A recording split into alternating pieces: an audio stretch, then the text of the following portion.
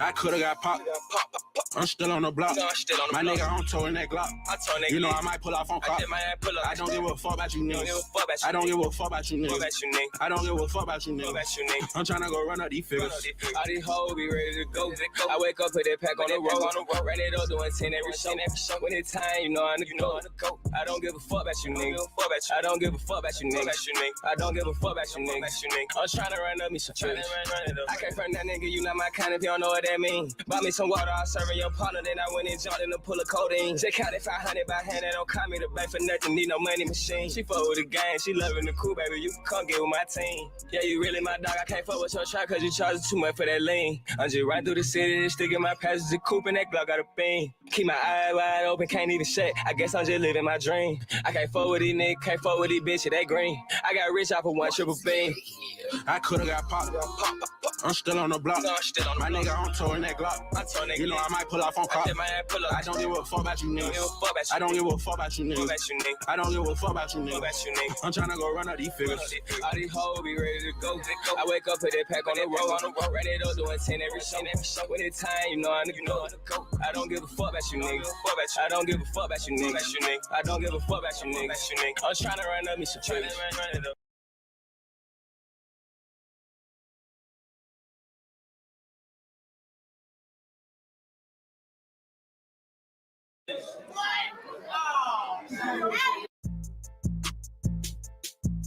Bitch, 51 dead ops, ain't no shit. BDK, man. Fuck the niggas. I just bought a spaceship. My nigga doing drills, you know it. She steady calling my phone, I ignore it. Need new bitch, cause this one boring. But she sucked me up, so I'm snoring. Till then, I'ma keep it in blocks. Riding the steam, trying to catch me up. I could do it by myself, cause these niggas cop, they get in that room, they gon' hear from the top. But you know I'm on the block all day. Come get served, trying to catch a replay. I really slide to the 6 every day. Really full of more, think about them at day. Fuck it, finna get respect before I hit you. My right one time to hit you to left too. Bob, I wish they wish came and got you. Bet LA, we ain't walking that back too. The boo got hell on the driver, he fixed on the car. His head was on the tower. Him got hell on the fight. This one was golden, good to die. But Newski wish he want to ride. Fought, he ain't tried to walk to the bus, ran on the port. They fast ass up, real to the field. They lines ass up, your ass ain't getting up. Without that in the crash, real too. And Pluto too, can't about that J Money dude. Boom, black guy hit with the chopper. We call that motherfucker Dud on the knocker. Got it cause the self ain't make to the doctor. Still trying to pull out them buzzwords faster. Yeah.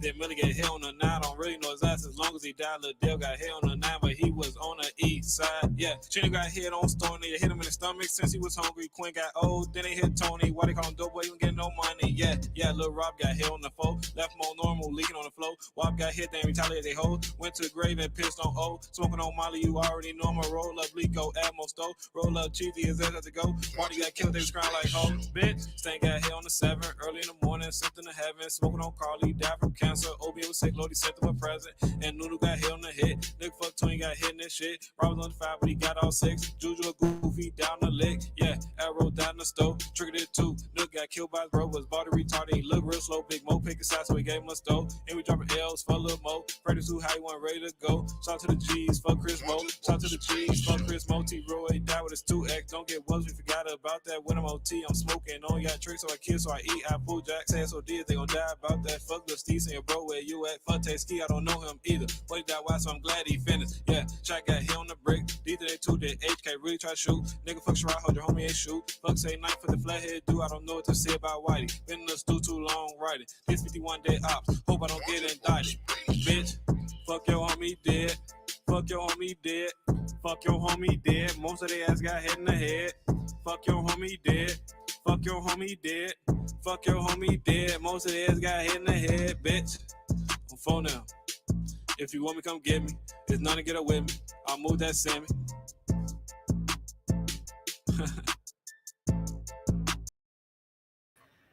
Yeah, my heart is racing. My heart is racing right now. So many people have just died in front of us that it's like, you know how many funerals like have been planned from this shit? Yeah, and that's got. Oh my God. The funeral places have made, no pun intended, a killing. No, listen, I want to open up a funeral home in Chicago. Really? Not really, but really. It would be very lucrative. Yeah. So guys, welcome to No Hood Rats Allowed. I'm Goth Batty. Yes, and I'm the Booch, Vinny Bucci right here. Yes. Get out of Blackistan. It's not healthy. It's not vegan. We already have a hood rat already. In the comments, hello. Thank you for being here. Yeah. Yeah. Come one, come all. Absolutely. Come one, come fucking all. I don't know if you noticed, we have my wonderful, beautiful back the blue flag in the back. I also got this lovely book right here, War on Cops, and I got my nigga bell. So if you hear this, that means some super duper ghetto hood rat shit has happened. So if you hear that, just be aware. Beware. Beware and be aware. Okay. So let's just jump into it. I don't know. Have you heard about this Carlee Russel case? Yes, I've read a little bit about it. Yeah. Okay, so tell me maybe some facts that you know.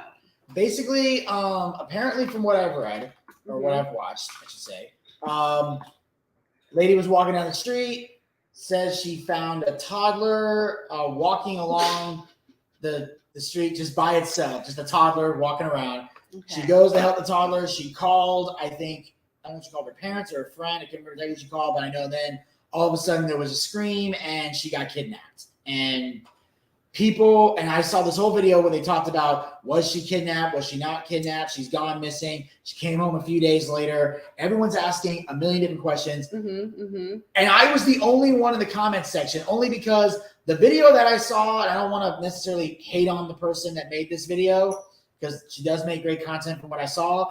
But there was one piece of information that was absent from the whole damn thing that I wanted to know. And that was, okay, look, I understand this Carlee person's missing and everyone's talking about this grown woman. I'm like, what the fuck happened to the toddler? Like, no one said a damn thing about this toddler. So all I'm thinking is, look, I don't care about the adult at this point. I want to know where the toddler is. Because if she got kidnapped, I mean, the toddler had to have gotten kidnapped too. Where the hell is the goddamn toddler? It took a person in the comments section to tell me there was no toddler. Okay, that's fair. But if you're going to do a review about someone lying about a toddler, you may want to tell people there's no fucking toddler. Because after a certain point, I don't care about the grown adult. I'm more concerned about the goddamn toddler. Tell me where the toddler is and I'll care about the adults. I'm sorry. A missing person period is horrible. But missing child take precedent over missing adult. Sorry, but they do. So once they established there was no toddler, I could better pay attention to this story. But I would say that was my biggest gripe was no one did a good job of explaining that the toddler never existed. They just asked about whether or not this bitch was kidnapped. I'm like, y'all are fucked in the head. I swear to God. Sorry, I forgot to take my ponytail out. Hair will change. It's all right. Ooh, I look like yellow bone. Whoa. Okay. So that being said, okay, so we've listed out some facts. Black woman is missing. Yeah. And there's like some toddler, right? Some type of toddler. Actually, I feel like I look better like this. Looks more profesh. Let's not go with that hairstyle. Let's edit that out. Yeah. Boom. Okay. So when I initially, let me just pull up I just typed in this person's name, like this person had way too much airtime than that should have been done.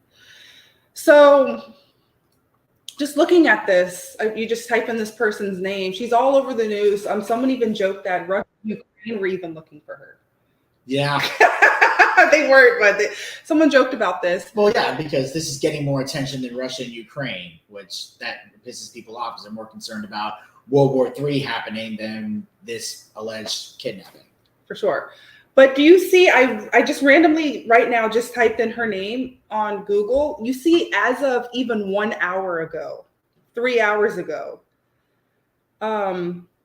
she's still getting airtime and attention. Yes. But I mean, now it says Carlee Russel could be ordered to pay $100K cost of hoax kidnapping. 3 hours ago, she faces charges. I believe she's facing 2 misdemeanor charges in Alabama, right? Yes.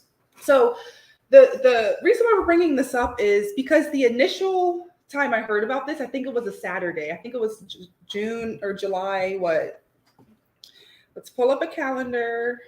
I believe this happened not last week, but July 15th. Yeah. It's almost tomorrow will be 2 weeks, right? Yeah. Life goes by really fast. So when I initially first heard this story, right? Yeah. Hold on, let me come here. Technical difficulties. When I initially first heard this story, I immediately thought it was like, I don't know if it's called like, not guerrilla warfare, but in like Vietnam, the Vietnamese would have the children, like small children, hold bombs. Yes. And walk up to the American soldiers. And of course, the American soldiers are like, oh, hi, kid. Come here, kid. Boom. So I thought this was like some type of like lure someone in via a child. Because, children and women are the least suspect. Everyone's scared of, like, no offense, men. No, it's a fact. It's truth. I mean, I can't deny that. That is true. If you see a woman or a child in distress, you're gonna go help. You see a guy in distress, you're just gonna pull out your camera phone. Like it's like this story. Like again, it's like what Chris Rock used to say. Like women, children, dogs are loved unconditionally. Men are only loved under the condition that they provide something, which triggers hood rats when they say that. And obviously, I'm using that because that is the title of the show. No Hoods Allowed. But that is something that people will get pissed off and lose their minds and say, that's not true. It's fucking true. Okay, if you need proof of that, I'll give you another example. Homeless people. You see a homeless guy on the side of the road, 9 times out of 10, you're not talking to them. Every now and then you might. But if that homeless person has a dog next to them, they will get bowls of water. They will go get dog food. They will yell at you for even having that dog next to you, even though for most homeless people, that dog is all they have. Yeah. Like I saw one homeless guy with a dog, and he loved this dog so much. And he said, like, dude, look, I understand you love dogs, but why are you so protective of this thing? And he said, this dog is the only person that doesn't judge me. Facts. That dog is the only thing that truly loves that homeless man. He even said, don't worry about the dog. He eats before I do. But that's the truth. So, yeah, you're right. Kids, women, distress. That would work. Yeah, so just the fact that this woman admits she lied about abduction and report of wandering child, 25-year-old woman, right? Yeah. So that being said, when I first initially heard about this on July 15th, like I actually cried a little bit because again, I thought I'm like, that's the next state over.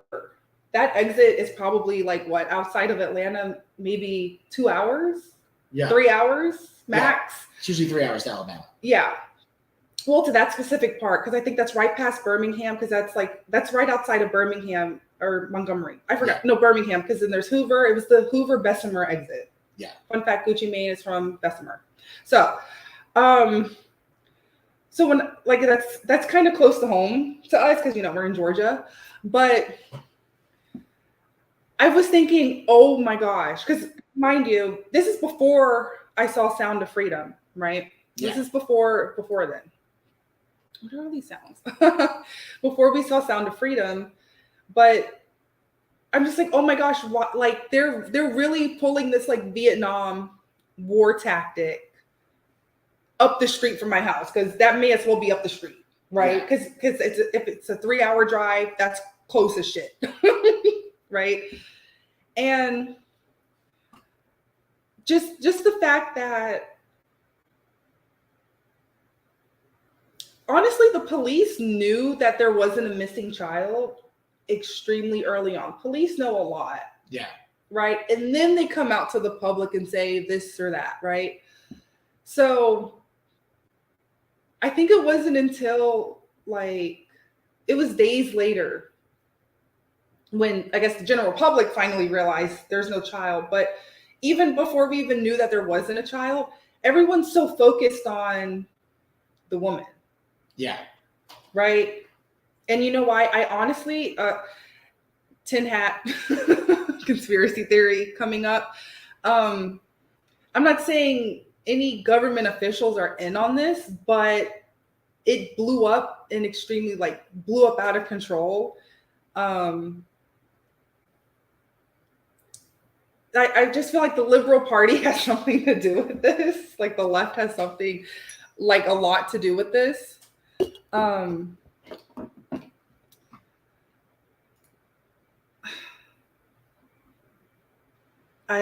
don't know. Sorry, I'm at a loss of words right now because it's just. So the thing is, Black women on YouTube, they're saying we're already not protected. Yeah. Very much disrespected.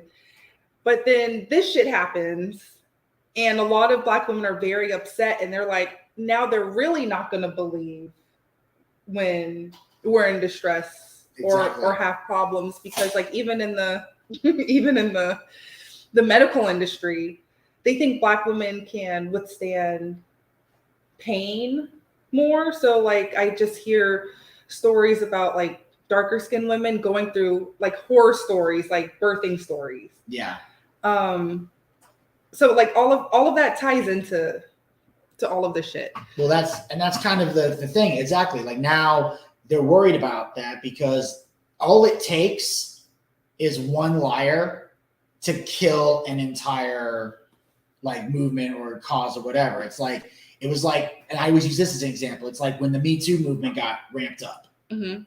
In the beginning, it did a lot of good because it got rid of the Harvey Weinsteins, the Bill Cosbys of the world, people who were actual predators that preyed on women. But then you have some people that somebody will just bump into you and they go, I got touched. It's they literally just bumped into you. What the hell? You get people that, so there's some people that were crying wolf when really there was nothing to be upset about, or it could have been a misunderstanding that if you just said, hey, that made me uncomfortable, the guy would have been like, oh, I'm sorry, I didn't mean to make you uncomfortable. And you could have squashed it right there. So, and there were some women that would actually, even when Bill Cosby was accused by 50 plus women, there were some that were telling the truth and there were quite a lot that were lying.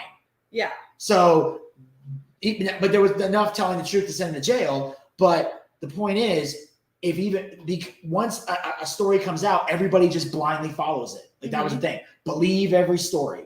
If you even question it once, you're shaming the victim. And it's we don't even know if this is a victim yet. And we're just trying to find out. Asking questions doesn't shame people.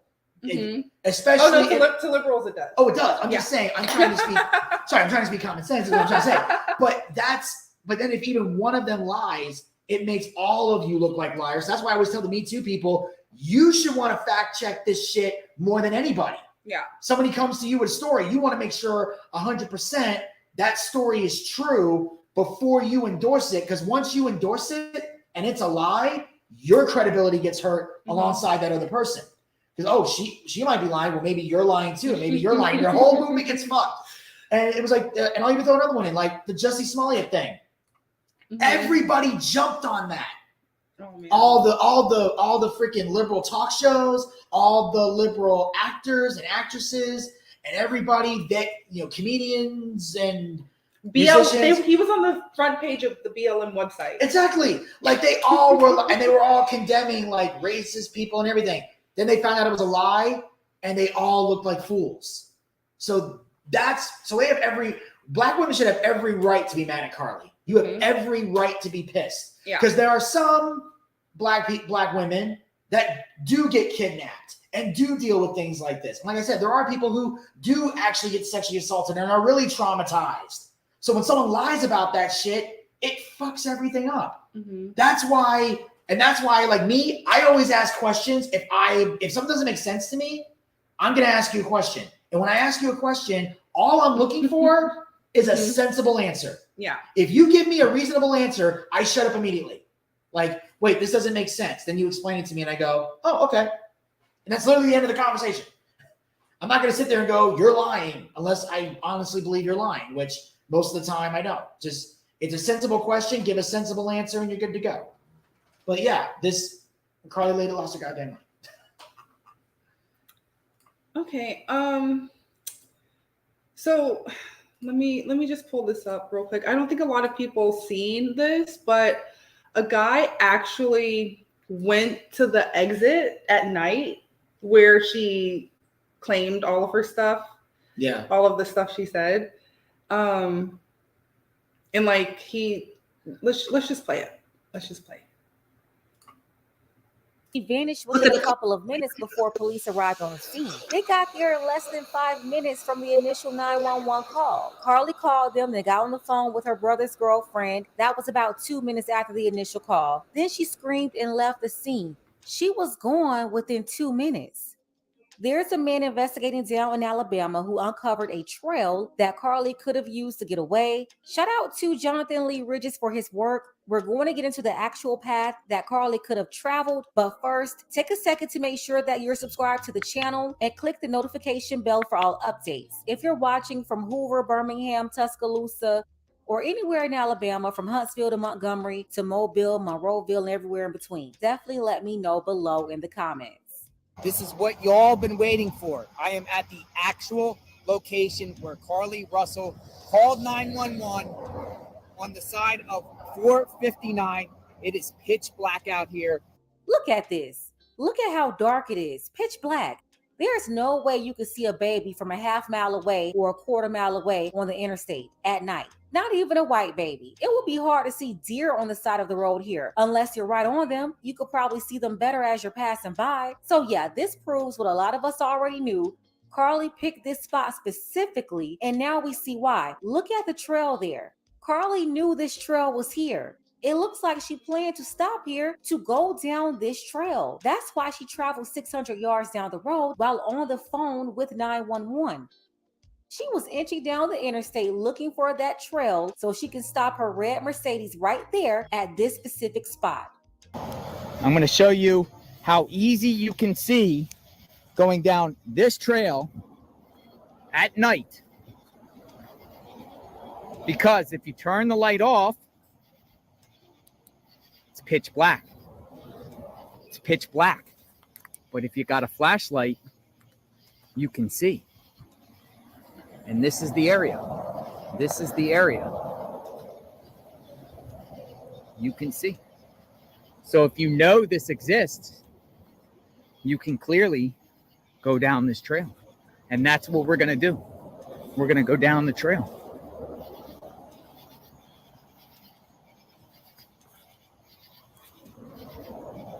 Did Carlee go down the trail? Did Carlee go down the trail? Did she know the trail was here? Would you go down this trail at night? No way, I would never. I wouldn't go down this trail during the day with a group of people, let alone at night when it's pitch black alone. I'm sorry, I watched way too many horror movies growing up to ever try this. No way. Do you think that she had a flashlight or another cell phone with a flashlight on it? Because she left her phone on the side of the road. So Carlee either had another phone with her or a flashlight that she took from home or something, because I don't think she picked that up from Target. She just had the granola bars and the Cheez-Its. I'm already hit the concrete right here. This is the concrete. I've hit the concrete trail.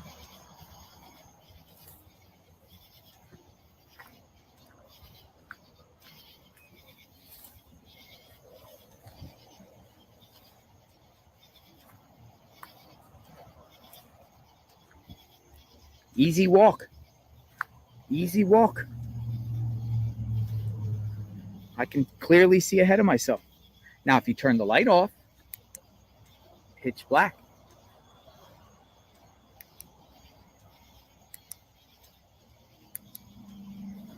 Let's continue. She only has a few minutes before authorities arrive. Did she go down this trail? Did Carlee go down this trail with a big flashlight?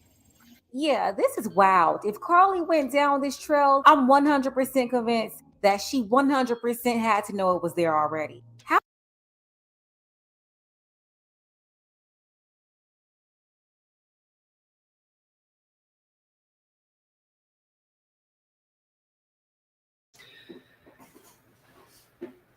So, what do you think? What do you think about this trail situation? Because mind you, the police came 5 minutes later, right? Yeah.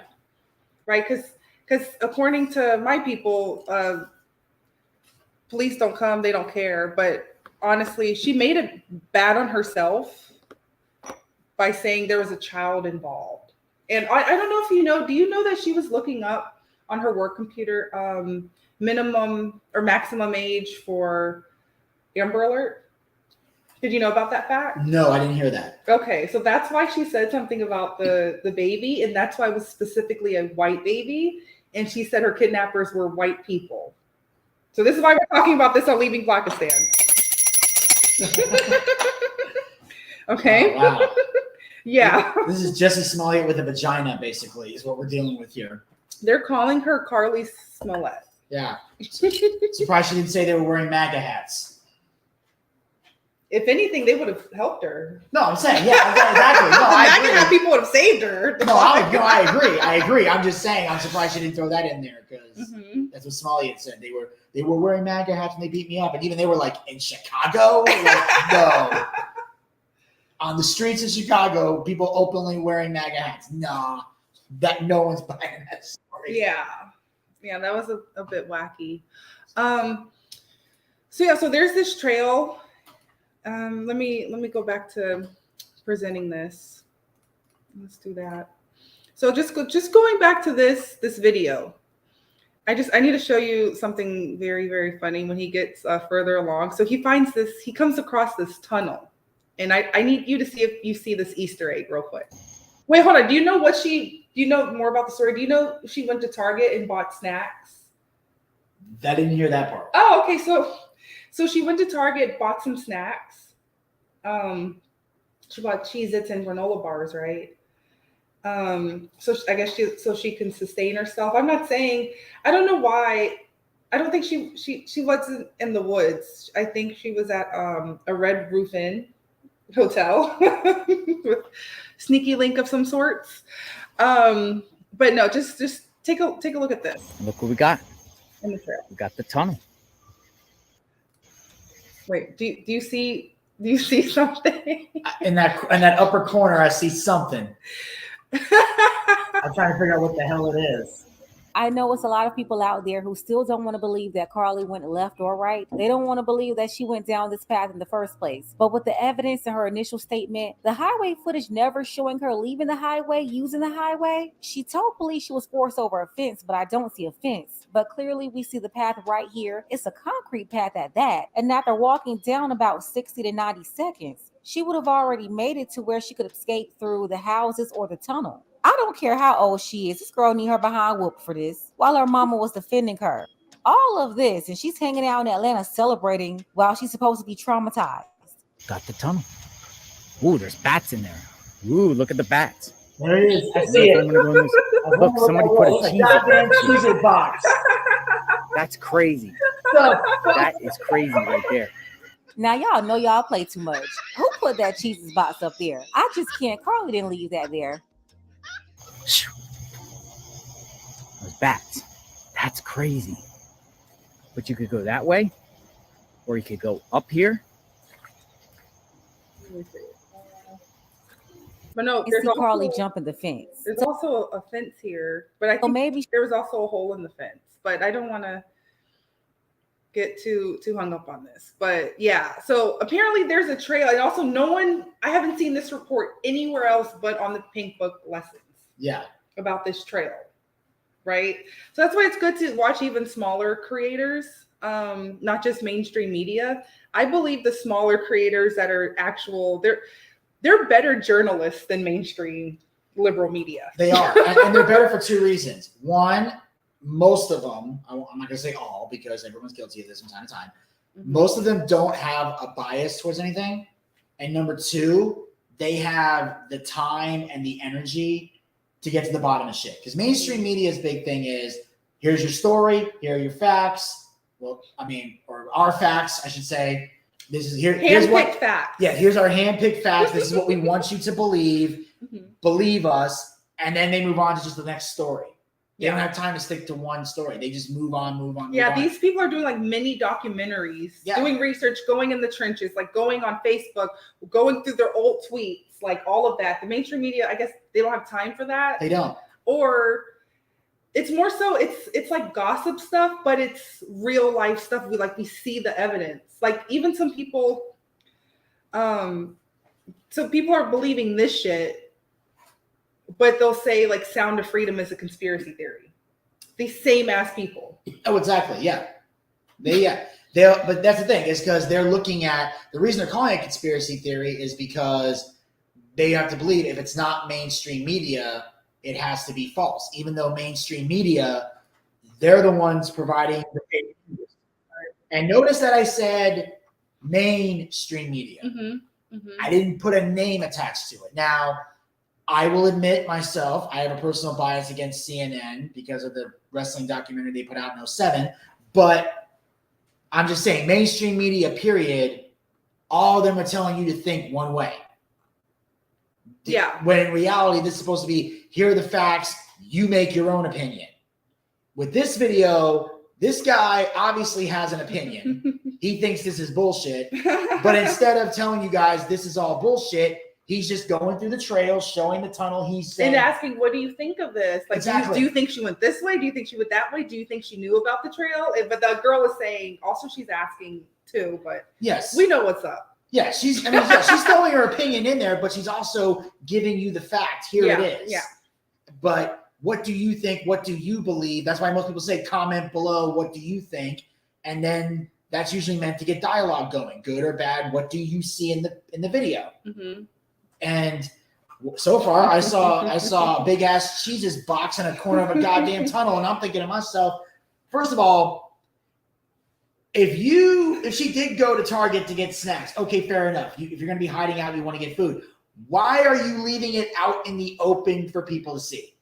I would be less shocked if you found it inside the tunnel, because you're not expecting people to go in that tunnel. But they literally have a fucking Jesus box like right there. Like, here's the evidence. Come find me. Yeah, no, I think probably a troll probably put that there, but that could be it too.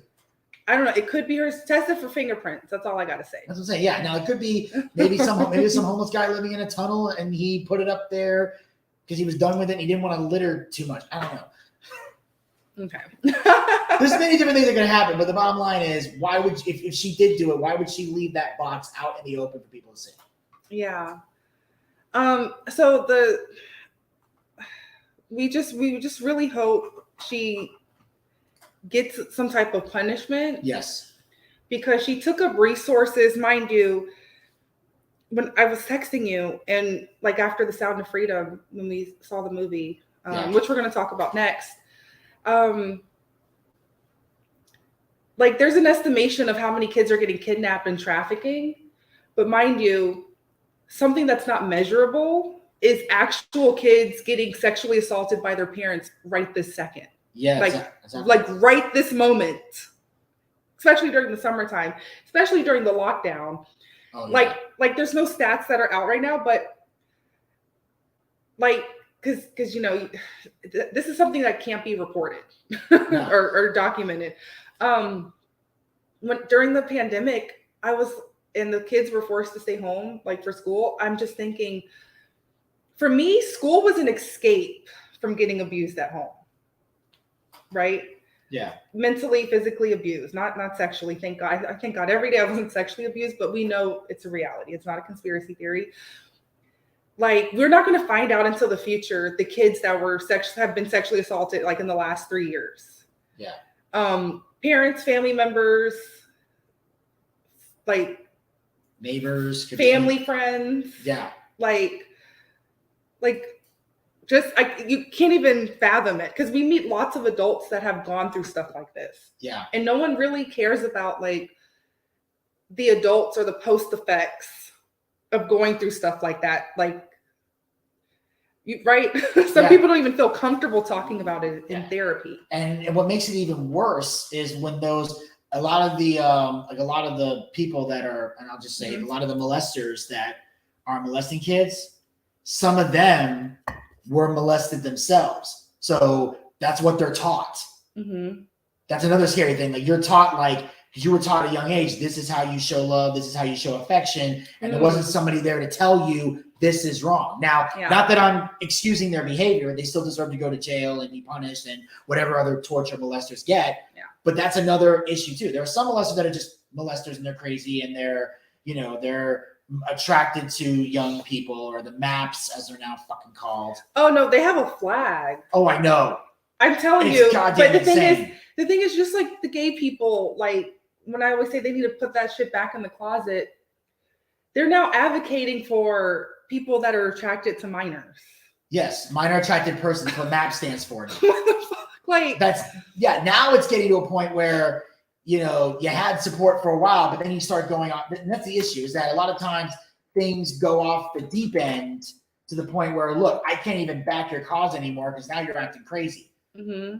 Like pretty much the whole base thing was about, should gay people be allowed to get married? Yes, obviously. Like, I'm attracted to this. If you're a grown adult attracted to another grown adult that happens to be the same gender as you, go for it. We're all in agreement on this, except for some crazy people. But now you start taking it to this level of now you're backing the minor attracted people. Now you're backing a bunch of other movements. And you don't realize by backing this crazy shit, you're killing your own movement. Because it used to be, that's very liberal and progressive of them. That's exactly their definition of what they do. You literally had a cause that everyone was behind, but the more you get involved in the crazy shit, the harder it is to back what you're doing now. Now it's like, look, I was on board with you till you went here, and I'll even say right now, it's even when the trans movement got big. In the beginning, they had a central cause that most people could logically get behind. I believe this is who I am, and this is how I want to live my life. I want to get the surgeries. I want to take the pills. I want to transition. Yeah, it's fine. You're an adult. You want to do this shit. Exactly. You do it. You do it to yourself. That's fine. Do it to yourself. Live your life. Walk around. If you feel like dressing up like a woman or being a woman or dressing up like a man or being a man when you're not makes you feel better about yourself and you're not hurting anybody in the process, go for it. We were all in agreement. Then it got to the crazy shit of using the girls' bathroom, playing the women's division of sports, going to a women's prison. Now they want to get kids involved. Now it's like, okay, I can't do this anymore. I was with you. Now you've gone crazy. So that's literally what it is. You had a central cause that everyone could get behind. Then you took it to a level of crazy because no one's telling you this is fucking crazy. And the ones that are telling you this is fucking crazy are suddenly evil and want you to die. Which is bullshit, because I'll tell you right now, some do, and they're nuts. Like, I literally had people say, like, where they were talking about, like, if you're a guy, you're a guy, you're a girl, and I'm like, I'm with you. Then they had the hashtag kill trans. I buried that guy on social media and told him to go fuck himself. And I was like, look, I was with you till you put that hashtag, because I've never called for the death of trans people, nor would I. I would never do that, because I don't care about that enough. I don't think that's something. Wanting to be a woman is not something that you deserve to die for, but you don't deserve all this other crazy shit that you're trying to get. Yeah, that's where I'm at. The crazy shit that they're asking for actually is fucking crazy. And they try to compare it to the gay struggle, which is nowhere close to that. It's nowhere close to what black people have gone through. Black people were fighting for human rights. Gay people were fighting for human rights. Trans people are not. And the mature, what the fuck map thing, the mature minor attracted people. I know this guy Steven who has a t-shirt he sells called Bats for Maps. I am all for that. That's the only group that deserves to get, that's the only group of people that deserves to, the only group of people I would call for the death of would be the minor attracted persons. Everybody else, y'all can just live your lives. Okay. So that's goddamn ridiculous. Let me share this article real quick. Sorry. So they actually have MAPS activists. Did you know this? And they're typically I don't know this particular person, but I've heard of these activists, yeah. Yeah. This person works at a university, right? Like, it's just like this shit's retarded. Yeah. It says Nutty Professor Alan Walker. I think this is a woman though. Yeah. I thought it was a man, but at first, I think this is a woman. Yeah. That's taking hormones. Should ditch the word. Okay. Nutty Professor Alan Walker thinks we should ditch the word pedophile in favor of minor attracted persons. It was only a matter of time before an academic took, what is this? Umbrage. Umbrage. New word today. At the word pedophile. One nutty professor is calling for pedophile to be ditched in favor of, wait for it, minor attracted person. Yeah. Okay, so this is what they're advocating for. And she's a transgender professor. Mm-hmm. So yes, you're right. Professor. You're right. Yeah, we can spot it a mile away. She's at University of Virginia. Don't send your children there.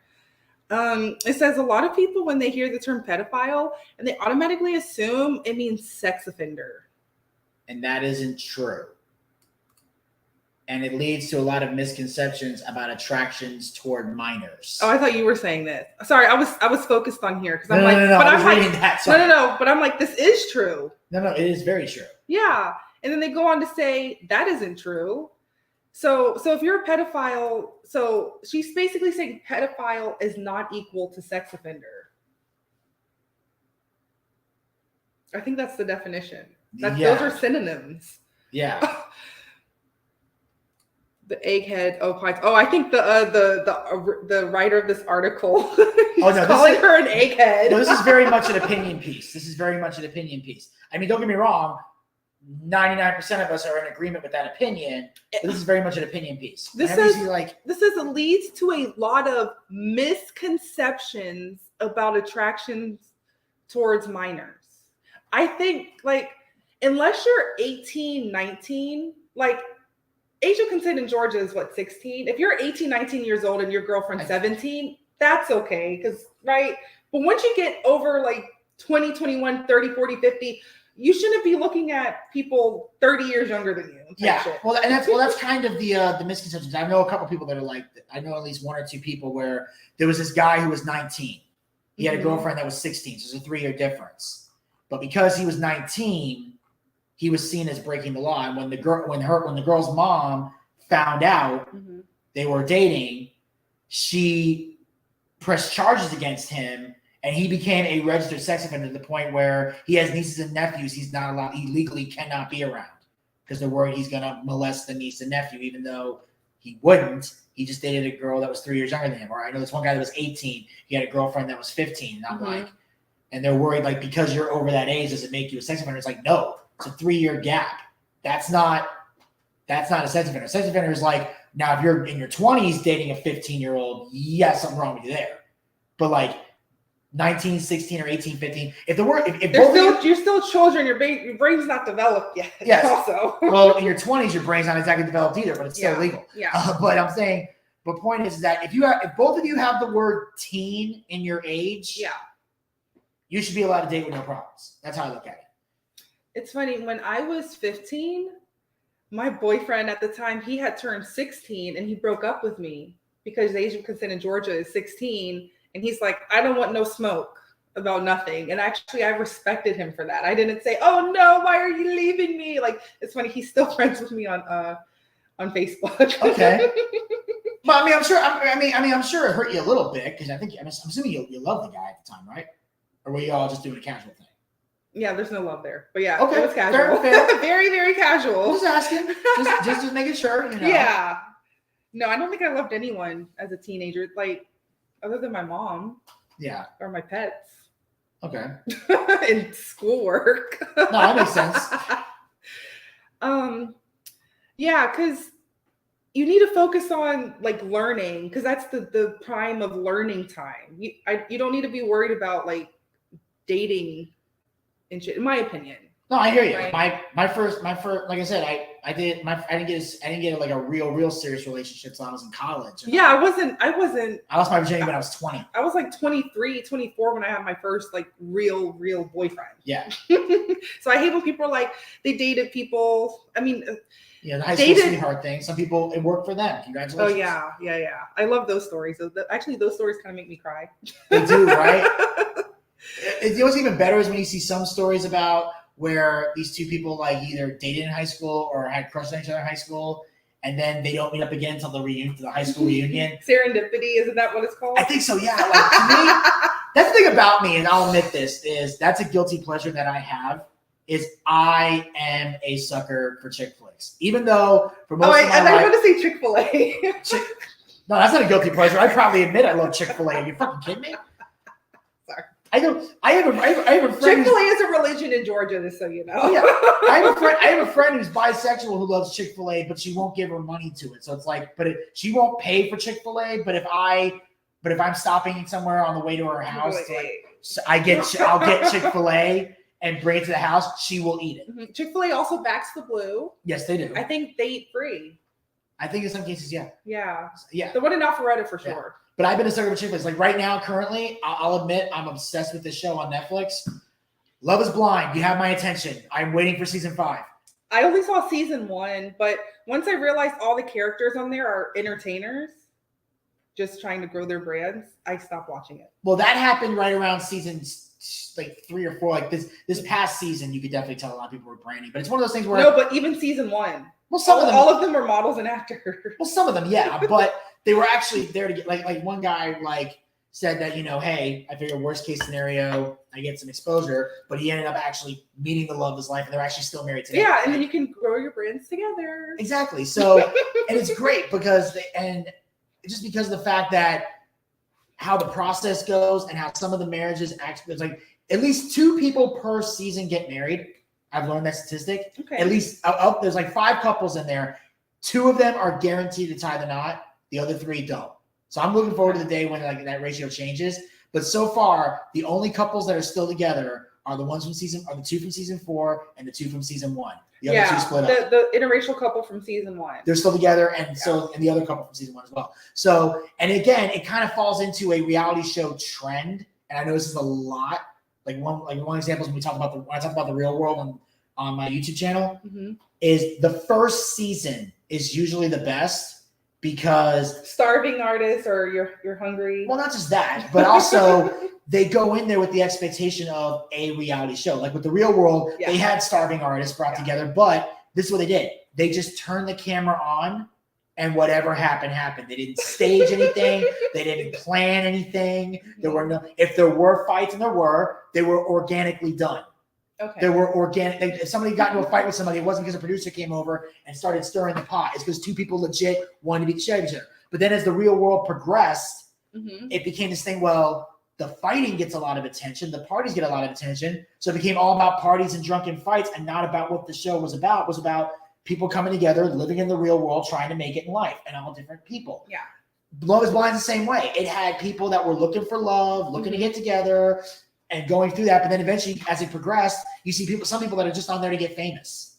And then once you get that mentality, it kills the vibe of the show once you realize, or they start talking in sound bites more because they're more concerned with getting the airtime than actually trying to. They say the verbal words post-production, and you just hear words, but then you see a different visual. No, they speak in sound bites. Like anytime they're on camera, they only say things that they know will get them attention and the producers will like, instead of having a genuine conversation.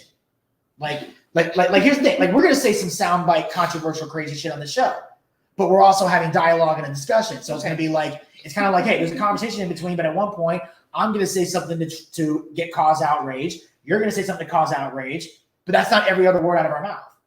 That's what I mean. So there's going to be there's a lull in between where we're actually human beings having a human conversation about some shit going on in the real world. Yeah. So we're going to transition into Sound of Freedom after this one more thing. So Amber Alerts. She had an Amber Alert for her, right? So people always want to say Black woman this, Black woman that, most disrespected, unprotected, right? Yes. So we have this Amber Alert. So I just randomly clicked on the Amber Alert website. I come to the Amber Alert website. I scroll down. I see this, and then I click on that. Well, hold on. Before we get there, I'm going to ask you. How many people do you think have been saved from Amber Alerts? Mind you, it started in 1996? I believe because so. of Amber Haggard. Yes. I think she had an episode of Forensic Files. But yeah, she was riding her bike. I forgot how it ended. Probably in death, because they usually do. That's usually what causes a law to happen. Yeah. So, and I think So sorry. So that's probably how they started the Amber Alert, was probably from that, because that way we can stop missing children. I would have to say, if I had to take a guess, like, just are we looking for a ballpark. percentage or an actual number? An actual number. Actual number. I'll go with since 1996. How many years is that? 1996. Hold on. How many years is that? That's 2006, 2016. Almost 30 years. Almost right? 30 is like 28. Okay. So the first 28 years, I'm gonna say about. I'll just say 200. Oh, okay. I'm not expecting a high number. That's why I'm guessing as best I can over towards 28, maybe 200 kids. Okay. So in my head, I was thinking, oh yeah, Neil says 250. 50%. Which is 50% saved, he's thinking 250, so I'm going with 200. So I thought it would be in like the 100,000s. Yeah. Because we saw The Sound of Freedom and they said, 400,000 children a year are sold into sex trafficking, and most of that happens in America. Right? So that being said, I would think in 28 years. Anyway, the point of this is Amber Alerts are a joke. Amber Alerts are a fucking joke, right? Yeah. Because if I go over here to their statistics website, hold on, technical difficulties as always. I am hiring. What am I hiring for? A switch operator. Yeah. So this says, let me make sure this is good. As of January 2nd, 2023, 1,127 children were successfully recovered through the Amber Alert system. Right? Yeah. And this is what is this? Is this the Department of Justice? So this is a .gov website. Yes. amberalert.ojp.gov/statistics. So mind you, you're saying 200.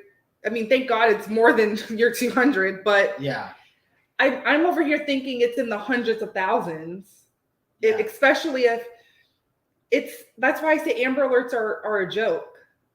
Because, and then you have liberals saying that Sound of Freedom and sex trafficking, child sex trafficking is a literally a conspiracy theory. This further proves, honestly, no one cares about children. Honestly, I think only parents and like immediate family members care about children. A lot of people honestly do not care about other people's children. They don't. And a lot of parents don't even care about their own children, quite frankly. There's a few, yeah. But that it made me cry. Like this is very upsetting to me. Yeah, it says 131 children were rescued because of wireless emergency alerts, and there are 82 Amber Alert plans throughout the United States. Yeah, I need to look up more statistics. Like how much money are you understand? People are donating to this.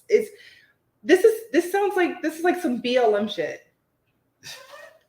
This is like some BLM shit because, mind you have to pay someone to run this website. I'm sure there's a bunch of employees of this sector of Department of Justice. Like, I'm all for paying taxes. I love paying taxes and whatnot. But, like, honestly, where is this money going to? Do I need to do like a Candace Owens type documentary? Where is this fucking money going to? Your websites are trash.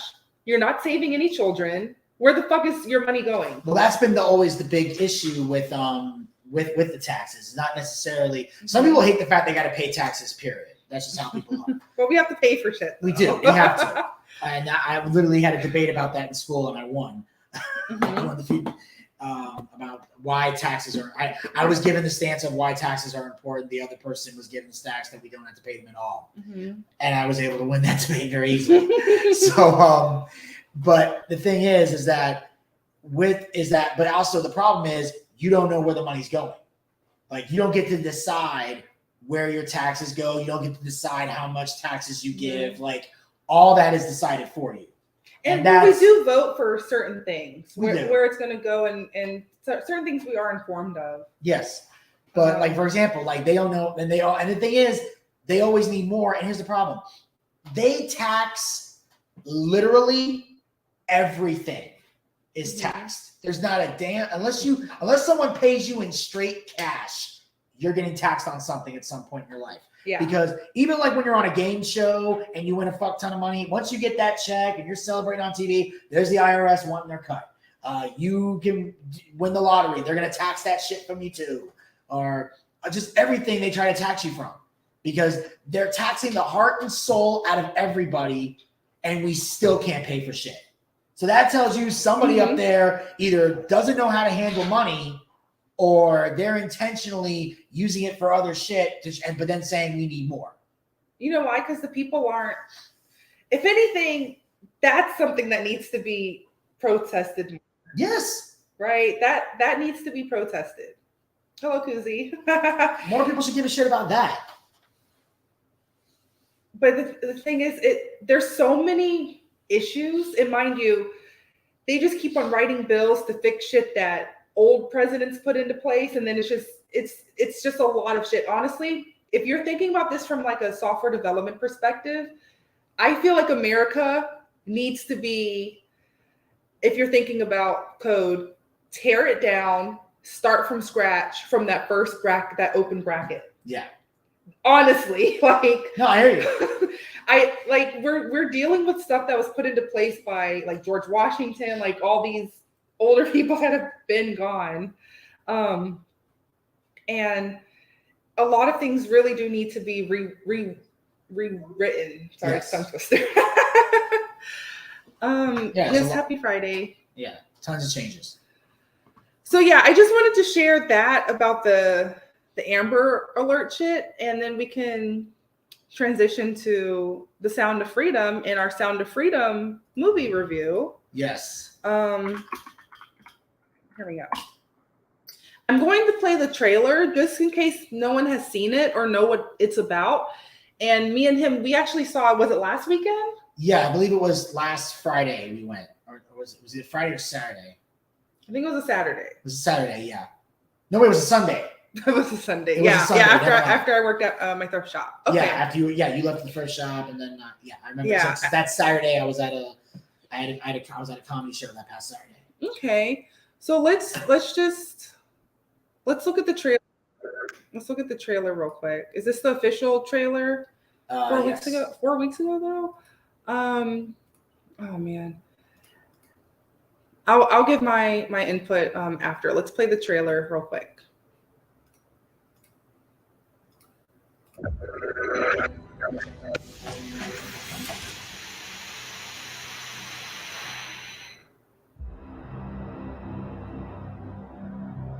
How'd that make you feel? Giving a child his freedom. Felt good. You have been at this for 12 years. My country, 'tis of thee. Why are you doing it?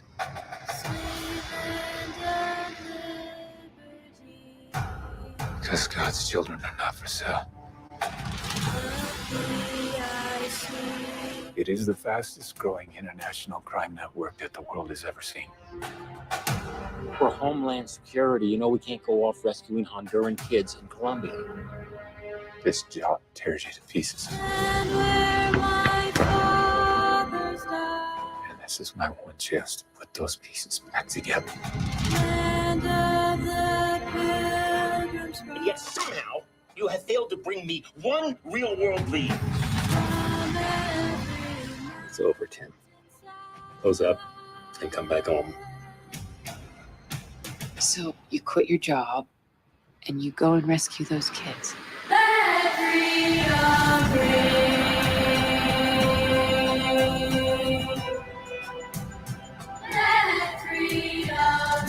South of that river is all rebel territory. No one goes in. What if this was your daughter?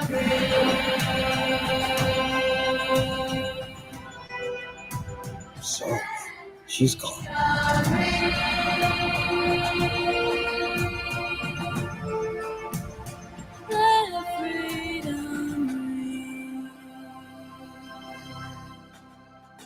Hear that? That's the sound of freedom.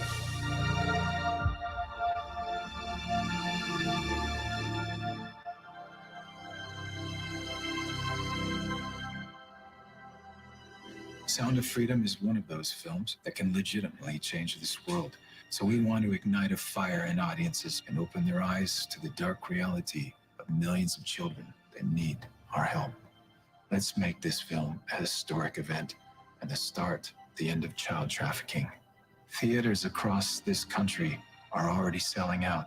Pre-order your tickets today, and you can send the message that God's children are no longer for sale.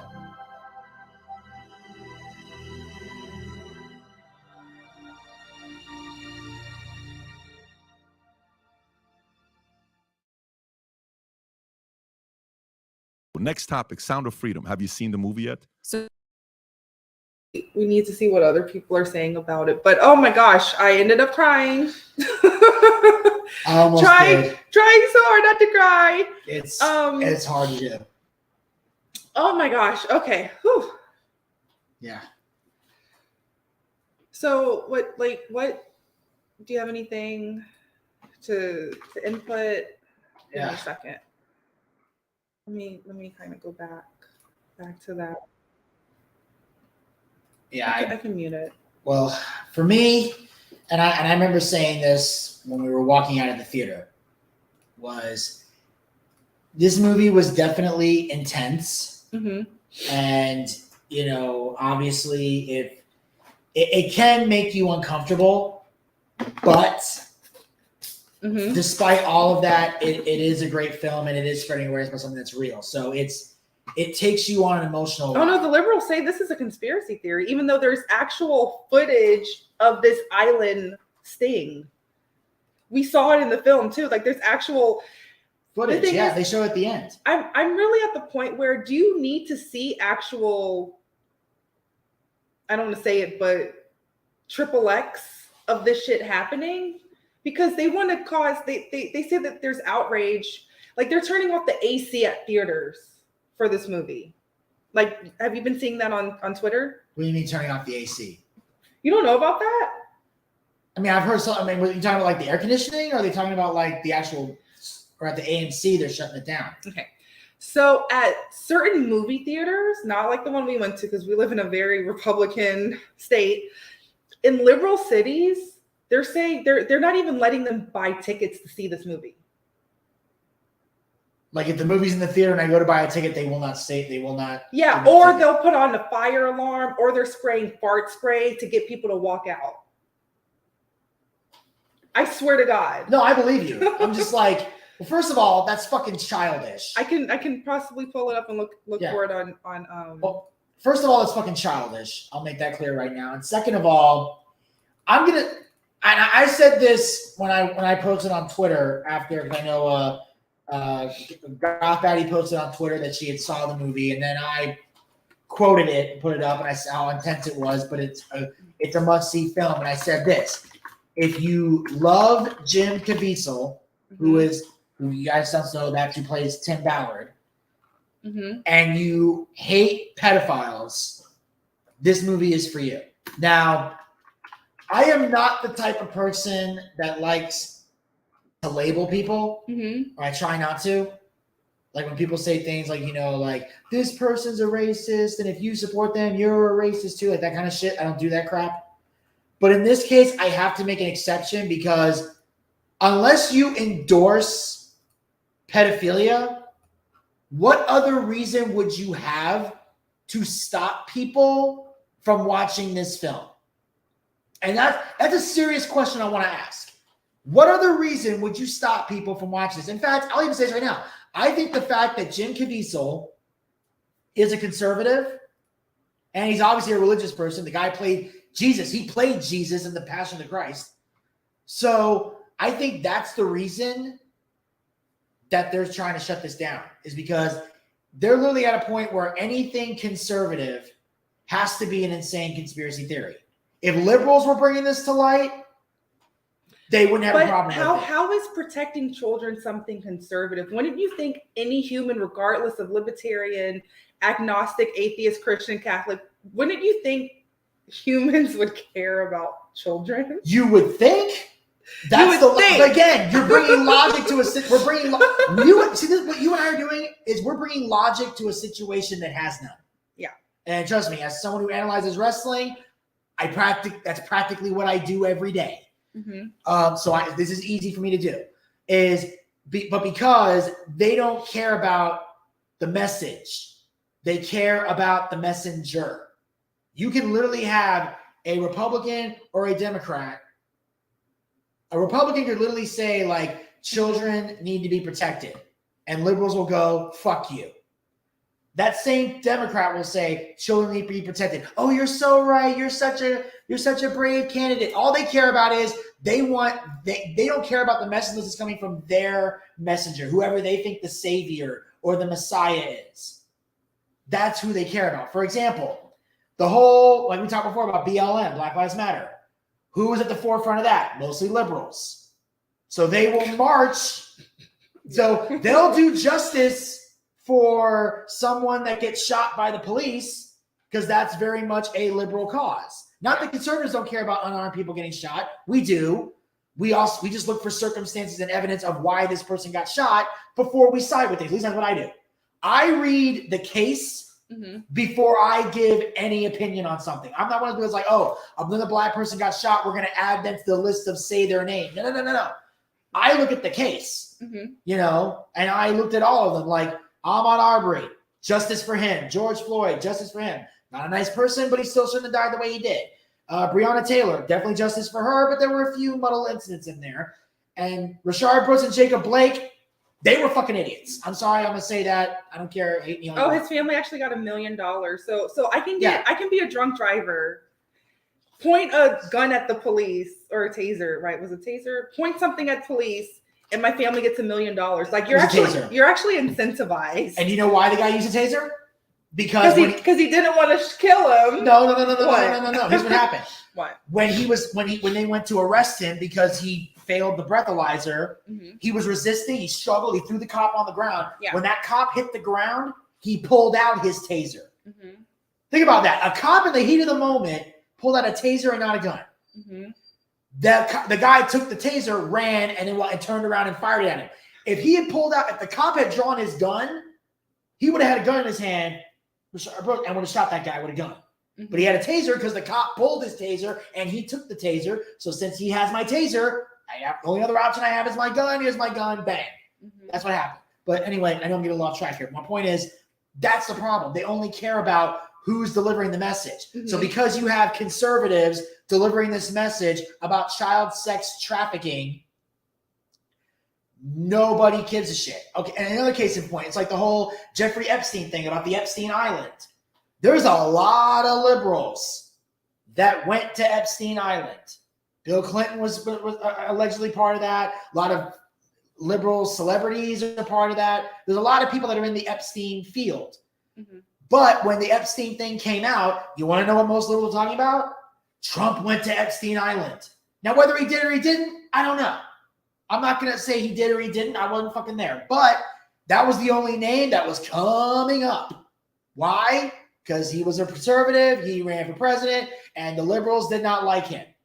They don't care. If you're on their team, they'll forgive you for anything except Me Too stuff. That seems to be the only thing where liberals draw the line with their own kind. And I'm going to call them their own kind, is unless you sexually assault somebody, then they're willing to turn on you. Yeah. So that's the line. You can do child trafficking. You can vote for everyone. You can do all these horrible things. But if you do any sexual assault of adults, you're gone. So I'm going to pull up on Twitter what is happening. Yeah. So let me pull this up real quick. Excuse me. this horrible smell. It smelled almost like an electrical fire. We're getting refunds for the Sound of Freedom because apparently the water pressure in the bathrooms aren't working here, so no one can watch. You literally had the lights They kept the lights on the entire movie. Who does that? Should be back up in about, I'd say, about 5 minutes, okay? And they turn the movie off. Just to let you guys know again, it is gonna get hot. Did this It's happen? gonna be like that throughout the whole movie. No. So why should only this one though, not all the other ones? Excuse me. This horrible smell. It smelled almost like People an are electrical actually asking me, did you have any issues watching the movie? I'm like, no. Why? Why would there be any issues? And then I No. see this online. Well, yeah, I mean, You and everyone else in the nation. The servers were polite. I mean, granted, they were all in pink because Barbie also came out. So I didn't even notice. Well, I hope not. I know that I know at least one guy we were talking to was definitely wearing pink, but I'm assuming he was doing it because it's probably what they had to dress up as because Barbie was in theaters and they probably made them. So I'm not saying he chose to dress like that. I'm assuming it could have been a mandatory thing. Hey, we're all going to dress like this because Barbie's out and Barbie's our big popular sale that day. Mhm. So, because remember, there was like cosplay Barbie people coming in when we went to see I the tried Sound of not. Freedom. I tried to tunnel vision and ignore anyone in pink. I fucking couldn't. I had to look at something. I wanted to say, don't you want to go see Sound of Freedom? But no, you want to go support. I can't say the word, the F word shit. Okay, well, yeah, well, it is Barbie. You know, I get.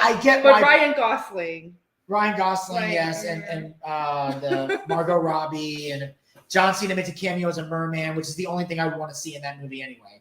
Just because I want to see John Cena dressed as a merman, it'd be fucking hilarious. Mhm. But that's the thing is, you know, everybody's going there to see Barbie, and that's fine if you want to go see Barbie. You know, Sound of Freedom. If you want to go see, I would just tell people, hey, take your kids, go see Barbie today, but go see Sound of Freedom when you get a chance. You know, watch whatever movie you want to watch. But I'm just saying that happened to be the big popular thing that day. So we had to bypass all that to go see Sound of Freedom. Because me personally, I'm not going to watch Barbie. And it's not even for political reasons. It's just I'm not a Barbie person. Okay, let me play this real quick. You and everyone else in the nation. Wow. Wow. Hey, you also said you're sold out online.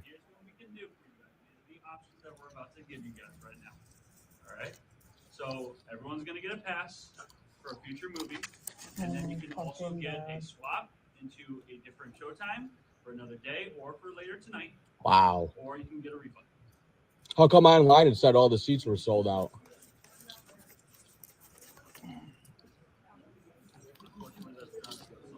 What a fucking joke. You and everyone else in the nation. And then let me play one more. Let me go back. Wow. So they say online they're sold out, even though there's.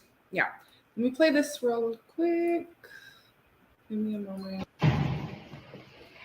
So, don't know if any one of you have already been to see The Sound of Freedom, but my friends and I just walked out.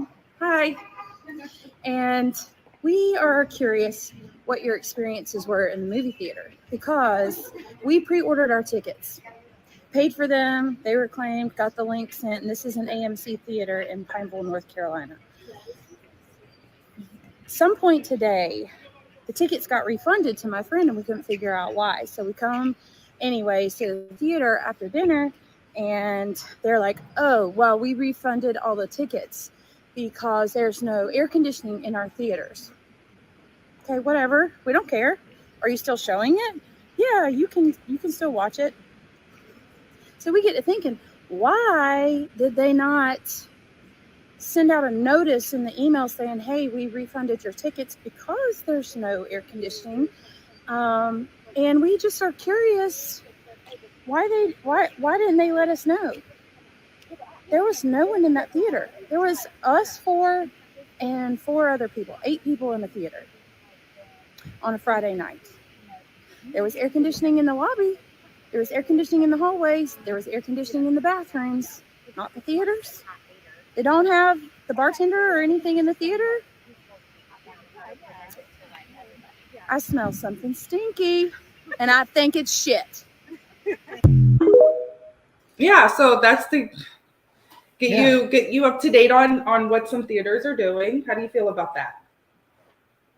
It's bullshit. It's absolute bullshit. Like, again, why? This is the question that I really need answered. And I think the only logical answer I can come up with is this is a movie that was done by conservatives, and the liberals don't want to have that message. This is the thing. I think liberals want change, but they want to be the ones that do it. They don't. That's what they care about the most. They don't care about, like, they probably do care about child trafficking and wanting children to be saved, but they want a liberal to be the one to save it, when in reality, they're the ones that are usually part of it. Yeah. Not that I'm saying there are conservatives that might be part of it, but mostly whenever we've seen, think about it, every Me Too sexual assault scandal you've seen that's come up, how many of them have been Democrats? A lot.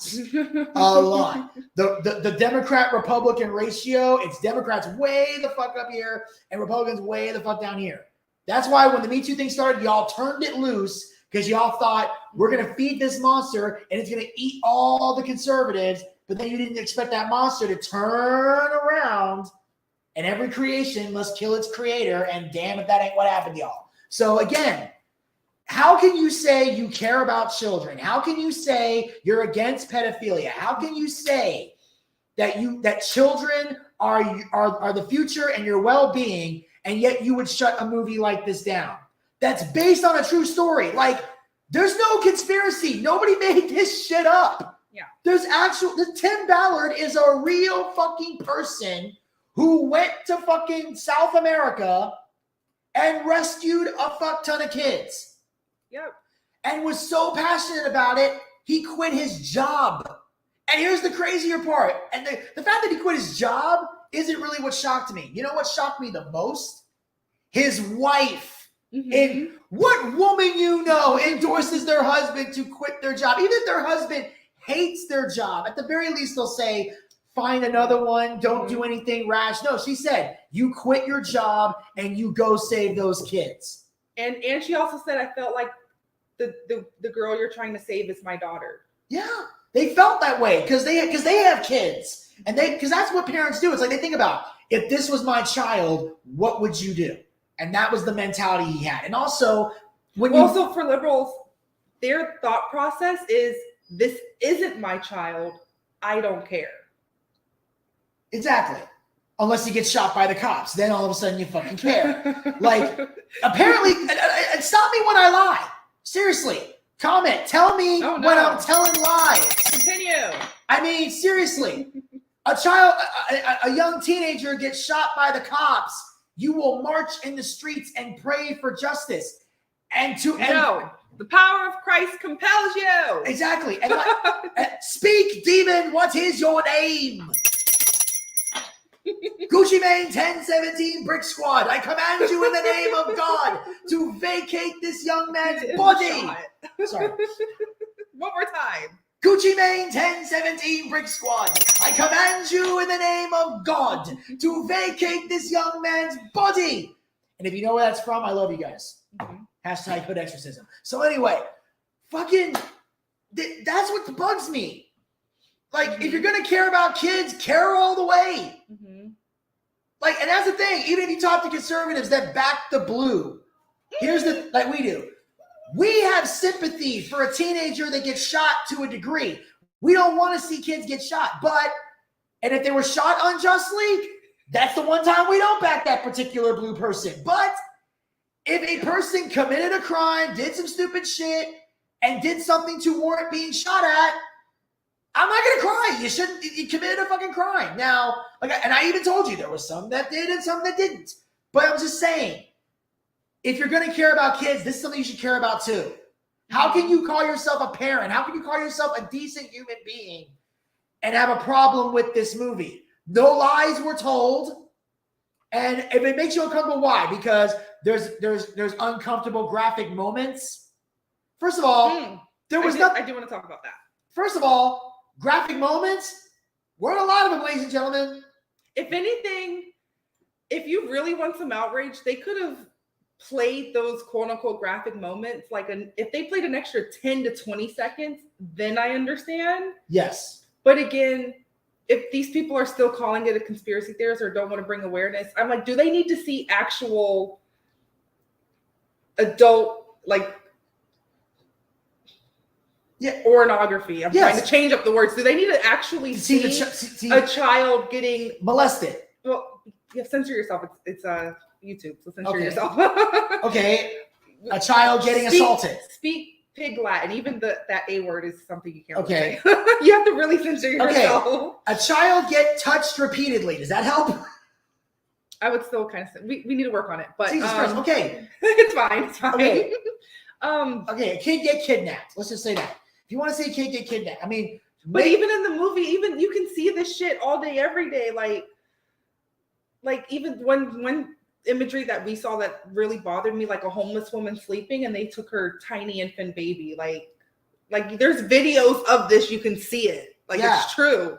Like they actually mixed in real events with the movie they did. They showed actual visuals. They did. Even at the end when they were talking about how he led this raid and got all these people, and there was like 100, he rescued over like 120,000 kids or something like that. Yeah. And they even say at the end of the movie, check this shit out. It said, there are more people enslaved today than at any other time in history, including when slavery was legal. Oh yeah. Oh, including when slavery was legal. legal. Black people that they'll be like, you're an Uncle Coon. Hey, they'll be like, that's conspiracy theory. Hey, that's cool. I used to have a pet raccoon until my mom chased it away with a broom. So I'm fucking fine with that. Call me a raccoon. I don't care. Like, look, this is from 8 years ago. Like, there's like actual a major sex trafficking ring in Colombia, which has become a destination for tourists looking for sex with boys and girls. The police had help from an American who went undercover to rescue the children, and Elaine Quijano met him. And mind you, this movie is based off of this actual person. Yeah. Tim Ballard has one mission: to track down child traffickers. 4 months ago, Colombian authorities asked him to investigate a tip that children were being sold there as sex slaves. Within a half hour, this individual walks up to me, starts asking me what I'm here for, what I want, and within minutes, he says, "Well, I've got kids as young as 11 years old." Ballard, a former Homeland Security agent, now heads up Operation Underground Railroad, a nonprofit group that rescues trafficked kids. After that first meeting, the Colombians asked him to put together a sting. No men will be in here, only women. Operation Underground Railroad spent months planning, renting this house, rigging it with hidden cameras to document the crime, coordinating with Colombian authorities, and negotiating with the traffickers. How they find these kids is they lure them in by pretending to have a modeling agency. They target them at 9 or 10 years old. And they were telling us that about by 11, they're ready for sex. They're ready to be sold. The modeling agency thing, I kind of want to go back to this. You remember the beginning of the movie? Like, this makes me want to cry. Oh my God, just even seeing this. I don't want to cry. It's okay. Sorry. It's okay. The sad thing is, I knew the second that woman, it's okay. The second that woman knocked at that door, like, I knew she was there for like bad intentions, because look, I'm sad of my dog's coming up. And she gave the girl a compliment, calling her beautiful. And then when her brother walked in and she called him a cutie, I was like, oh my God, this is so, I thought that was outrageous and disgusting. Like, it's like, oh my God.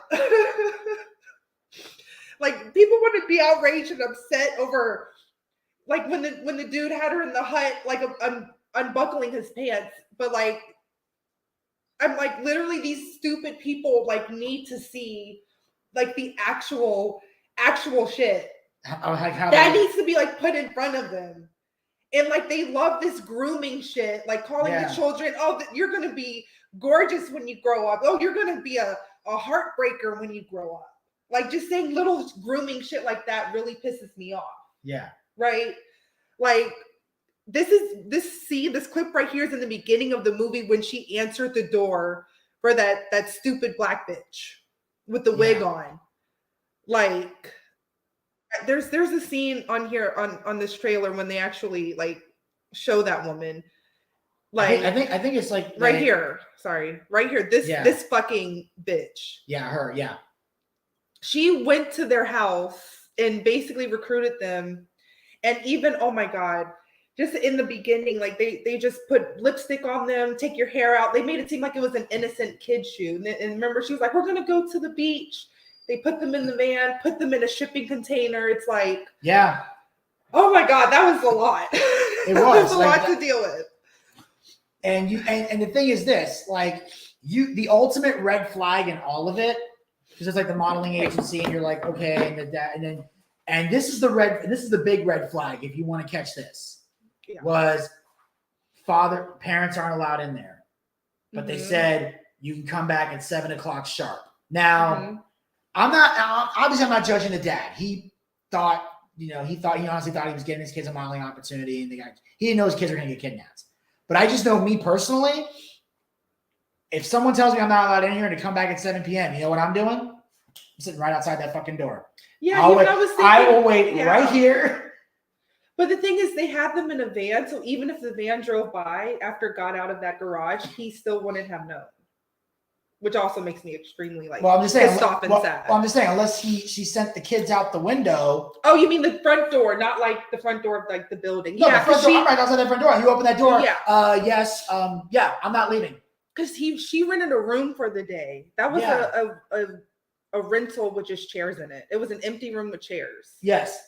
And then the dad comes back at 7, realizes his kids are gone, and that's the opening of the movie. Yeah. And then it cuts to Jim Caviezel and everything else. And Jim, or Tim Ballard, I'll say his name, so I don't know it. But the weird thing about it is it shows you the whole process of everything to really make, if anything, it's informative to help you understand how everything operates. Like, and you get to see, like, Jim Caviezel has the hardest job of everybody because he's bringing people in. But imagine this.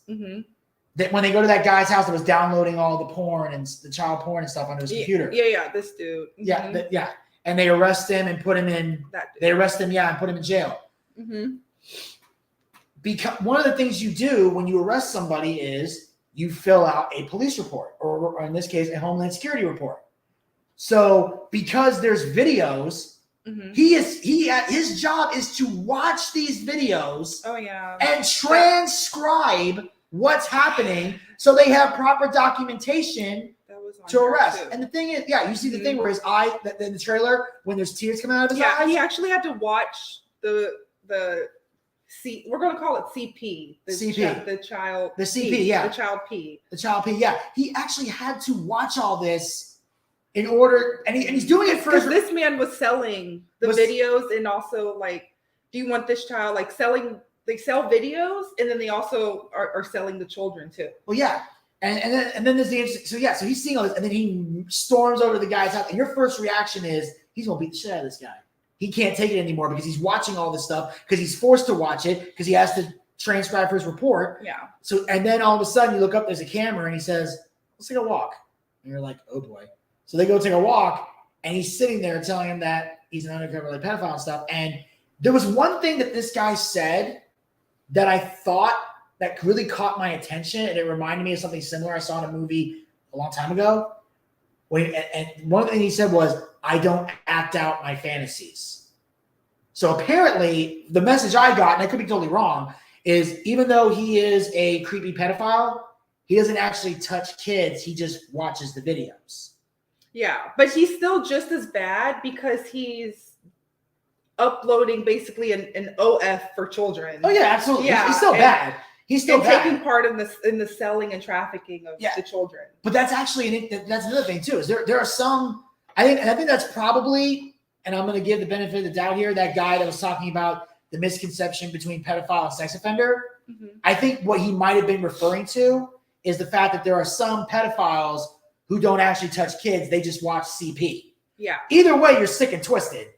But the sex offender is more sick and twisted because he's actually touching kids.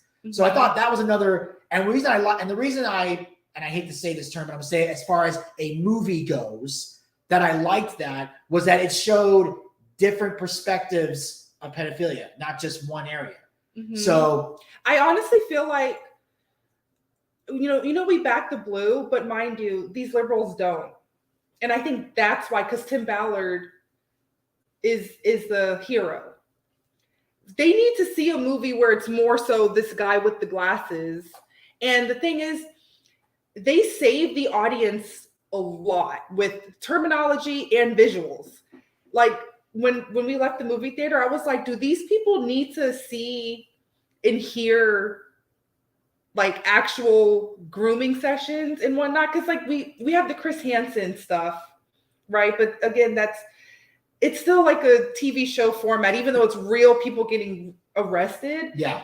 It's still censored. I think they need to hear like an uncut XXX dialogue of this shit, of how these people think and how they're looking at your children. Like even on TikTok, they're bookmarking the women that are posting their children, right? Even on YouTube, if it's a child video, you can't make a comment because the Wedowiles were putting the timestamps of a child if they were like going through a sprinkler or wearing a bathing suit, like innocent outdoor play or pool stuff, right? Did you know about that? That's why they took out comments. No, I didn't know that. Okay, so on YouTube, if a video is marked for children, you can't make a comment. Comments are disabled. You can't even download it or anything. I don't know about downloading it. You can screen record it, of course, but you can't make a comment. Because again, they were putting timestamps in. The rings were just sharing timestamps, right? And also, even doing shit like that, seeing the shit on TikTok and YouTube, that's a gateway to then going underground and seeing what else can I find. Yeah. Right. And actually, I don't want to look up anything like that because I don't want my IP address, even if I use a VPN, looking up stuff like that, even for research purposes. Yeah, exactly. But let's actually get back to this without me crying. Oh yeah. Well, actually, there was one interesting thing one time, and I'm not going to try to get too graphic here, but like most guys, occasionally I watch online porn, and I was trying to find a scene from the movie, the movie Baby Boy. And because I remember there were a couple sex scenes in that, so I thought, let me see if I can just find it here on the site, just for the hell of it. So I typed in Baby Boy. And apparently, type that in. I don't know why. It was just an idea. I was trying to think something. So I'm clicking that, thinking I'm going to see clips from the movie. Turns out, it literally puts up a disclaimer about they don't post pedophilia, and it said, if you have those urges, here's a number to call. Good. So they actually post that if you're looking, in case a pedophile tries to go on that page looking for shit, which, like I said, I was just clicking because I wanted to see the movie Baby Boy. I just wanted to see a sex scene from the movie, from the actual movie with Tyrese and Tyrese P. Henson. But apparently they misquoted what I was trying to post. That thought never entered my mind. You would have to go on YouTube for that, actually, to be honest. That's what I'm thinking. Like, I thought never entered my mind that a pedophile would go to YouPorn or Pornhub or anything like that. But apparently they do, because there's a hotline on there. And I just went, what the fuck? I immediately got out of that because I was like, what the fuck did I click on? Well, one cool thing about the like porn websites and OnlyFans, like every person in that video has to have like a signed release. You have to show your ID. Like you have to prove that you're over 18. Yeah. And I love that there's a lot of checks and balances into place on public porn sites, but I don't know what it's like on unrestricted stuff, because you can post anything on different stuff, but on the mainstream public sites, there's checks and balances, which I'm very, very proud of. But actually, let's get back to this video real quick. What is that like, looking into that kind of person's eyes? It's horrifying, and this is why. Because I've got a smile in the face of evil. This is the table where we're going to do the negotiation. Less than 24 hours after the operatives landed, the suspected traffickers arrived on the island, and the final deal with the undercover team began. My thing is, these people are regular looking people. This looks like a casual like luncheon, like with coworkers. Yeah. Like that's really the sad thing. You never know what goes on in someone's mind. Like that's why I'm just like what the fuck? Well, like it's just a regular day. They're wearing sunglasses. We're at the beach. We're wearing our shorts. We're wearing our polo shirts. Like, yeah, to them, it's a business deal. Like that's like when they went and that scene where we showed with the woman in there when they're talking to her. You know, yeah, we need about 50, 60 kids, and we're gonna have this. Like they're talking about it like it's a business deal. As far as they're concerned, the children aren't even human to them. Yeah, and mind you, she was only getting $100,000 from that, and it's like how, like, I'm not saying you can put a number on that, but it's just like how low are you? Because you could go make that shit legally. Why?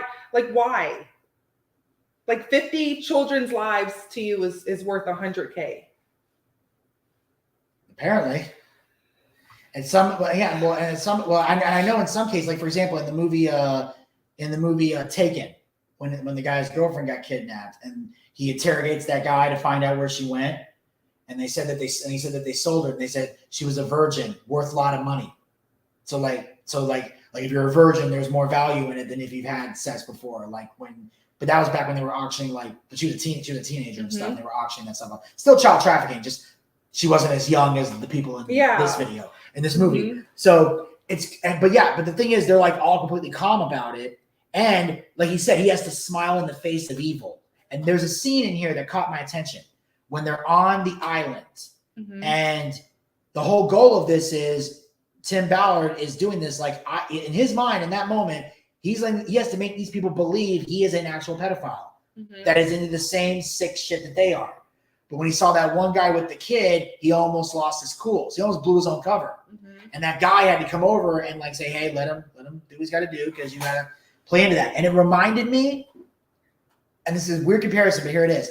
It reminded me of the movie Django when they're going to rescue his wife, and Dr. Schultz, the German guy, has to tell Django to play a black slaver in order to blend in. And he's sitting there going, that's pretty damn low. And he goes, you need to convince them. Like, he's convincing him I'm a guy who wants to be involved in the Mandingo fights, and you're going to be the black slaver that helps me.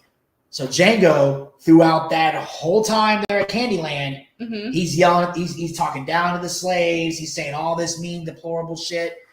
But you see Dr. Schultz, who was telling him the whole time to play this role, he hates slavery so much that he can't stand to see, like, his emotions always get the better of him whenever he sees a slave being mistreated. Meanwhile, Django, he's in full character because he understands the severity of this. And also, I want my wife back. So, if I got to choose between this slave and my wife, my wife wins. So he's staying in character the whole time, but Schultz is losing his cool. And Django has to check him when it was Schultz's idea the whole time. So a lot of times people say, that's what people understand. Everyone's like, I can go undercover. I can play this character. Can you? Because that's a key thing. If you're going undercover in something, you have to play that character to the T. You cannot show emotion. So if you want to be a person that poses as a sex offender to bring down other sex offenders, and you see a young child walking by or a pedophile with his arm around a kid's shoulder, censor yourself a little I'm sorry. bit. Oh my gosh. Just say the first letter. We'll know what you're talking about. I'm sorry. Or, I'm trying to talk. Or say it with the W. Okay. If you see a person with a younger person walking by, a map. They see a map walking by, your first instinct is going to be, I'm going to leap across his chair and beat his ass. But you can't. You gotta stay steady. You gotta keep your emotions in check. Because if you let your anger get the better of you, you blow your cover and you blow the whole mission. But if you keep it in check, you can arrest all these people and save a bunch of lives. Yeah. Because you might save that one kid, but there's a bunch of other kids that are going to suffer long after they kill your ass. So that's the struggle he had to go through the entire film. And a lot of times he couldn't do it. Yeah. And luckily he had that friend to check him, to remind him why it is we're doing this, to catch these people. Yeah. But one thing about police officers and investigators, they don't understand like emotional trauma that they have to go through, because they know exactly what this bad guys are doing, right? They know in detail, because mind you, they're going in their houses, they're going through their phones, their computers. So they're actually seeing, like, I don't know if you ever had a spouse and like they might have been cheating on you or talking to another person. That feeling that you have, just your spouse talking to another person, is disgusting and makes you want to throw up and like have to poop. I could only imagine what Tim Ballard and people like him have to read that have children and that are married about this shit. You know what I mean? And I'm sure they don't have any help, right? That's why I really, like I mentioned, I want to talk to the people that have survived this and they're adults. I need to also talk to like police officers and just not just in relation to ex trafficking, but just in general. Like how like you go to a scene and someone's decapitated. Like, do you have anyone to talk to and work through this, right? And another thing that they said in the movie was, what was it? Drugs can get sold once, but a child can get sold 5 to 10 times a day. Yeah. Until they're like 18, right? So yeah, it's and what was even crazier, and you had to tell me this because I had to go to the bathroom at one point, was when Tim's talking to that guy that he collaborates with in Colombia, the guy who basically buys kids to set them free. The rich guy. The rich guy, yeah. Well, there was another rich guy, but he's also this is the guy that was like got the beard and everything in the Hawaiian shirt. The one that told him you can't dress like this if you're going to do this thing. The one with the cigar. Yeah. Okay. That cigar guy. Yeah. And was the fact that they asked him, why do you want to do this line of work? And Jim said, because God's children are not for sale. Mm-hmm. And then you find out his backstory, and he had the craziest backstory. Was like the guy, and do you want to tell it or should I?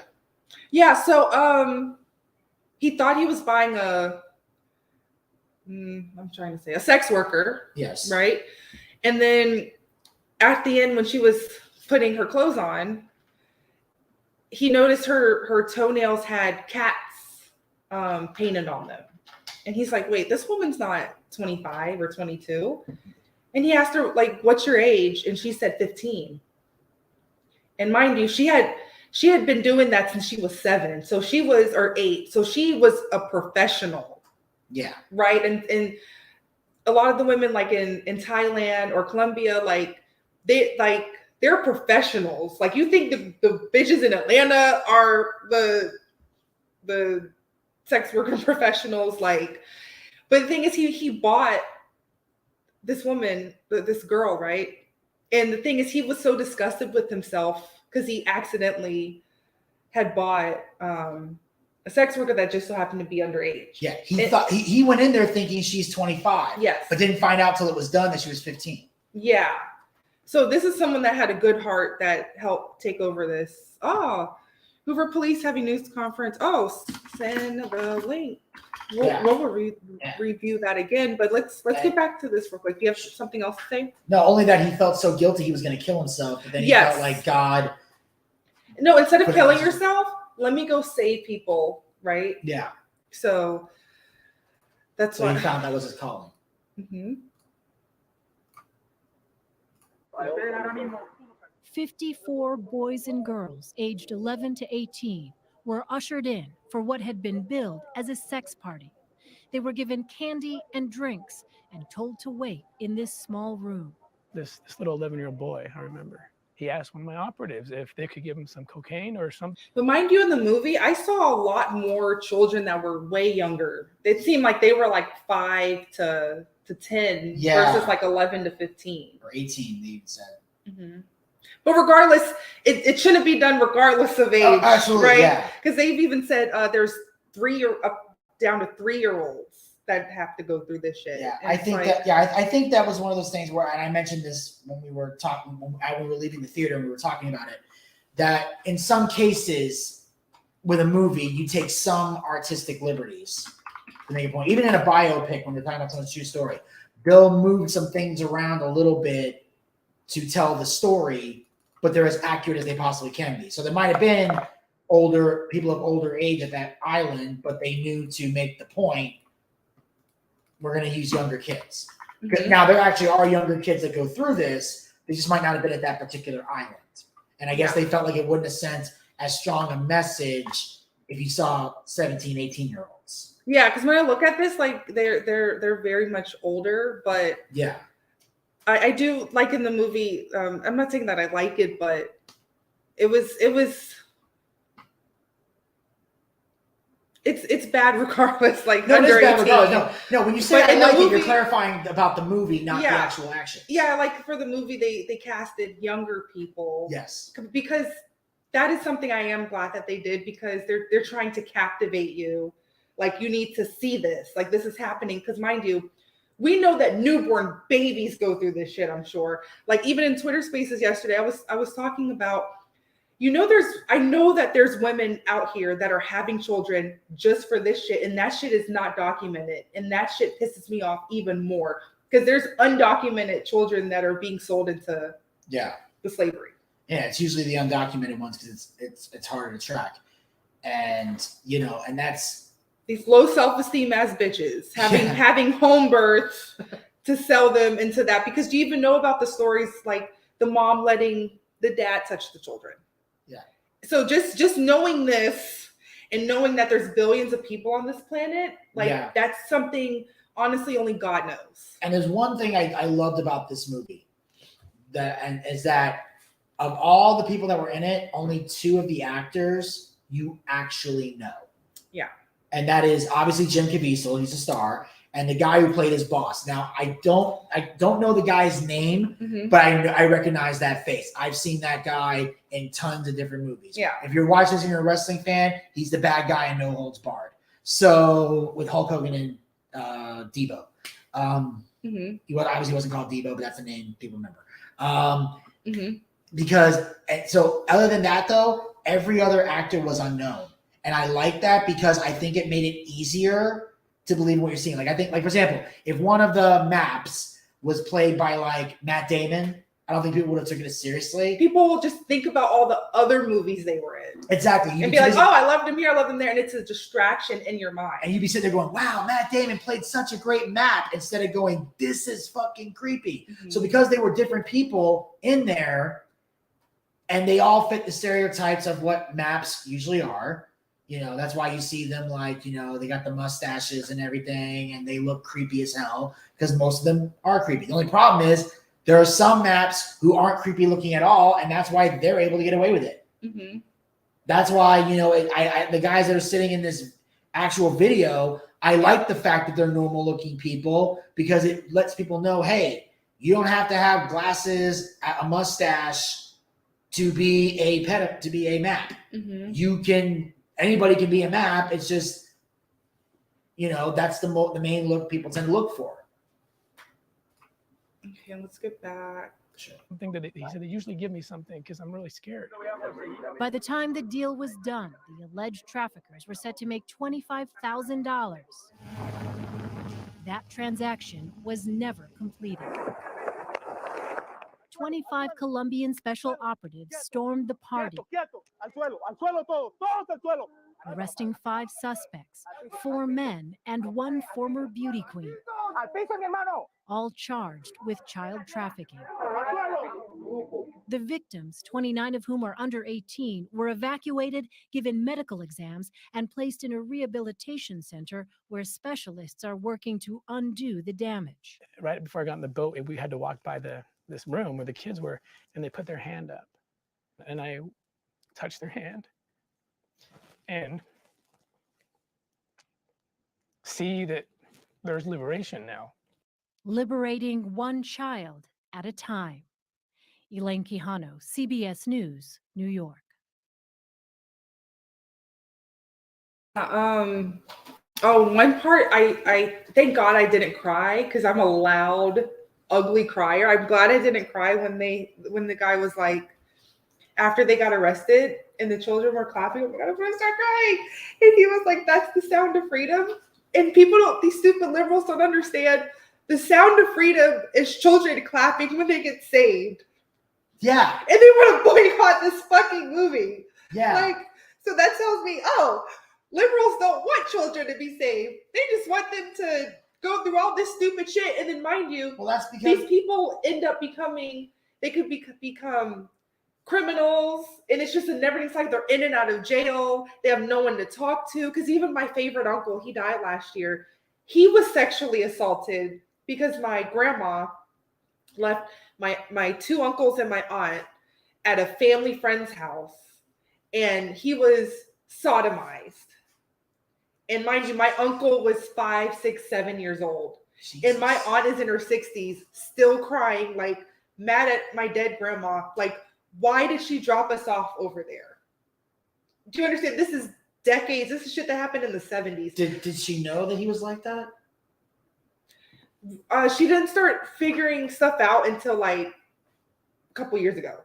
Okay. So we didn't even know until like he was in his 50s. Stuff like this. She was putting stuff together, 2 and 2 together. Because he never came out and said anything. But she would just find stuff in his phone. Yeah. And just different things. And also he was addicted to drugs, like needle drugs, alcohol, like any drug. Right? Absolutely. Severe alcoholic, but mind you, he knew many languages. He worked on oil rigs. He was a master plumber. He was the smartest person ever. But he had this trauma that he had to deal with his entire life. And that's why he did drugs and alcohol to suppress all of that. Right? And like, this is a very, very serious topic and issue that no one wants to even address or talk about. Well, that's because, the reason they get mad about the word sound of freedom is because this is the problem with liberals. The only freedom or slavery that they know of or think of is the slavery in America. If it doesn't involve that, they don't give a shit. There's still slavery today in other countries, but people are like, but I'm saying, that's a like, whole other topic. Exactly. But I'm saying, like, the whole thing is about, they don't understand the sound of freedom is about children being set free, but basically, as far as the liberals are concerned, if the child isn't black, then it's not enslaved in any way. That's how twisted they are. Mm-hmm. So, and again, some people might think I'm crazy for saying that, but what other explanation would there be for someone to have a problem with this film? It doesn't make any sense. And one thing about the film, though, and about that raid, and that I thought was brilliant, a brilliant plan, was the guy that was like the lawyer for the beauty queen, the one that's like, she said, he's my Don King. He goes, I'm not Don King. I like to get into the ring, because he basically saying he likes to, be a map. And one of the things that Tim Ballard says on the walkie-talkie is, when you guys come in, don't escort that man away, but not in handcuffs. And then you notice when they come in, Tim Ballard gets handcuffed. Mm-hmm. The people and they kneel him down right next to the beauty queen. Mm-hmm. But when they grab the guy, they kind of pat him on the back and like walk him away. And he says, I guess your guy turned us in. So now she thinks the lawyer sold them out. So they can go rat on each other. Well, not just that. So it also allows Tim Ballard to keep his cover. So that way, if she's on the inside, she can't spread any rumors. Because even in jail, you can still work and still travel through jails and get out to people. So and that's why they kept them in the boat. They were in one boat, they were in the other boat, and they drive the boat off with the beauty queen and her cohorts. Once that boat is miles away, they uncuff Tim and the team. All right, get the cuffs off, it's safe now. So now she still thinks Tim Ballard is a pedophile, or Matt, sorry, and the guy gets sold out. So he's able to keep his cover, save the kids. That's a brilliant plan. Because now they basically pinned it on. So now she thinks the lawyers sold him out. And she has no reason to not think that. Because I really love that Donald Trump is meeting with Tim Ballard. And hopefully when Donald Trump gets into office again, we can get some more laws passed. Oh yeah, he even did a screening at the Trump Plaza. He did a screening for the Sound of Freedom. Tim Ballard was there, Jim Caviezel, the guy who made the movie, and that's the thing people understand. This movie was made years ago. It's just now getting into theaters because that's how badly people don't want you to see this movie. And again, I even watched the movie to see what kind of context in which there'd be a reason not to show this movie. I got nothing. I saw the movie. There's no logical reason you can give me for why you wouldn't want to go see this or why you would stop people from seeing it. It's like, if you don't want to go see it, don't go see it. But you shouldn't be stopping other people from seeing a movie that's based on a true story, that's talking about a serious topic that needs to be addressed. So think about somebody other than your fucking self for once. How about that? I'm just trying to see. Someone said, I'm trying to. Someone said, what did they say? There's an update. They said news the Hoover conference? Police is having a news conference. Let's see. Press conference. 3 Breaking days Carlee ago. Russel update. 8 days. Well, I need to see. They said today. So Streamed 3 days ago. Last hour. Hoover Police press conference. at 2 p.m. Ooh. Yeah, let's tune into that in 13 minutes. Oh my God, that's quite exciting. This stupid ass bitch. Yep. We're going to get more updates on that. Okay, I kind of want to switch gears and stop crying for a little bit. Sure. Let me just go to this. This is still on the topic of liberals. I need to go to, give me a second, playlist.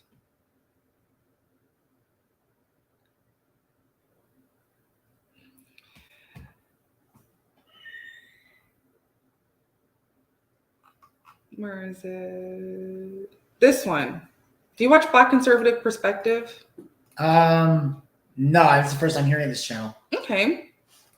I love Black Conservative Perspective. Okay. Do you know what's going on in Chicago? A lot, apparently. Yeah, so they voted to be a migrant city, right? A sanctuary city. I think so. That's yeah. what it's called. The citizens of Chicago are now. This is. I hope they go from left to right, but it says Black Chicago residents admit they have been tricked by Democrats and threaten illegal immigrants. Okay. I think he meant to say threatened by illegal immigrants, but I think this is some illegal immigrants saying we need paid job training. I don't know who this is. We need jobs. We need housing. I'm not sure who this is, but let's take a look at this real quick. Oh yeah, they're speaking Spanish. So these are the aliens. Necesitamos de su ayuda, necesitamos ayuda para los niños. En el tema de la salud, hay muchos niños enfermos, hay mucha basura. I want to say real fast to the Black community of this town. In the words of Malcolm X, we've been hoodwinked, run amok, bamboozled. Mayor Johnson, I need you to listen. I need your undivided attention so that you can hear what the soul of Chicago is like. Yeah. So this is the man that they voted for. This is Mayor Brandon Johnson of Chicago, right? Do you see the smirk he has on his face? Yeah. The people are upset. The thing is, mind you, I'm thinking in his mind, he's a Democratic liberal upholding Jim Crow and white supremacy. Okay. So he doesn't go. He doesn't give a fuck. He's just in it for the money. The people, this is a woman of Chicago that has voted for him. Very, very upset. So let's listen to what she has to say. Bamboozled. Mayor Johnson, I need you to listen. I need your undivided attention so that you can hear what the soul of Chicago is like. Yeah. Talk to him. Oh, that probate division. It's not just the immigrants that's coming in and bogarting our communities. That probate division with the public administration office is illegally taking our property. These are our touchstones being used to free everybody else except Black people. You sending our money to Ukraine, to Mexico. And they don't even let Black women in their borders. FYI. In the Ukraine. Homeless Black women can't get through the borders in the Ukraine and we send money there. I'll tell you I'm going there. No, it's so lost. It's not even funny. It's not even when the children coming up missing on the border and Mexicans don't even talk about it. Y'all won't even tell the president to close the border. Close it. Y'all suck. But hold on, liberals. I thought you were against the wall. I thought you were against closing the borders. And do you see what there's? Okay, real quick. Can you translate for me what they just said? I heard so much screaming. I have no idea what they're mad about. Okay. I need somebody to translate for me what the hell just happened. Okay. So in Chicago, these Democrats voted to be a sanctuary city. Remember when migrants came, they were in Texas and Florida. Yeah. Now they're in New York and Chicago, and the people are just now being vocal about, she just basically said, Brandon Johnson, we voted for you. And do you even know what's going on in Chicago at all? No, I don't. Oh, okay. So I thought you did. They have like schools that weren't being used, or maybe a section of the school, like a gym, or even in their hotels, they're housing these migrants now and giving them money, like giving them resources and food. But of course, the people of Chicago, they're like, what about us? They feel like they're putting the migrants, the aliens above the Black people in Chicago. And mind you, when we talk in Twitter spaces, we already know what's going on there. The rap music and the guns and the shooting, the 8-year-olds with the guns and whatnot. So this is what's happening. This is a press conference.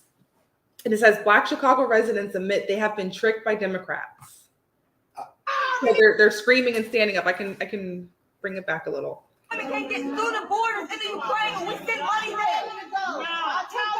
Well, look, he's just looking busy. He's not doing shit. Yeah, he's just ignoring them. He doesn't give a fuck. But mind you, these people are voting for Democrats just because they're Black. Mind you, when I was a liberal, I didn't know about policies or anything.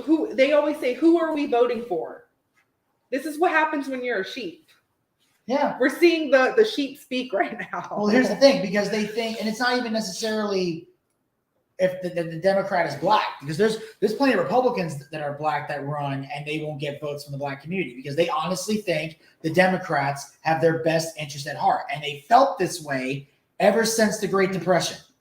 That was when it started. Because before the Great Depression, and I learned this in a U.S. history class in college because they don't teach you this stuff in high school and everything else. You got to go to college sometimes if you got a good teacher. And I was in college before college went woke and crazy. So I actually had competent teachers. Okay. And they taught us that before the Great Depression, Black people were card-carrying members of the Republican Party. They were conservatives. And the reason was because Lincoln was a conservative and he freed the slaves, as was the Democrats that wanted to keep the slaves at that time. So a lot of the slavery stuff that they talk about back then that they're against, Democrats were big components of it. The Republicans tried to free the slaves and succeeded. And it wasn't until the Great Depression and FDR that that Black people gravitated to the Democratic Party and have been backing them ever since. Mm-hmm. And that's where it came from. But again, this is a prime example of nobody has a problem with something until it hits you. Yeah. Because this whole issue with, they're mad at the fact that they're getting housing, they're getting all this free stuff. And what about us? Yeah, at the beginning you saw they're protesting. They're like, we want some jobs. That was the migrants. Yes, but I'm saying like they're angry about it. And they're saying they're about closing the border. Mm-hmm. And I say we as in conservatives, we've been saying that for decades. Mm-hmm. This has been all the way back to W. I think I don't know if I was an issue during Bill Clinton's presidency. I didn't pay attention during that time because I was a child. Mm-hmm. But as far back as George W. Bush, the wall and immigration has been an issue about people entering the country illegally. And for some reason, Democrats were so obsessed with supporting illegal immigration that whenever you try to bring up the debate, they would drop the word illegal and just put immigration and try to spread the narrative that conservatives don't want immigrants in the country, which is a goddamn lie. If you enter the country legally, we don't care. It's the people who are entering illegally. And the reason, it actually goes back to something we talked about at the beginning of this video. The biggest problem with illegal immigration, they don't pay taxes on anything. They're basically living in America rent free. That's basically what it is. So yeah, that's what they're doing. They're living in America rent free. Yeah, they're making some cash. They're doing a bunch of other things and work and all that. But in general, they don't pay taxes. They hold no bearing on anything in America. We're basically paying for them to be here. And because liberals, especially the white ones, are so full of fucking guilt, because that's what it is. You guys have guilt, and you're mad at the fact that white conservatives, we don't have guilt. We don't feel guilty for anybody else's fucking problems. I'm a black conservative, by the way. He's the white conservative. Yes. Sorry. I have to clarify that. Yeah. Some of y'all still think she's white. I don't know why the fuck. How many times she got to tell you she's not before it gets through your fucking heads? But anyway, my apologies. So, but the thing is, we have no guilt. We have no guilt. Y'all the ones that feel guilty for fucking something, okay? If I felt guilty for something, I would apologize and move on. I'm not doing anything else crazy. But that's what happened. There was illegal immigration. They wanted to stop it. They just wanted people to enter the country legally. That's all we asked. But instead, they're getting, like, even in New Jersey, they'll give like free education in college to illegal immigrants. You can get free education. If you're paying off student loans, that should piss you off.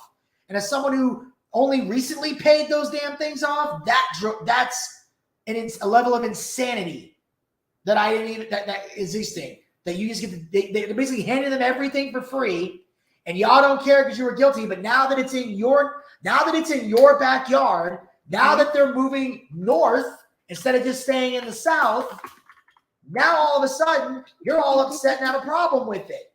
When you could have solved this problem a long time ago before it even got to you. That's the thing you don't understand. You could have solved this problem very, very easily. But now you got to deal with it just like everybody else has had to deal with it. Okay, let's continue because we have only 2 minutes before we need to review the update and the Carlee Russel case. So let me 2-minute warning. Migrant shelter. New at 10, CBS 2 political investigator Dana Kozlov takes us through what happened. I wonder.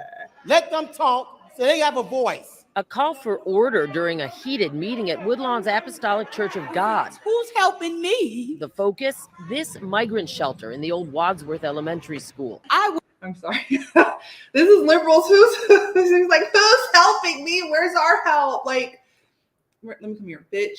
You voted for this person. Relax. This is what you voted for. Stop. Don't cry now. Not everything is this about is what the fuck you voted for. Not everything is about you. Check your privilege. I know. Check your privilege. You have every right to vote for things that are for you, but you vote for things that are against you because you're a brainwashed liberal. Okay, let's continue.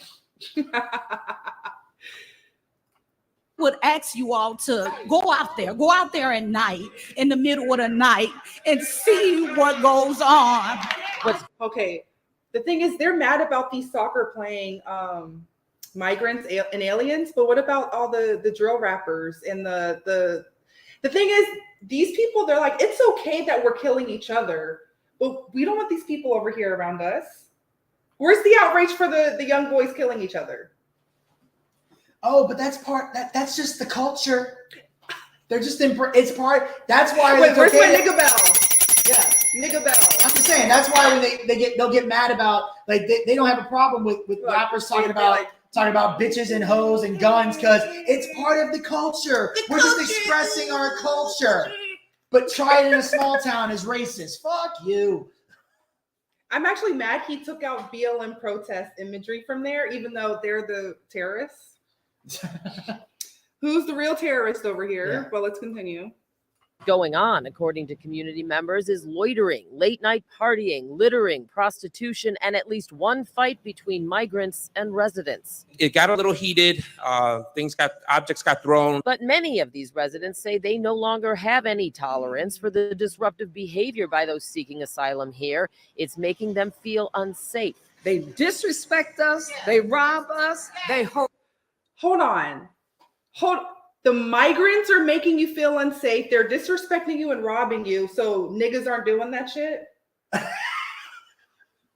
They're complaining about the exact same shit that the hood mice. Do I need to bring up the banner? These are hood rats complaining about other people doing this shit. No hood rats allowed. No hood rats allowed. Oh, I'm about to use a liberal term right now to describe everything I'm hearing right now. This is white people shit. I mean, really. Wait, what's white people shit? The complaining? No, whenever you see certain things are considered white people, that they consider to be white people shit. Like, for example, I just know rock climbing. Well, yeah. Well, anything that normally white people would do that black people don't is considered white people shit or white people problems. You now know what it's like to have white people problems. Congratulations, Chicago. I mean, I think this is what they wanted. Harass us. And their patience is wearing thin. Let me say this. They got one more time to deal with it, because otherwise, next time they deal with it, they're going to deal with it from the streets. We're going to take over it. Nobody's going to be able to stop. But the streets are already taken over by by Little Dirk and the Montclair jackets and shit. Oh, so if they don't take care of it, you're gonna ban. Oh, so now I think they're saying they're gonna have the drill rappers go take care of the aliens. But the thing is, if you take care of it, mind you, they want martial law anyway. So this is right up their alley. If you're going to take care of it, you successfully defunded your police. Go read the book War on Cops. These stupid liberals have defunded their fucking police force. And they're like, oh, if you're not going to take care of it, mind you, these people voted for it. So you have to like wait this shit out. This is what you voted to be a sanctuary city, Chicago. I think we could have, I guess the word we're looking for is I guess you could call it an insurrection on our hands, I think. A little storming of the streets, I think. This is daily for them. Stop us from what we're going to do to them. Much of the residents' anger was directed at city officials in attendance, including 20th Ward Alderwoman Jeanette Taylor, Chicago Deputy Police Chief Stephen. I see a lot of niggas in office. Oh, this is hilarious. You finally get some niggas in office, right? Officials in attendance, including. All I see is niggas. All I see is long nail wearing big hoop. That the bigger the hoop, the bigger the hoe. This is all I fucking see. This is what you voted for. You have Wakanda in fucking office. Do you understand? You give liberal shit, they're still going to complain. This is why you're not going to get reparations. Right? Are we fucking joking over here? This is what's happening in liberal cities. And honestly, we don't feel sorry for it. This is what you voted for. We're voting against that shit. And this is why we sleep happily at night. We're able to go see Sound of Freedom in peace. Yes. Like oppression where? We need to put that on a shirt. Yeah. We're gonna start wearing shirts that say oppression where. Yeah. The only time the people in the theater bothered us was to take our order. I know. Even then, I'm like, I'll go hungry. Go away. I'm watching a fucking movie. I didn't even get up to pee. I'm surprised you did that. I had to. Plus, I got some cheese on my hand. I wanted to wash that off. Oh my god. I'm sorry. But no, look at these Wakanda ass. Look at these Wakanda ladies. Like Black Power. I'm black and I'm proud. I'm black and I'm proud. And this dude, he's a light skinned Negro. You can tell. The woman Jeanette Taylor. He looks Asian. He might be Asian and black, but nonetheless, he has a tan. There's some Asian in this guy. But no doubt about it. I don't know, but because I have uncles that look like this. When you're Creole, everyone in your family looks like this. But okay, yeah, look at these. You have nigga cops. You got niggas in office. It's like, you know, niggas in Paris. You got niggas in office. This is what the fuck they fucking wanted. Chicago Deputy Police Chief Stephen Chung and Family and Support Services Commissioner. Look at this. All I see is synthetic hair. All I see, you got your Martin Luther King niggas in office. Why are you still complaining? Neighbors frustrated with migrant shelter disruptions. Hold on. But it's okay for your drill rappers. Remember Little Ducky? What is it? FBG Ducky? He has a song called Dead Bitches. It's okay for Little Ducky to have a song called Dead Bitches. But then you're mad at the migrant people that you're voting for to be there. Okay, let's continue. Commissioner Brandy Kanazi. At one point, police had to intervene, breaking up an Look at these lovely black police officers. Look at these liberal police officers. Oh, are they about to arrest a black man? Are they like what? I don't know. they're really trying to calm this uprising. These people need to finally wake up and realize you need to vote conservatively. Yeah, especially when it comes argument during public. No. Liberals love crime. No, I know they love crime. They love nothing more than crime. No, but I'm saying if you were gonna vote conservative on at least one issue, there are even some black people that when it comes to crime, they're conservative. Comments. And that absolutely is a problem. And Alderwoman Taylor says she's now seen some of them firsthand. The people who are keeping up the trouble are the people who are kicked out of the damn shelter. All of the city officials here at this meeting promise that they are working for. So you bring migrant people here. I keep on wanting to say migrant workers. That's not what they are. The illegal aliens over here. Yeah.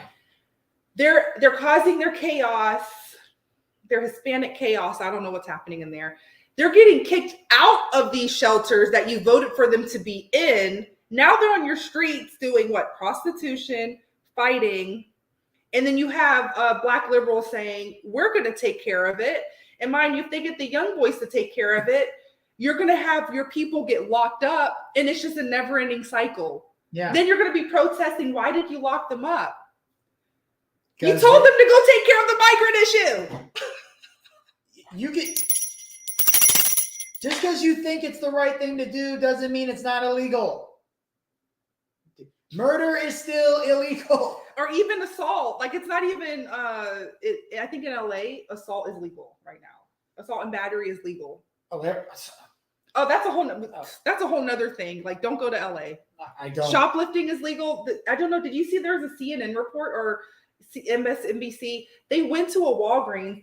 3 people in a 30-minute time period have shoplifted, and there's cameras there recording. Oh, I've Did seen you see that? I've seen tons of those. I saw one where they did it in a shoe store. I saw one that, and it really hit home with me. I think it was in Hawaii, where they completely shoplifted a Home Depot and just started using bolt cutters, cutting off the stuff that's there, and walking out. And the manager said they can't do anything about it. And here's the fucked up part. And I can say this because I worked at Home Depot for 10 years. Oh, yeah, he's the Home Depot expert. Yeah. 10 years at Home Depot, 3 years at Lowe's, 13 years of retail. In the 10 years I was at Home Depot, there were times where we were literally told, if someone steals something, we cannot stop them. You know why? Because if you get hurt, they don't want you to sue them. They would rather take the loss of the merchandise than you getting hurt, which, I mean, they want to protect you, which is good, but you're enabling. The prices go up from. First of all, if I get hurt, I'll just be brutally honest. If I did stop somebody and I got hurt in the store, I'm not suing the store. I'm going to sue the guy. The only way I would sue the store is if somebody. This is the only way I would sue Home Depot if I tried to stop a robber. Is if I tackle somebody to the ground and somehow he ends up overpowering me, and none of my employees come to help me. Then I'll sue the store because you're letting me get my ass. If you're gonna let me get beat up, then yes, I will sue you. But if I'm tackling this guy and I overpower him and I subdue him till loss prevention shows up, puts him in cuffs and gets him out of there, I'm not suing the damn store. Obviously, I care about the stores. If I didn't care about the store, I let the motherfucker walk out. Hell, I saw a story once. These were these guys who worked at an Apple store in the mall. Yeah. This guy runs up, grabs an iPhone, bolts out of the store. The 2 guys ran, tackled him, subdued him, called mall security, got the phone back, and they came, got him, arrested the guy. Manager of the Apple store fired the 2 employees. There was a guy who was working at another random-ass store who saw the whole thing, heard they got fired, got their information, called them, hired them immediately. Said, I want you guys working for me. Because most kids... You are loss and prevention. You are head of loss and prevention at that point. But not just that. Think about how much money do you think those kids were making working in an Apple store? You think they were making enough to Maybe where... 15, 16, 17, I don't know, 20? I'm just saying. Well, it was also years ago, so it could have been lower than that. Yeah. It could have been $10 an hour, $12 an hour. Yeah. Bear in mind, you think that's enough money to give a shit about a stolen Apple phone? No, it's not. Most people are going to be like, because this like I make minimum wage. This ain't worth it. Those kids care enough about where they work, which is hard to find. And we're willing to do that. You can't buy that level of loyalty. I mean, you can if you're wealthy, but to get a minimum wage employee, you know how hard it is to get somebody who makes minimum wage to give a shit on the job? It's damn near impossible. Hell, When I worked at Home Depot, I cared just enough to not get fired. Yeah. That was me. Like, if someone steals something right in front of me, Mm-hmm. I'm gonna, I might say or do something. But if I'm on my lunch break or my day off and someone stole something, I'd be like, all right, well, that sucks. Well, good luck for that guy. You got away with it. But I'm just saying, people are literally stealing shit and walking out the door, and they're just watching it. Mm-hmm. And it's pathetic to watch. It's pathetic that the person's stealing all this stuff, but it's even more pathetic that you have to just sit there and watch it happen. Unless you have a gun, I'm not watching you steal shit. Yeah. Now, if you have a gun, that's different. Get on the floor, let them leave. But if you don't have a gun, I'm at least going to tackle your ass. We're going to fight. Unless you better have some type of weapon on you to take something from me and walk away. Let's continue. For solutions to make the area around the shelter better for the neighborhood and consequences for those asylum seekers who are found to be How many decades and centuries do they need to try to improve their neighborhood? Do they realize what they're doing is not working? That's the definition of insanity. Yeah. The rules or the law, but residents say they want to see something happen and something change immediately. 14 shelters across the city are being used to house migrants. Rogers Park Super 8 Motel, previously used for homeless men, is the latest facility sheltering new arrival families. The number of buses that we have received. Please. What? I want to make sure I heard that correctly. Did they say previously used for homeless men? Did I hear that correctly? That's yeah. So yeah, you yeah. kick the homeless people out to put the illegal people in? Is that the message I just got? But I mean, that's what they voted for. So you can't Jesus go back. Christ, that's what they voted for. Oh my God. Now, that's proof right there that these people need to be taken out of office. Y'all, okay, clearly, so basically, again, this is liberals with white guilt. That's the only law. I'm willing to bet the homeless people were white that they kicked out. Or or they could have been black. It is Chicago. Chicago, I would think that they're Negroes. Probably. I don't know. But I'm just saying, that's goddamn ridiculous. Mm-hmm. You kick homeless people out to put illegal immigrants in. This is hood rat shit. It is. This is some straight up no hood rats allowed. This is some hood rattery. It's that's the thing that pisses me off the most about liberals. It makes me the most angry. Is they care more about illegal immigrants than actual homeless people that live in America. You talk about caring about people. And that's the problem with liberals in general. It's even the politicians. They care more about other countries than the one they're living in. But yet we had a president for 4 years, and only 4 years, unfortunately, that gave a damn, and you kicked him to the curb because he wasn't part of the clique. Bruh. It's sad and pathetic. Bruh. The number of buses that we've received since May really makes it challenging to have a finite population because the ball and the goal keeps moving every day. Do you understand what that meant? Not a clue. So she said they're getting busloads of aliens. They're turning into Roswell, New Mexico. They're getting busloads of aliens sent to them. Mind you, this is why they have to keep on finding where to send them because, you can't have them on the street, even though they are kind of on the street also. But this is, again, what they fucking voted for. And they're getting busloads of people. And she said the goalpost is moving every day, meaning they're scrambling to find where to put these people. Yeah. You get what you voted for. It's easy to vote for something federal when you don't think it's going to come to you, and then it comes to you. And it's like you said before, unfortunately, this is what liberals need. They need something like this. They need to wake up calls. That's what this whole episode is about. This is liberals needing wake up calls, and we're talking about the trafficking. Yeah. We're talking about now we're talking about migrant stuff. This is what Leaving Blackistan is about, exposing liberals. My definition of a hood rat, what is it?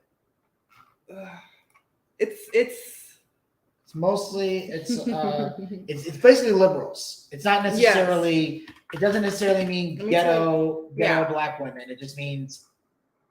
Let me tell you my definition of a hood rat. A hood rat is a human that displays immature left-wing behaviors. That is my definition of a hood rat. Exactly. And I'm going to start putting this in down below because I don't want people to be like, oh, this is not a black woman. Look at what these Wakanda citizens are saying. City officials testifying at a city council committee meeting today admit it is challenging to find shelter for the influx of new arrivals.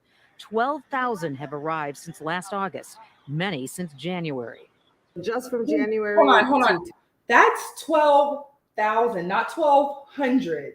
That's 5 figures.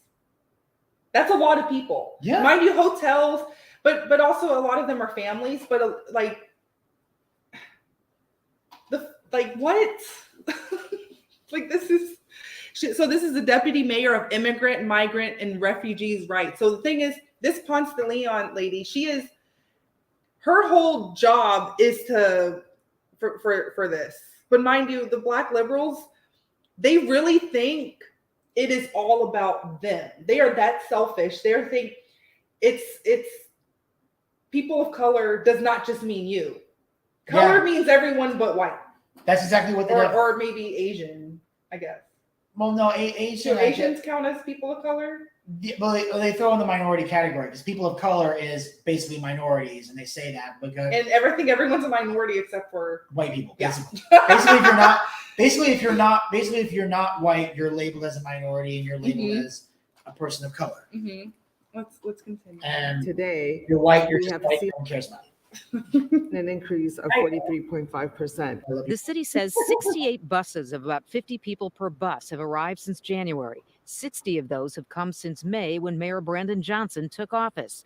Migrants are taken to police stations first with the goal of getting them to a shelter as soon as possible. Look at this. What the fuck is this shit?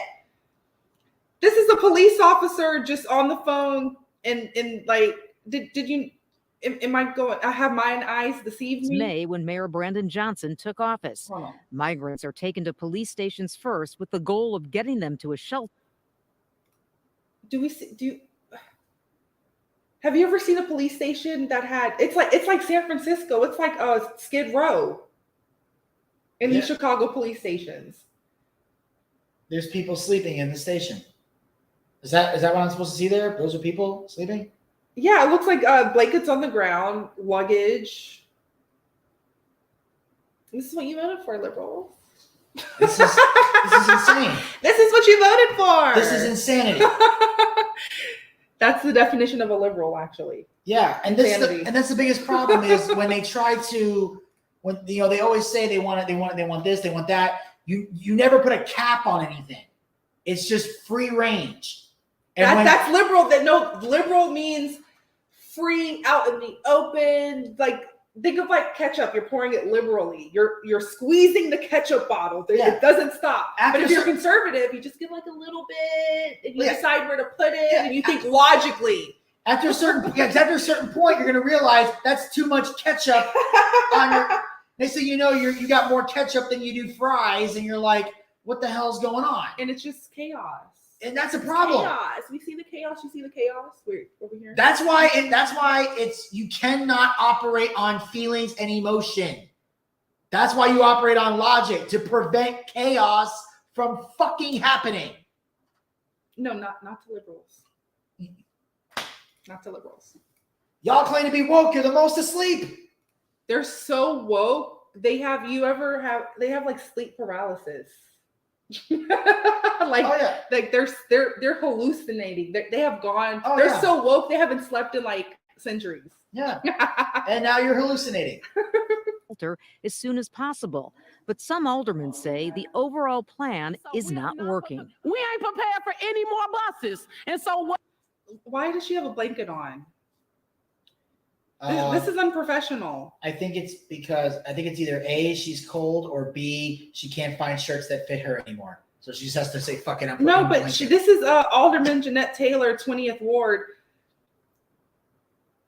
They and then you have this, you can tell where she's eating and drinking. This is what, Duncan? I don't know. But this is like a Wendy's cup. That's a Wendy's cup. But I'm just like, this is so unprofessional. This is the Wakanda they asked for. So I don't feel sorry whatsoever. No, you got what you voted for. Even like for the music, we want to be able to talk about killing our people in the music. That's what you got. Everything you ask for, you get. Yeah. Except for reparations. Yeah. What is the plan to say we cannot do it anymore? 20th Ward Alderwoman Jeanette Taylor says there have been several issues at the shelter in her ward. Over 600 migrants are staying at the old Wadsworth Elementary School. And there have been complaints about the lack of security at the Inn of Chicago in Streeterville. Wait. Did you hear that? Lack of security? Right? Yeah. I thought you guys didn't back the blue. If I have this, liberals will tell me I'm disgusting for having this. Yeah. But aren't the liberals the main ones that call the police and want security? Now, here's the thing. They say that they basically talk about the police doesn't care about them, but then demand help from the police. And it's like, or they're mad that the police doesn't get to them. It's like, you just said they don't care about you. So why are you suddenly wanting their help? Why would you call the police if you feel they're out to? I'm just saying, if I thought somebody was trying to kill me, I wouldn't call them. I don't call people that I think are trying to kill me. Because it's fake news. They know police aren't out here just killing niggas left and right. If anything, it's they do? Niggas are killing niggas out here left and right. Did you not hear the theme songs? 51 Dead Ops? I saw. Okay. I saw. I'm just saying that. I'm just saying that that's the thing that doesn't make sense is that they contradict themselves at every turn because again, they don't think logically, they think with emotion, and then and it's not until your emotions finally get put in check and you see the reality of what you're doing that something's wrong. And even then, it takes some liberals even longer to realize you're making a mistake, you're doing something wrong. Yeah. Because you're more concerned with being accepted by the flock than doing the right thing. See, the reason you and I get a lot of flack for what we believe in is because we don't give a fuck about the sheep. I'm not a sheep. Neither is she. Like, we don't care about that shit. I'd rather be right than be accepted. I call them robot sheep. Trust me. I got into a debate with somebody with a wrestler that I knew recently who just unfriended me because I had to logically explain to her what tried in a small town means. Because she thought we need to review that music video. Yeah. Someday. Well, there's one verse, I'll say one line in there. It's like it talks about, basically the chorus says, try that in a small town. See how far you make it down the road. Round here, we take care of our own. Try that here, it won't take long. What they hear, we take care of our own. So naturally, and this is a girl, she was black, naturally assume, oh, that must mean white people. Now, people were debating her. This is what I said to this woman that got me unfriended. This is what I said. I'm going to tell you the exact quote. I said, in the song, our own refers to the neighbors in a small town. Regardless of race. Exactly. If you grew up in a small town, if you live in a small town or you grew up there your whole life, because people in small towns, everybody knows each other. You practically become family with your neighbors. Yes. I know this because I lived in a small town for a few years. I literally had a neighbor. I didn't have to knock on their door. I could literally open the door, walk through the front door of their house. Oh, hey, Vinny. And I was so used to it. I did that once here in Georgia, and this girl's dad almost looked at me like, what the fuck? Like, nowadays you would have gotten shot. I would have gotten shot today. But I'm saying today, but I've known this guy for 20 years. He still loves to tell this story. Yeah. So, but I had to explain, my parents had to explain to them we were so used to being allowed to do that in a small town that we didn't learn that doesn't apply everywhere. Just like city slickers. Exactly. Well, suburban slickers, I should say. Suburban slickers. I've never lived in the city. I've been to the city, but never lived there. But so that's what I meant by it refers to you, people become your family. So it's like we take care of our own. And I even said this. I was willing to meet her halfway. Here's what I said. I said, I am willing to admit that in some cases, people will say our own and refer to race and skin color, like white people, black people, whatever. But that is not the case in that song. And because she's a professional wrestler, I even threw this in here. I said, there are people in the army and even in pro wrestling that when they say we take care of our own, they mean their army buddies or people in the business. That's why in the wrestling business, or when I'm talking to people, we usually walk up to somebody and go, "What's up, brother or sister?" We say like brother or sister to other people in the business. And brother is a term of endearment in wrestling because it shows that wrestling is a brotherhood. I need you, you need me, because wrestling is, a work show. So I need you to make me look good in the match. You need me to make you look good in the match. And if we pull off a great match, we all make money. So I need you to make money. You need me to make money. That's why they call each other brother. That's why when you go to a wrestling event and you're a worker in the business, you shake hands with everybody in the locker room. It's a sign of respect and endearment. So if we say we're wrestlers, we take care of our own. It means a fellow wrestler. No race, no skin color, no sexual orientation or gender attached to it. That's all I said to this woman. She unfriended me within 2 minutes. I was unfriended. Oh yeah, if I was an unhinged liberal, I would have blocked you within 2 seconds. Well, I blocked her. After she unfriended me, I blocked her because I realized at that point there's no getting through to her because she's like, I've been black my whole life. I can detect racial coding in songs. Apparently not. Did she? You should have sent her 51 dead ops. She unfriended me before I could do that. Let's go play it on a boombox in front of her house. Exactly. But she was actually a wrestler in the business, but I barely talked to her, so it's not like it was a great loss. It's not like she could book me for shows. Where 1,400 migrants are living. Alderman Brendan Riley says while most are obeying shelter rules and city laws, some are not. He says residents reported problems last night. There's a group of 60. This is an alderman. I don't know what an alderman is, but this is someone of office.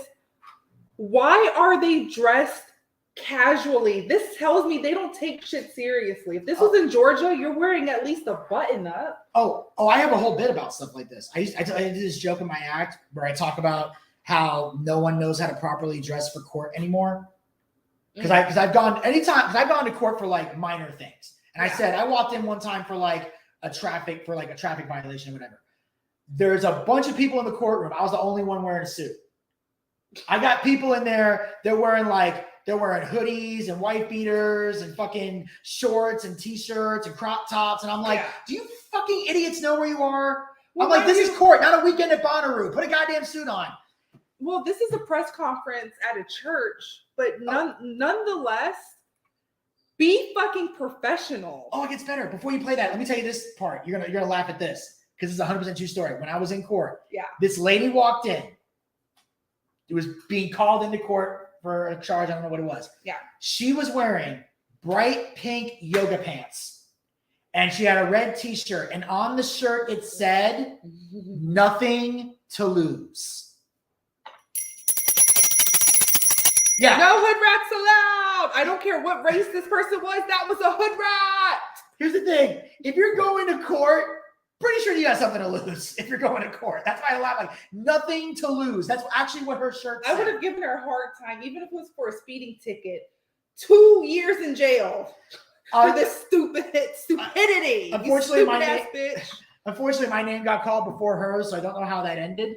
Because after I would have stayed. I would have just stayed. The comedian in me told me to stay, but I think I had somewhere else I had to be after court, so I left.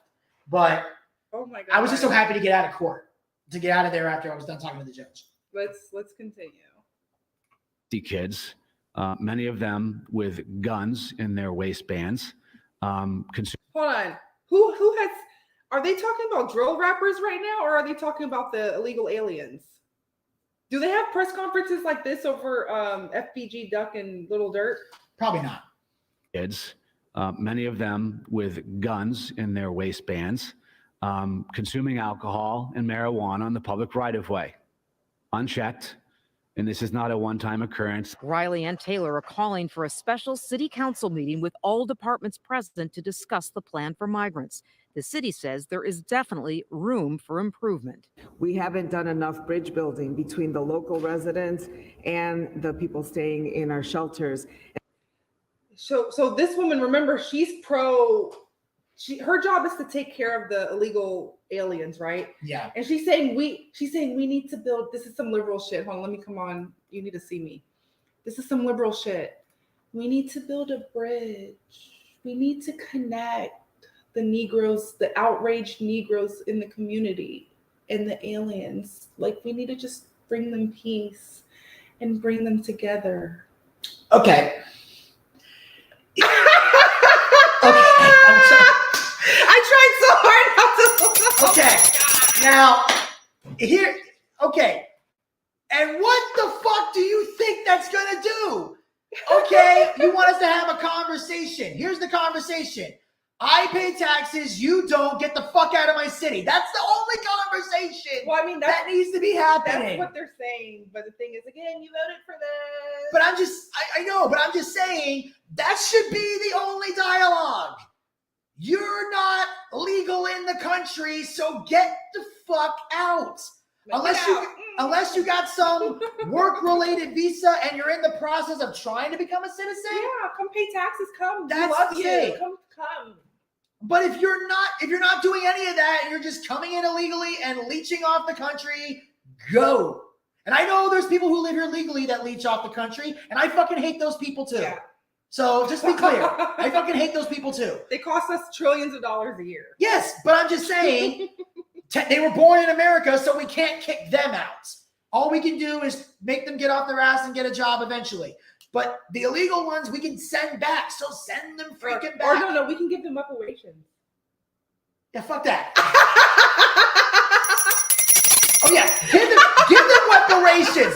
I watched the black people in Chicago. They'll burn the city to the ground if you did that. Every migrant shelter would be burned to the ground if they gave them reparations. They would burn the entire. There would be war in the streets if you did that. That's the worst thing you can do. Bruh. If not just because reparations is a fucking joke to begin with, but you really want to piss off the black people in your neighborhood? You really want to bring out the drill people, whatever she called it? Give them reparations. You will sign Chicago's own death warrant. Oh no, they're on the border. They're purging. They successfully turned Chicago into Wakanda, and now they're purging. Yeah. But I'm just saying that purge is going to escalate if you give them any sort of money relief. Bruh. They're already on edge. That ain't going to work. There's no conversation to be had other than you're illegal, get the fuck out. That's the conversation that needs to be had. Fucking, I don't hate you. I don't hate your family, but you're living here rent-free. Get out. Get the fuck out. Jesus. Okay, let's continue. And this is, I think, a very significant next step. Aldermen and women are calling on Chicago. She just said that's a significant next step. Bridging the Negroes that voted for them with the illegal aliens. She said that to bridge them together and have peace and happiness is an important next step. So again, you voted, your tax dollars, Chicago, is paying for that Ponce de Leon liberal bitch to help bridge you guys together in peace and happiness. Yeah, that's your tax dollars at work, Chi-Town. Thank God. My dad lives in Illinois, but thank God he doesn't live in the city. Mm-hmm. Oh man, if I'd have known all this shit, I'd be calling my dad about this. Bro, but thankfully he doesn't live in Chicago. I think he lives in like Rockford. As asylum seekers struggle while waiting for work permits, that's so funny.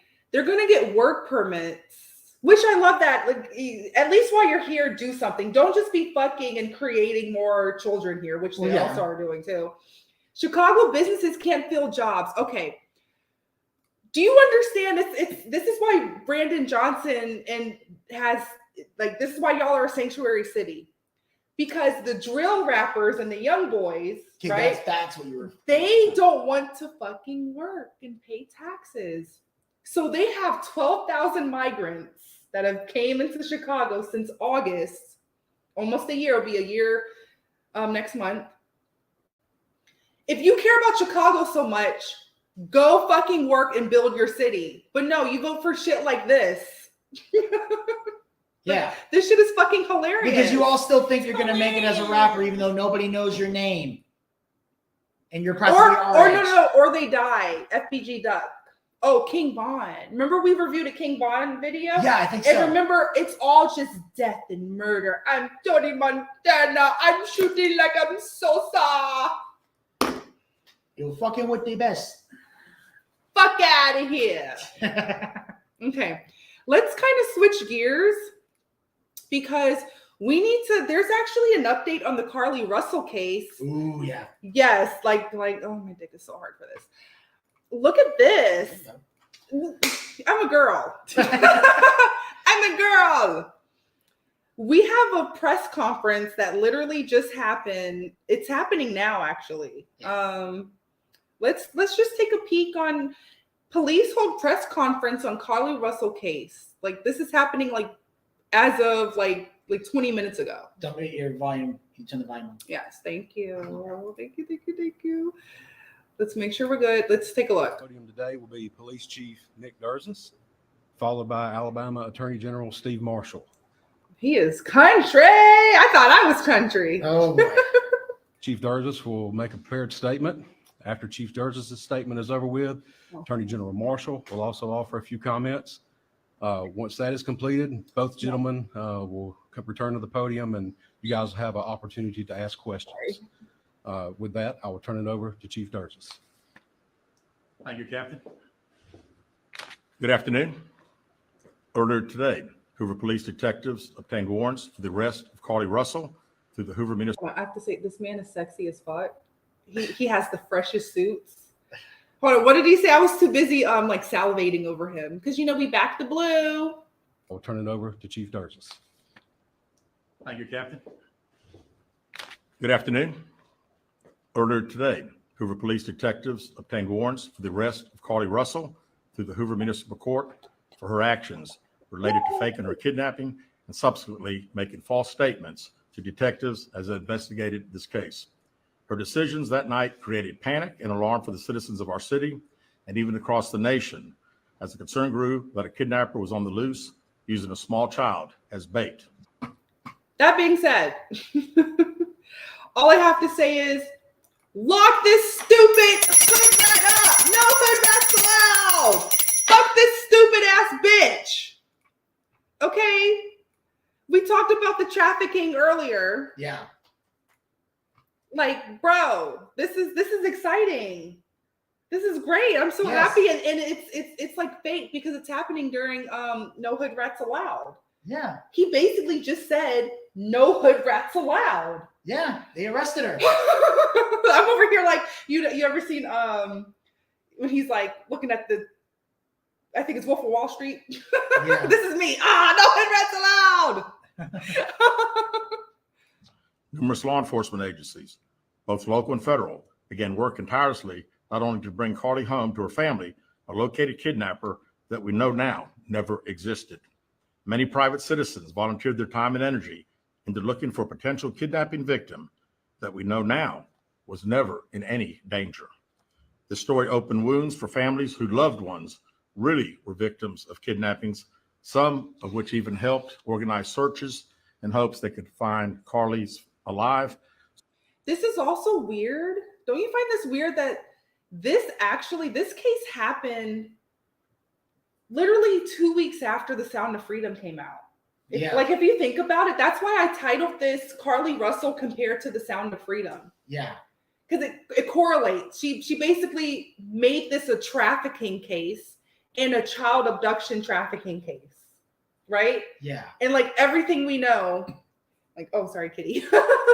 like what the fuck? I am a very big conspiracy theorist, but I would think this case would help the liberals wake up. But no, we know you're still going to vote Democrat and like cry and shit. Yeah. Like, and nothing is going to change for you guys. Meanwhile, us conservatives over here are working hard, using our power, our voting power and our voice to create change for the better. Exactly. Meanwhile, the liberals are just tearing everything down. Wakanda this, Wakanda that. So let's get back to it. So her family would not experience the pain and suffering that they felt when their loved ones never returned home.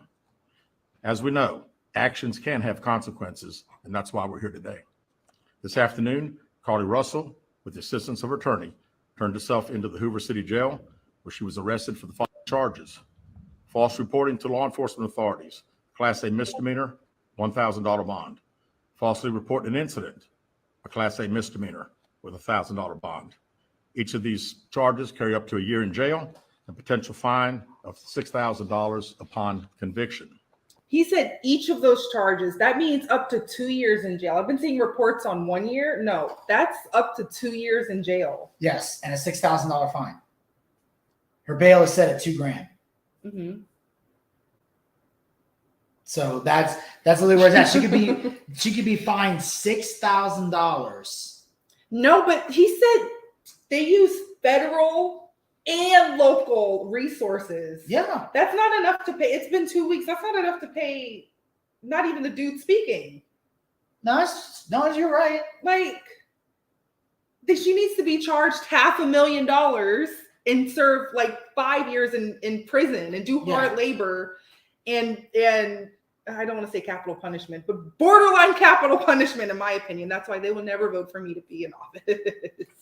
Well, the thing is that I don't know what they do to justify how they decide the amount of money and fines and everything. Mm-hmm. I think what they try to factor in is what it costs the state, Mm-hmm. but also they try to be realistic. Like, what could you realistically pay back? Like, obviously, $500,000 is a hell of a fine. You and I both know she's never paying that off. Well, She would end up, she would end up going to jail, or she would end up having to do something to pay that back. I think $6,000 is probably where they're like, okay, this is the amount of money she could realistically pay back. Whether she did a payment plan or whatever, they could work something out there. So I think that's why they chose the $6,000. Not that I'm saying she doesn't deserve a harsher punishment. Yeah. I just think that's where they're factoring that in, and the fact that she's up to 2 years in jail. Because like I said, it wasn't just state resources. They made it a federal case when she included a toddler.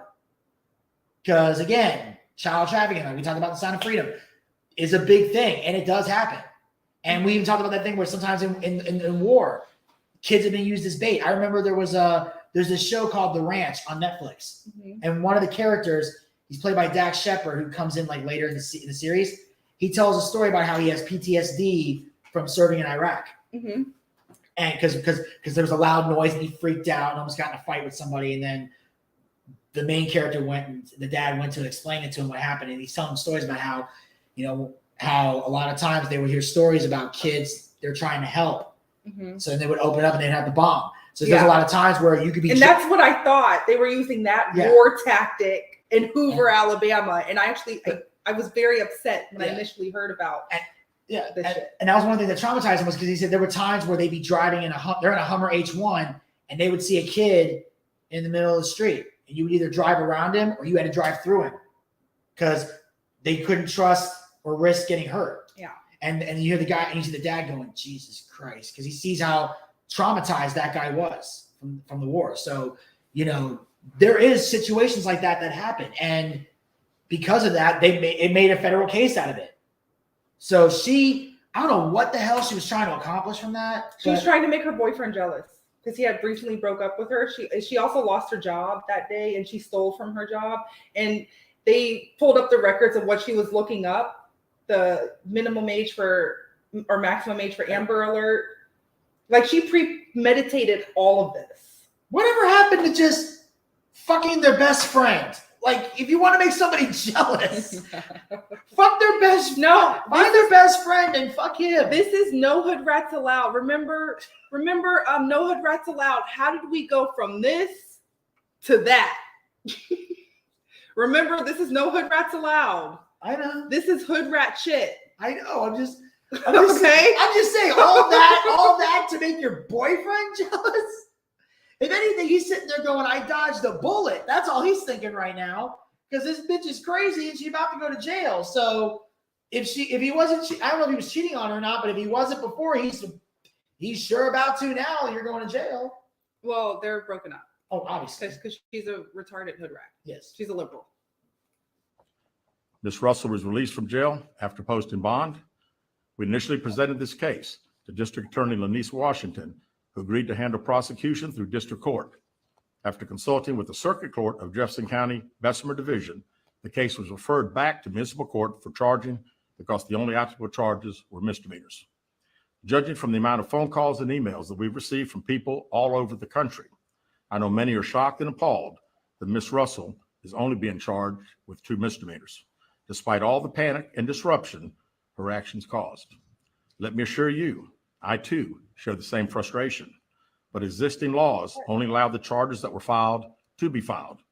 I can tell you that I will be contacting our state legislatures on behalf of law enforcement in Montgomery and asking them to look at this law applied to these facts and urge them to add an enhancement to current legislation when somebody falsely reports kidnapping or another violent crime. Thank you. Laws are getting put into place because of a hood rat. Congratulations. Yay! Finally. Hood rats. Okay. I always say hood rats bring nothing of value to society. This is the one instance where I can say a hood rat brought something valuable. At least I guess it's to Alabama, or I don't think it's federal. I don't know. think it's federal. It might Okay, not be. but at least in Alabama, you guys can rest assured that you're going to most likely get a law put into place that you can't just be saying white men are kidnapping you. Like, and this is the thing, and this is something that has been a big gripe that a lot of people have. And I said this before about, you know, people who lie about being assaulted or lie about being kidnapped or lie about anything, is the person that gets accused or falsely accused, they go through hell. Even if they're found not guilty, there are still people out there, because you're always guilty. Once you're guilty in the court of public opinion, there is no appeal to that. You can be found not guilty in a court of law, but the public can still be like, you're a horrible person. So that's why it really does damage a reputation. But there's never anything accountable held to the person who lies. They just get swept away. And we need to start having legislation, federal legislation, that allows people who lie, and I'm talking specifically people who lie. If you accuse somebody, if you get kidnapped or you get assaulted and you're telling the truth, then whoever did that to you, punish them to the fullest extent of the law. Lock them up, beat their ass, let them get assaulted in jail. I don't say that. But if someone is innocent of a crime and they were falsely accused and had their name dragged through the mud and completely destroyed, and people were giving shit for defending that person and whatever, the person who lied should be just as accountable. Because I'm going to say this right now. Here's the hot take on no hood rats allowed. No hood rats allowed! People say that sexual assault is the worst crime you can get, or CP is the worst crime that can happen. I'll give you 2 crimes that are worse than both of them. Lying about being assaulted and lying about CP. Because the liar is worse than the actual person committing the crime. Because the person actually committing the crime, they're justified with whatever punishment they get. But the person who lied damages an innocent person's reputation. So yeah, lying is worse, and the people who lie deserve just as much of a harsher punishment. So about fucking time. Yeah, I really hope we can get more of these laws put into place. Yeah. Let's continue. Oops. Because of the attention this case has garnered, we've requested Attorney General Steve Marshall's office adopt this case, and they've agreed to do so. The Hoover Police Department wants to thank everyone that assisted us from the beginning and continues to assist us in this case as we work its way through the criminal justice system. Joining me at the podium today is State of Alabama Attorney General Steve Marshall. Look how hold on, just compared to how. Thank you, Chief. Look at this. Just look how they're dressed compared to the congressman in Chicago. If anything, you want to say down south we're all hillbillies and hicks and rootinest, tootinest cowboys of the West, right? Look at how they're dressed in Alabama. He has a tie and it's all the way up to his neck. He's wearing he got the blazer on. His hair looks nice. But in Chicago, they had a conference. The aldermans, they had T-shirts. You saw that it's Wakanda. This bitch, she had a blanket on. Yeah. I'm cold. I'm chilly. Let me just drink my Wendy's. Yeah, exactly. Like it's, you dress for the job Like, that you have. Look how appropriately they are dressed. If anything, I'm like, I would rather live in Hoover, Alabama than Chicago, Illinois. Exactly. Like, and that's the thing, and that's the thing for everybody. Like, for example, like I said, like when I went to court, I put on a suit. I didn't dress like this. Like I'm dressing like this because this is my authentic pizza baby T-shirt. I'd be dressing up. Yeah, I mean, here's a funny part. Here's a funny part. The last 2 times we've done a video, I was casually dressed. The one time I dressed up at Sound of Freedom, she's casually dressed. Wait, you dressed up? I had the black pants on. You didn't see it? That was a dress shirt and black shirt. I thought Oh, you were going to be coming. I thought you were going to be coming all dressed Sunday. up. It's Sunday. I'm dressed down. No, I get it. I'm just saying. I felt so bad the last 2 times because you were dressed to the nines and I was casually dressed. But I'm casually dressed because I'm using promo shirts. Yeah, so that's why I'm doing it. This is for business. So I'm just saying that was funny to me. But I'm saying, like right now, I'm wearing a Pizza Baby shirt. I got a show next Friday. I'm wearing a suit to that. He's showing up to work. Now, if the alderman is at a barbecue and wants to dress like he dressed in the video, so be it. But you're at a fucking meeting, put on a suit, look serious. You want people to take you seriously? Look fucking serious. That's not hard to do. You can't take these people seriously. You can't. Yeah. Continuing. Begin by commending Hoover Police Department and Chief Durgis for his leadership in this investigation. Obviously, this captured Vinny's attention as a result of not only the allegations themselves, but also the concern about a possible victim and being able to return her home. The work that was done by the Hoover Police Department was monumental in its lift, and the results of that work you are seeing come to fruition today with the charges that have been levied. Also want to commend the many other men and women of both state and federal law enforcement for their work collaboratively with the Hoover Police Department in assisting in this investigation. Chief, appreciate the opportunity to be able to partner with you in this prosecution. We will dedicate a team to be able to help the city of Hoover in handling these 2 individual charges and look forward to bringing this case to fruition. One thing I would add is that we don't see this as a victimless crime. There are significant hours spent, resources expended as a result of this investigation. And not only that, but the many men and women who are civilians that wore those yellow vests on a hot afternoon and evening looking for someone they thought was abducted, trying to be of assistance. We intend to fully prosecute this case and look forward to working with the Hoover Police Department moving forward. We also would tell you that we will continue to monitor this investigation to determine whether or not there are any additional charges that need to be brought, and we'll evaluate those as the facts are presented. All right, this time we'll open the floor to questions. If you'll please raise your hand and identify yourself and your affiliation when I call. I'm CBS 42. This question for Mr. Attorney General. What is it about this case? To the level to where it was a case that you wanted to take on? We handle cases across the state. We have jurisdiction throughout for both misdemeanors and felonies. And when Chief Durgis asked for our assistance, we were more than happy to be able to assist. Is it common for you all to be involved in misdemeanors? It's not uncommon. Keith Mims, WAGG 610, 100.1 FM, Summit Media. Chief, this question is for you. Yes. What time was Carlee arrested with her attorney, and has she made bail? She has. She was processed in our facility within the past hour. Do you expect any charges to be forthcoming with her parents, or is this just all on Carlee at this point? At this point, and again, I think anything is, all as the Attorney General said, their team will also be searching through our files, and we'll find out what they say. Carol Robinson with AL.com.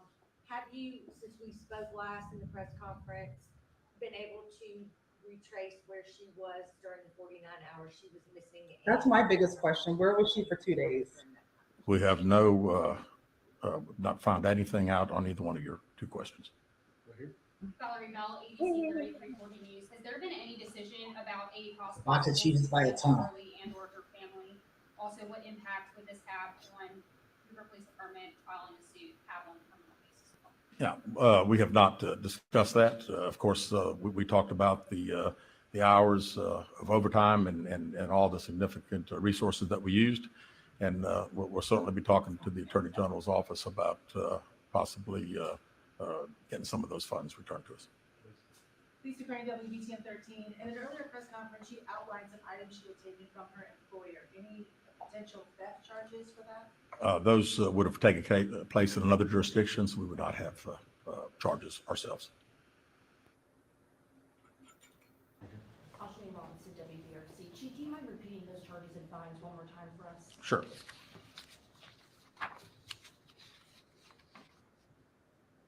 False reporting to law enforcement authorities, Class A misdemeanor with $1,000 bond. Falsely reporting an incident, a Class A misdemeanor with a $1,000 bond. Chief, I know you mentioned this the last time we were together. Just wondered if you have any update on an idea of the cost that the Hoover Police Department expended in those 48, 49 hours Carlee Russel was mentioning. And one final question, do you at this point have any more information if Carlee Russel acted alone or anyone helped her? Yeah, we have not finished, obviously, the 49 hours. We've been certainly busy since her return, so I still don't have a total on that, and we don't have any idea where Carlee Russel was for 49 hours. Chief Mims, WAGG 610. Chief, let me ask you this. Going forward, there's been a lot of concern in the community as per young black and brown females being reported missing. Would Hoover and other agencies have the same fervor going forward as they did with the case with Carlee Russel? Absolutely. This, as I said initially, our focus was bringing Carlee home, and she got home. And then our focus has been to find out if there was a kidnapping. We find out there's not. We work every case like all other law enforcement does. So I don't have any concern anywhere that would be an issue. And can I echo what Chief said? I've been in law enforcement for 27 years. Law enforcement throughout this state. I've never seen anybody interested in the color of your skin in investigating a criminal case. And I expect, regardless of your gender, your race, when that report is filed, that Alabama law enforcement is going to do its job. Good. I love how he cleared it up. Like, we're not concerned about race. You see how like the reporter or whoever asked him that's trying to like trip them up and be like racist stuff. Yeah. Like, oh my God. Oh my God. Is this still live? Let me see real quick. Last question. Ashley Robinson, WBRC. Chief, what are next steps after this? What is going to happen next? Well, right now, the Attorney General's office attorneys will start dealing with our detectives and going through case files and preparing prosecution, I presume. Will y'all be releasing a mugshot? Yes, we will momentarily. Thank you.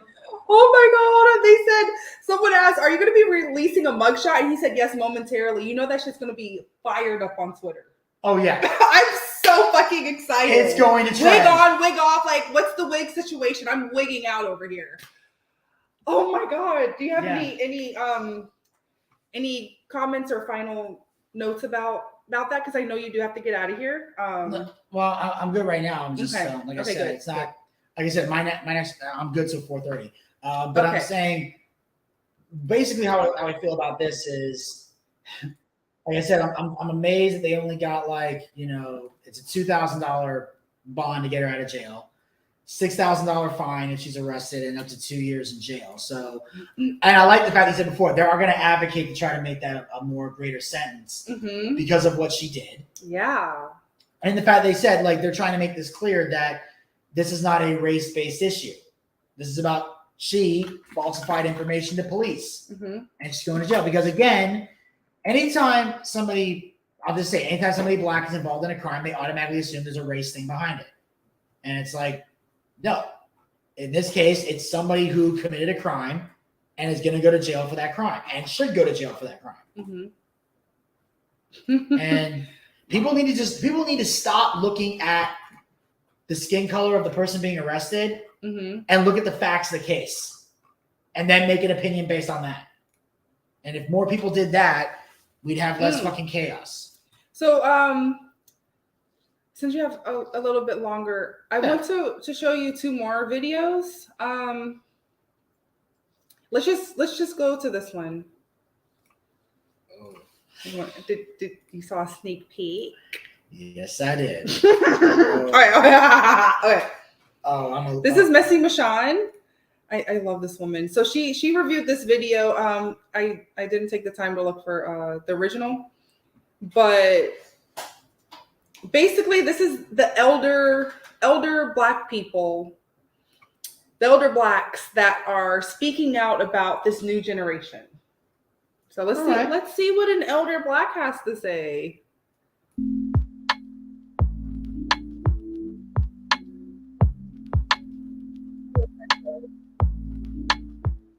Hey there, besties. Let's take a look at this. It's going to be a tough one. I'm telling you right now, it's going to be a tough one, at least for anyone that has any type of common sense or that gives a damn about any damn thing.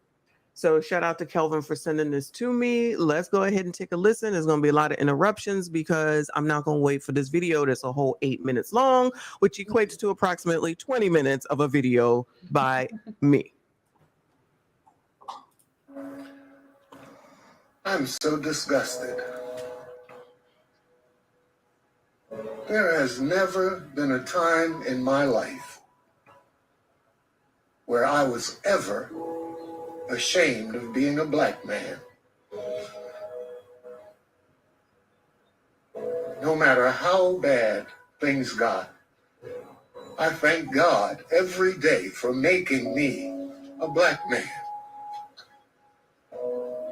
I don't feel that way anymore. I don't feel that way anymore. We're not even raising children. Well, sir, I do definitely agree with you there.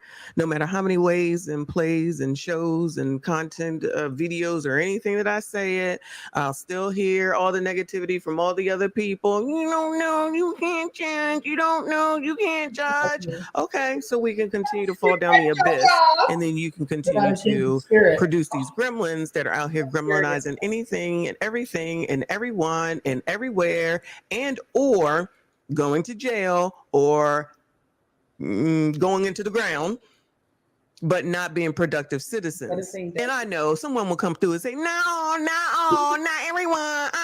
That's not true. It's true enough. It's true enough that it's off the hook. It's out of control. And then as soon as someone says anything to try to change it, y'all want to trot out racism. Y'all want to trot out racism for anything, and then you're mad because something don't work out your way. But if you had gone ahead and did the right thing, it would work out in your favor. But y'all be doing the stuff to yourselves, and then you think that I'm supposed to care that you downtrodden, and I'm supposed to do something about that? And I'm supposed to do something about that? We supposed to do something about that because you don't want to follow the rules because it's white people, white supremacy, child. Use that as an excuse for everything as well. White supremacy, discrimination, and racism to make excuses for bad behavior. Your bad behavior, your kids' bad behavior, and anyone else that you know that you know daggone well you ain't doing right. It's against the daggone law, but you're going to do it anyway just because you not going to tell me, child. You ain't fooling nobody over here. We're raising animals. Animals. Gremlins. And we feed them and we encourage them. Gremlins. And we sanction their behaviors. Gremlins. And we can't see what's going on here. Correct. I have a change jar in my house. Me too. Every day, I take the change out my pocket and I put it in that jar. When I go dump it in the machine, it's a couple of $100. Shout out to you, sir. Every day, I wake up in the morning and Philadelphia News Shout out to Philly. tells me about what happened the night that before. at least 5 people have been shot overnight. Mm-hmm. Black people. Mm-hmm. And at least 2 of them are dead. Yep. But of course, this is typical. This is the black culture. This is the culture.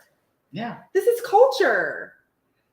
I asked the Negroes of Twitter, like, what's the black culture, the rap music, let them say whatever they want. But do you know what's happening when you're letting people say whatever they want? They're normalizing killing other black people. You're upholding, you are upholding white supremacy and Jim Crow. Stupid liberals in the inner cities of America. Congratulations. Congratulations. And you have elder black people being ashamed of being black. Yeah. They used to be black and proud. They are now black and ashamed. Congratulations, black culture. Congratulations. Also, I don't know if the title of this was to get people to trend, but there's a big pet peeve that I have that I would really like to see changed. What? Can y'all stop spelling white people YTE? It is goddamn ridiculous. Well, no, you have to, because you have to censor yourself, because that's hate speech. So you actually have to. Oh, so me, I'll put WP. Oh, so that's why they're doing that. Online, hold on. Online is very communist. We have to censor ourselves. Okay, so they're not stupid. They're just trying to bypass the YouTube algorithm. Yes, they're censoring. Okay. They're censoring I themselves. retract my statement then. I was misinformed. I apologize. No, See? you have to. That's why you gotta have. That's why you gotta have a Negro friend like me. Exactly. Now see, notice. I fucked up. I apologize. We move on. That's called civilization. Yeah, we're not going to argue and go back and forth for 3 hours. Yeah, about one statement. Yeah, my bad. Sorry. Now we can watch the rest of this. I love you so much. You are so funny. And we already know it's not just Philly. Philly is one of the many disgusting places where the gremlins are gremlinizing. Baltimore, Atlanta, New York, Memphis, Detroit, I believe you all are saying. Chicago, of course. I guess we can toss in actually DC and of course Baltimore if I didn't say it. But instead of doing something about it, all these cities she listed, the rappers love rapping about like their trigger finger. I'm trigger happy. There's actually a song I need to show you. It's called My Choppa Hates Niggas by a popular Atlanta rapper. He's like, it's something KKK, My Choppa Hates Niggas. This is what the Negroes of America are listening to. Now, I'm assuming Choppa does not mean helicopter. No, that's say hello to my little friend. Oh, okay. Sorry, when I think chopper, I think Arnold Schwarzenegger. Or the onion chopper. Yeah, that's it. Like, but I'm also thinking like Arnold Schwarzenegger, get to the chopper, like that kind of thing in Predator. That's why I think helicopter, that kind of thing. But no, it's apparently a type of gun. Even in future, another Atlanta rapper has a song called FN. And FN is a gun brand, and he mentions KKK in comparison. Like I'm telling you, these rappers are white supremacists upholding Jim Crow. They say it in their lyrics. It's blatant, right? Like, wow. bro. Like this is very disgusting. But you get people that get up on this here internet talking about what the parents supposed to do. Ignorancy adults. We live in West Baltimore, making all these excuses.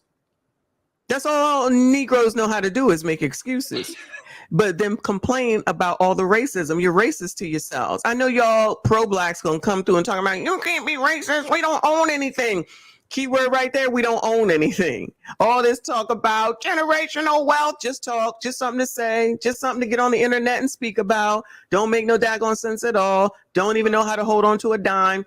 Don't even know how to hold on to a cracker, sitting around here begging everybody for something else while you out here gremlinizing, taking stuff that don't belong to you. You know daggone well you ain't supposed to do it, but you do it anyway because you didn't defund the police. So now there's no police. They don't come to your rescue. Then you mad you call it racism because they don't come to you. Forgetting the fact that you defunded the police based off of the fact of one daggone incident. And I'm not saying that it wasn't a horrific.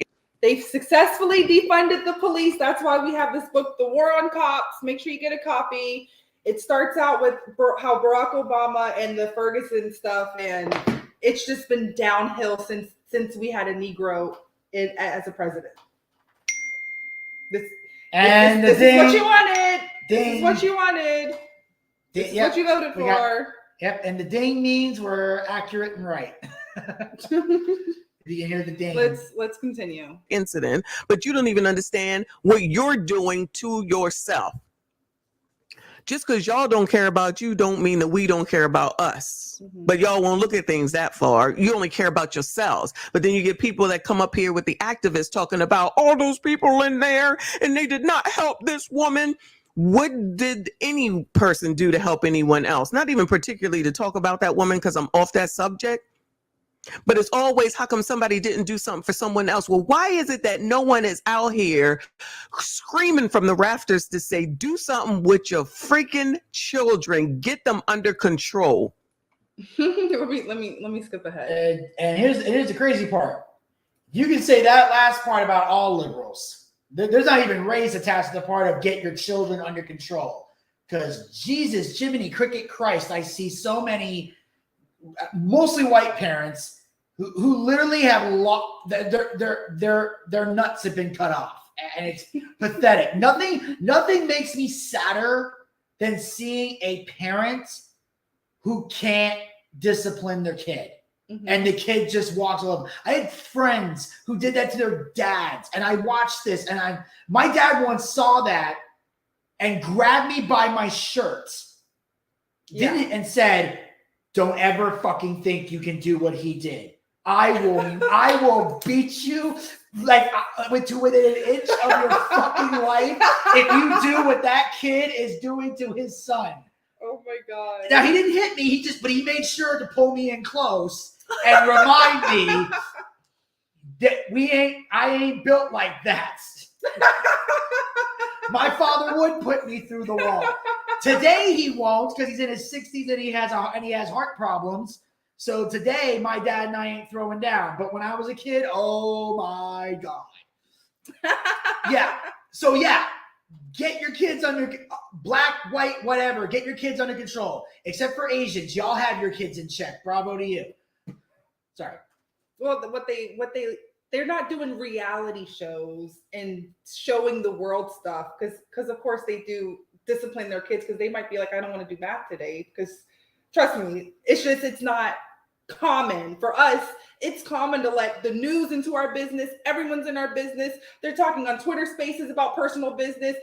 Different races are listening in, and it's just like for Black people, it's public. Yeah, and that's the biggest problem that I have. Every day. Equate that to my change job and think about it. If we're killing 2 of our own people every day in Philadelphia, 2 of our own people every week in Asbury Park, 2 of our own people every day in Washington, D.C., 2 of our own people every day in Chicago. I think it's 5 in Chicago. What are we doing? Genocide. Mm-hmm. Genocide. They love the genocide. They love nothing more than the genocide. You remember my chopper hates niggas. Remember, I don't give a fuck about you niggas. Remember 51 dead ops. Well, yeah. Well, they care about genocide if it's someone that looks like you. Exactly. If the person looks like me, it's genocide. If they look like each other, then it's Black culture. Culture, yeah.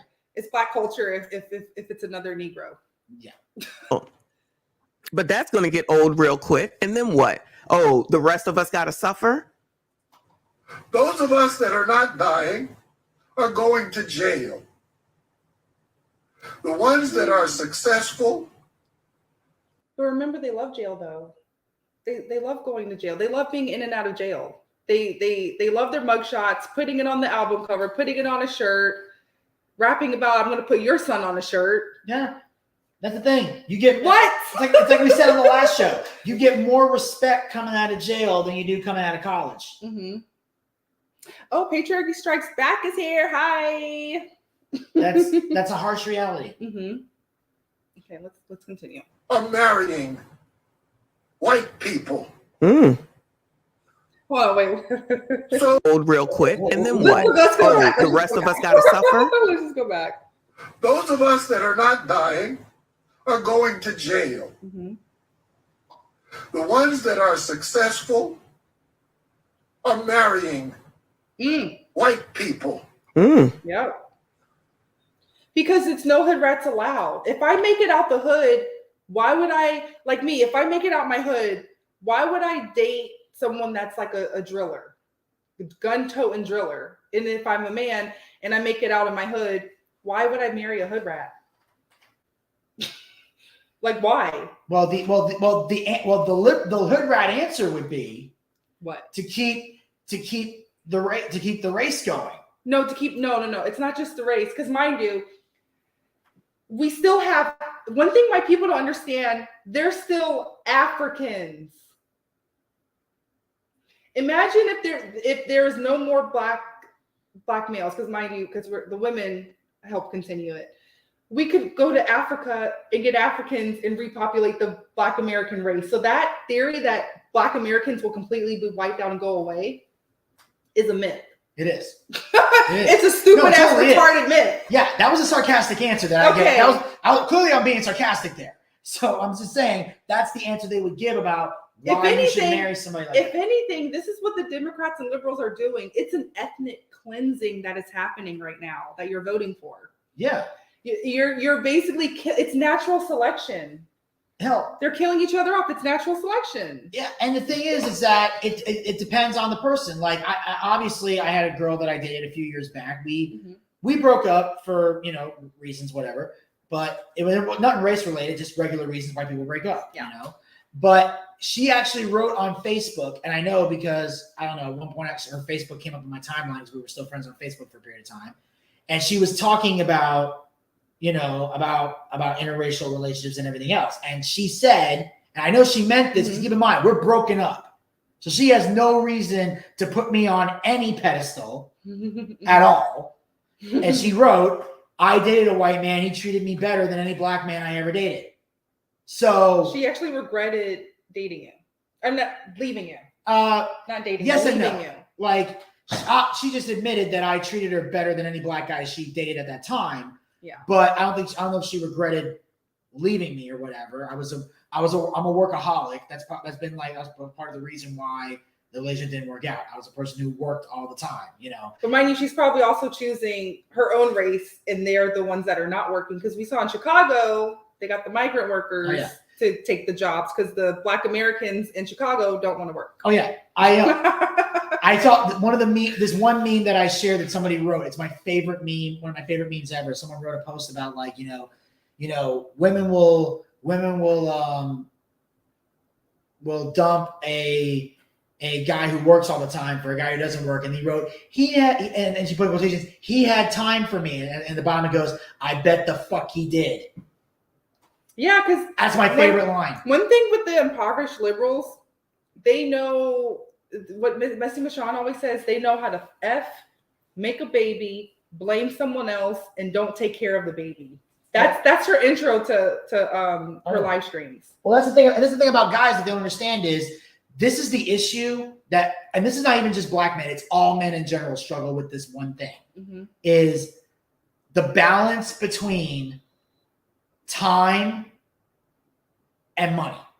And what that means is you could date a guy who makes a lot of money, but for him to make that money, he's not going to be able to spend a lot of time and we know this because we're jacks of all trades and work on multiple different stuff. We're workaholics, and it's why you and I are able to do this show together, is because we're both workaholics. We can make time to do work. We're putting out content here. So I'm saying that's the thing, is that I can give you a guy can be the provider. But that's going to he's going to spend a lot of time working to make the money necessary to be that provider. Now, at the same time, if you want him to spend more time with you, he can do that. But no, if he's spending time with you, that means there's not going to be money coming in. Because the time he could be spending making money, he's spending with you. So here's the question as a woman.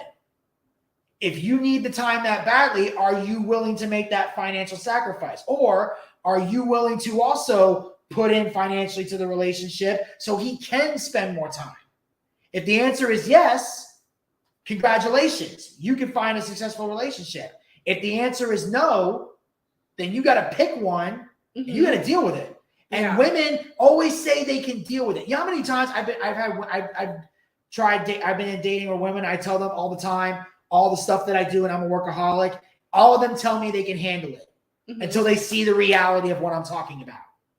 And they realize they don't even know what they want or what they're asking for. Yeah, they don't realize. Like I said, I do podcasting, I do comedy, I'm in the wrestling business, I'm doing freelance stuff. I'm working all over the place. So I can spend time, but it's not going to be a lot. So you're not going to get a lot of my time. What I can promise you is when I am spending time with you, you have my attention. And that's the best promise I can give you at that time. So the question is, can you handle it? That's why a lot of cases, entertainers tend to date other entertainers or marry other entertainers, because they are the only ones that fully understand Yeah. that process. The work ethic that goes into it. For sure. Let me continue. So you have a bunch of us killing ourselves. You're locking the rest of us up. And the others are marrying out of the race and having mixed children who will marry white women and have less mixed children who will marry white women and men and erase your behind. Facts. And all we do is get balloons and pictures and make murals. I always say they love planning a baby shower, they love planning a funeral, and a coming home party from jail. That's basically what he's saying. Yeah. They just get pictures and balloons and shirts. He's basically describing Black American culture. Yeah. In a nutshell. Yeah. Well, impoverished, liberal Black American culture. Yeah. Because Black conservatives, we're not going through none of this shit that we review on this channel. Exactly. Mm-hmm. And we think that we are celebrating somebody. What we're doing is advertising our ignorance. What we're doing is encouraging our own self-destruction. Latex, balloons, all these balloon releases, that might be something else that we should be looking to invest in, y'all. I'm just saying, like, listen, I'm not trying to make light of none of this, but I'm tired of it. Y'all already know, I'm sure y'all are tired of it. But shout out to this man for saying something. Now, you know, ain't nobody gonna listen because all these people just think they know everything, and you know, you not gonna tell me. Which might as well be the daggone anthem of Negroes at this point. Where are the adults Yeah. that are raising these children? Right? Today, I just got back from Home Depot. While I'm in the car, my wife gets a call that some young boys was looking for another young boy, couldn't find him, so they killed his mother.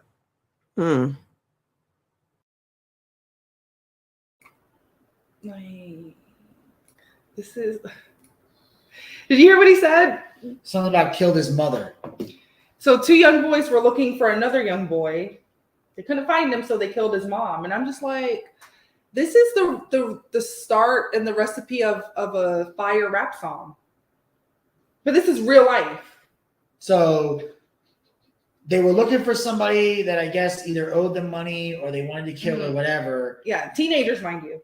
And because the kid wasn't there, they killed the mom. Yeah, this is also, I've heard this in many rap songs, so that's why I'm like, they're just they're just rapping about their environment. Just let them do it. What? So the mom who did nothing gets shot. Oh, it's God. Basically Oh, dear God. Swim with the Fishes, a mafia mob shit that's being portrayed in my community. Jeez. Like executions, public executions, kidnappings. This is Jesus. But no. But that is very barbaric. And what actually they say that's white people stuff. White people shoot up the schools. White people this, white people that. Okay. Yeah. Well, let me. Well, as an Italian who actually knows mafia shit, let me talk to you. Here. The mafia would, even if someone owed them money and we wanted them dead, we're not killing their mother. We're not killing anybody else. We're going to go find out where this fucker is and we kill him. Okay? And you will take years to find him if you have to. Yes.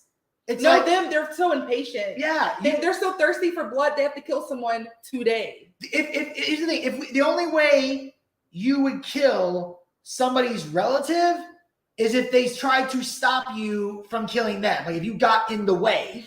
But if we found you like on the streets, that's it. You're dead. If you're not at the house, it's like, oh, I'm sorry, man. We'll come back later. We won't even say why we're there. We'll just be like, hey, Yeah, I said, I'm sorry, ma'am. Sorry.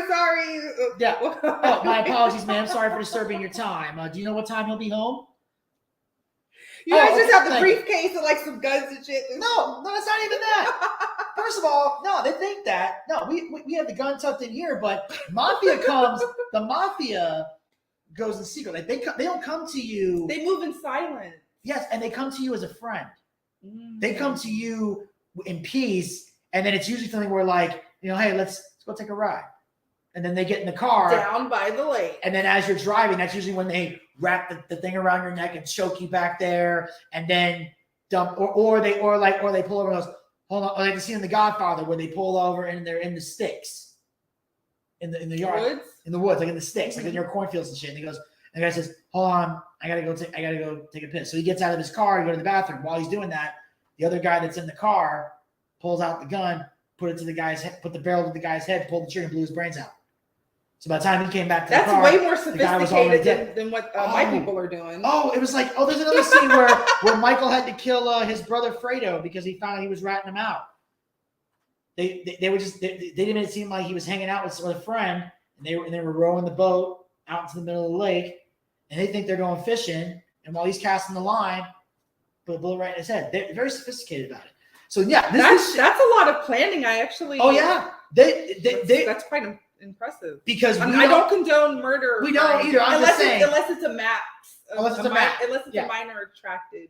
Yeah, bats for maps. But I'm just saying that's why when people act like, oh, this is mafia shit. No, y'all are taking the basic part and not understanding that mafia, we kill with a purpose. We don't kill for no reason. No, my people kill for no reason. That's what I'm saying. That's why you ever hear if you ever watch a mafia movie and they say, you killed my father. Why did you kill my father? And they go, it's business. That's all it ever is. It's business. It's never personal. It was business. You're taking it personally because it's your dad, but we did it. It was a business reason. No, an American Negro would be like, just because you asked me that stupid question, off with your head too. Exactly. Like, fuck, Jesus. It's insanity. In Philly? We're damn animals. Animals. Nobody has to do anything else to us Facts. because we're doing it to ourselves. Absolutely, sir. For God's sake.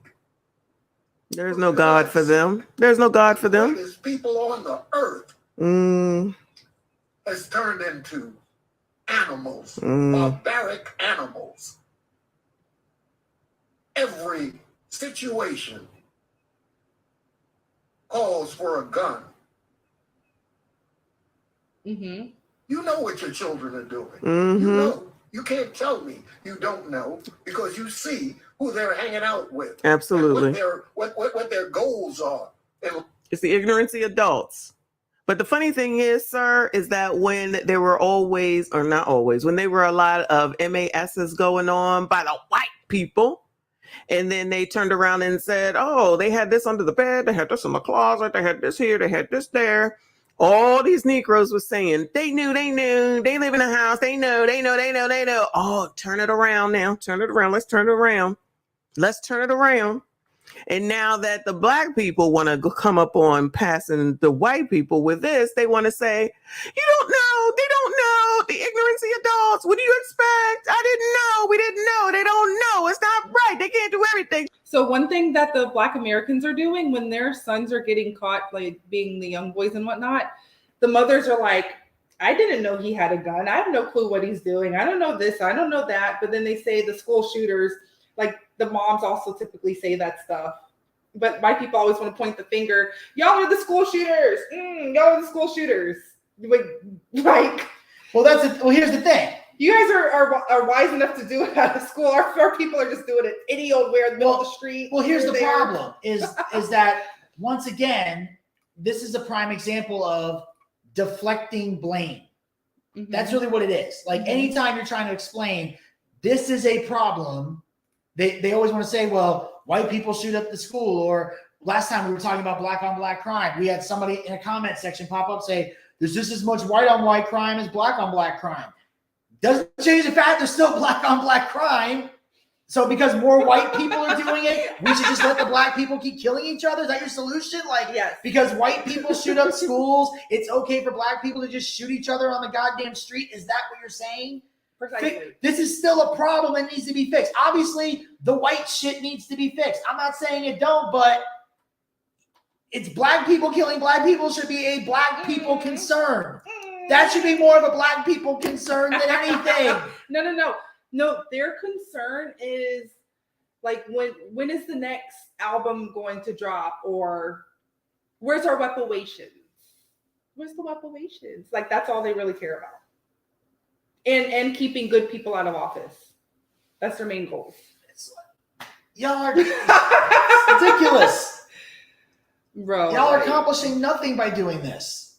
No, the Liberal Party is the definition of insanity. Yes. She was at work. All the excuses you can find now that the light is shined on y'all. And now, oh my God, no, we didn't know. Oh my God, I didn't know. And you sanction that crap, and you allow it. And we're destroying ourselves. Genocide. Genocide. I'm so ashamed. I am so ashamed to be a black man today. Because I came from a time when black men were real men. I come from a time where no matter what our situations were, we took care of each other. I come from a time when those same people are upset about we take care of each other in a small town. There's no taking care of each other anymore. Exactly. At all. Could say it loud. I'm black and I'm proud. I was black and I was proud. Not anymore. Not anymore. I am so ashamed of the ignorance in my people, the will and the ability to destroy each other and think that that's really doing something. You better get a grip and realize who the real enemy is. You better get a grip. Oh no, you're called an Uncle Ruckus and an Uncle Coon if you say that your own people is the real enemy. You can't point out who the real enemy is. The enemy is the boys in blue. The real enemy is the white man sitting next to me. Yeah, apparently. Like literally, if a BLM supporter walked in here and wasn't expecting to see a white man, their heart rate would start just racing because they think you're the enemy. But then they go to the hood where all the drilling, killing, and drug dealing is happening. Oh, it's rainbows and ponies and fairy tale land. They love it. Yeah. They fucking love it. Yeah, because they feel and it's mostly because it's especially white liberals. Again, it's all about the guilt. They don't want to feel guilty about going into a black neighborhood and automatically feeling unsafe. And here's the thing. I've been in black neighborhoods. There's times where I've been in a black neighborhood and everything was cool. Nothing bad happened. Everything was fine. Hung out, spoke to people, whatever. I've been in black neighborhoods and shit has gone down. I had a guy almost carjack me. I damn near ran some people over to get the fuck out of a gas station. Thank God I've never seen shit go down. I have. So I'm saying there are stereotypes that are true. There are stereotypes that are not true. And I base every stereotype I've ever believed in has been based on one thing and one thing only. And that is life experience. Yeah. Not the media, not TV or movies. Shit I have fucking seen. So you can sit here all day long and tell me that's not true, that's not true. I've fucking seen it. With these glasses on. Well, not these particular glasses. I just got these about a few months ago. But even with glasses on, I've seen it. I know what's true and what isn't. And like I said, they're wrong to judge people. But here's the thing. The one time you don't judge, I guarantee you is the one time shit's going to go down. I've said it before and I'll say it again. Rather be alive and racist than dead and tolerant. Bro, what the and realize who has conditioned you to do what you're doing to your own people. Oh no! You know who can condition them? It's the rap music. After this, we're going to analyze a random rap song. RRS. Who conditioned you? Like when I get back into these streets with my reporter mic, I'm just gonna be like, so why do you guys glorify killing each other? And then that's because it's part of the culture. I don't know. I'm just making shit up. That's when I'm gonna need the bodyguards to prevent me from beating them over the head. That's not culture. You stupid Negro. The fuck is wrong with you? So, okay, we're gonna have to do media training for me. I need to do the media training because I cannot. I have a college degree in public relations. Okay. I can totally help you with this. I cannot. I don't know if I can handle this shit. I'm gonna have to keep my cool and be professional like Candace Owens. I've been trained in public relations, so I know how to help. I had a great teacher. He was my mentor before I met Larry Weiss. I'm gonna need people that's gonna have to hold me back. I'm not even worried about the niggas in the hood trying to kill me. They need to be worried about me telling some shit to them. Batty, you got to remember, if you want to get interviews, you have to be approachable, or no one will interview with you. I was gonna be like, Urgh! we can't blindside people. That's what the liberals do. We're better people than that. I know. We're better people than that. I know. But let's continue, guys. Genocide. Please. I feel like I heard this in a Spike Lee movie before. But here's the thing, sir. I don't disagree with you. I'm not going to say that, Spike Lee is out here having interviews saying racism is still slavery is still the issue, the problem. Yeah, Spike Lee. Actual Spike Lee. Spike Lee is 50 Shades of fucked in the head. And has been his whole career. I mean, look, he's made some great movies. I'll give him credit for that. He's a great director. But part of the reason his movies are good is because mentally he ain't there. As far as he's concerned, racism will never die in his eyes. And why wouldn't it? He's profited off of it. Mm-hmm. Every movie he's had is about racism and black stereotypes. He needs that to continue, or he can't make any more movies. He'd actually have to make a movie about sunshine and rainbows and lollipops. And he ain't the sunshine, rainbow, lollipop filming type. Wow. Let's continue. You feel how you feel, I feel how I feel. I'm still proud to be black. I don't associate with that crap. I ain't got nothing to do with it. I don't know people like that. I ain't got time for crap like that. Y'all keep that where? Over there, okay? And I know that they're going through anywhere and everywhere. I got it. I get it. But the people I know don't act like this. Don't talk like this. Don't live in places like what we've seen, because I would never associate myself with that. And you people, not y'all, but some of you TBBs and some of your men will think that I think that I'm better than anyone else, which is not even the point in the case of any of that. It's just that I choose to work hard so that I don't have to live like that. I choose to go to work every day. I choose to have a business or two. I choose to invest. I choose to save money. I choose to teach my children. I choose to have good credit. I choose to go ahead and spend appropriately. Yeah. I make choices that put me in a better situation. You make choices that put you in a not good situation. I raise my children. I still raise my children. I'm still here for them. I teach them the same. That's fast forward. Please. I'm asking parents, talk to your children. I'm asking brothers that got more sense than the ignorance out here to please do something other. Do something other than paint people's pictures on your t-shirt and go to their funerals. Do something other than rest in peace on Facebook and never forgotten. No, that's what they love. That's black culture. This man is crying about black things that are glorified in black culture. Yeah. Well, yeah, that's because he's wanting it.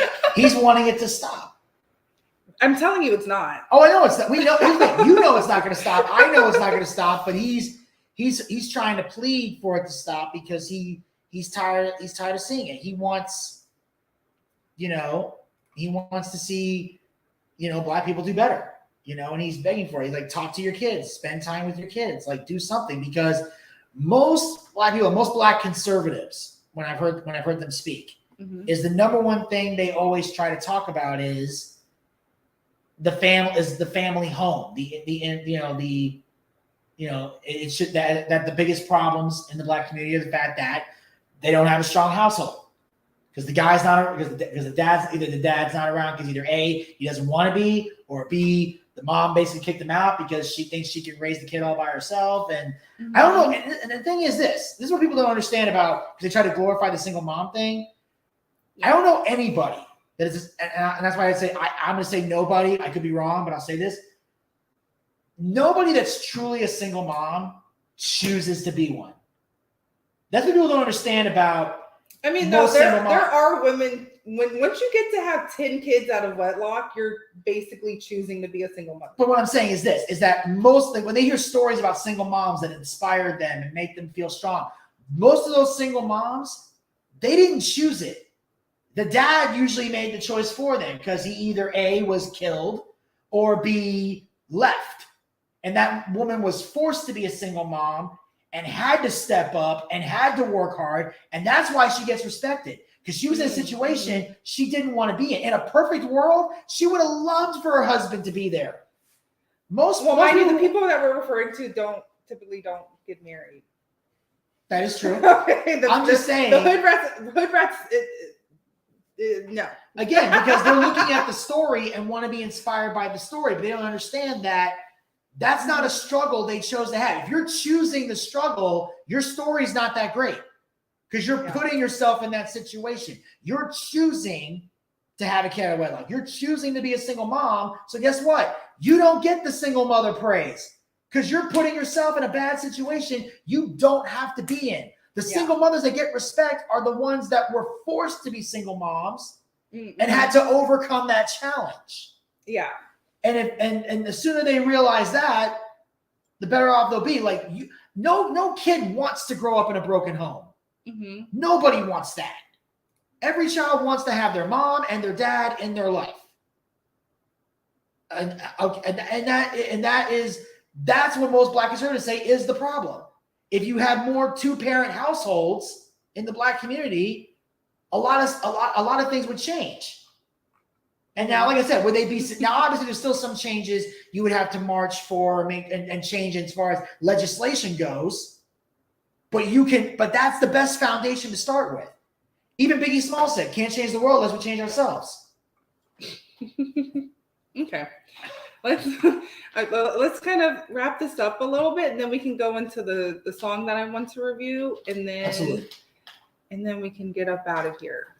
Fruit, the slowest route, the easiest, but it's what I want. I think, okay, that's it, because then she's just going to talk the rest while playing this. So let's actually, yay, now we can get to the song that I want to review. So here we go.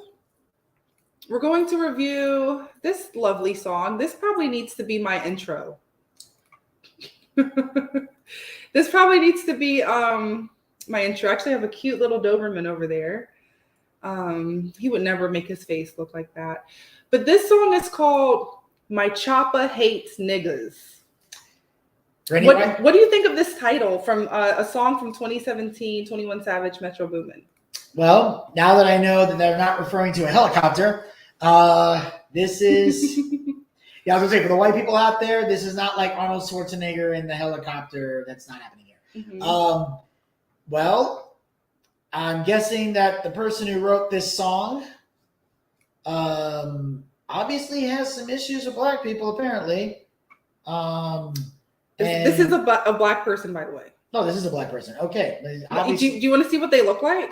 His name is 21 Savage. Oh, God. Do I want to know why? Oh, dear God in heaven. Yep.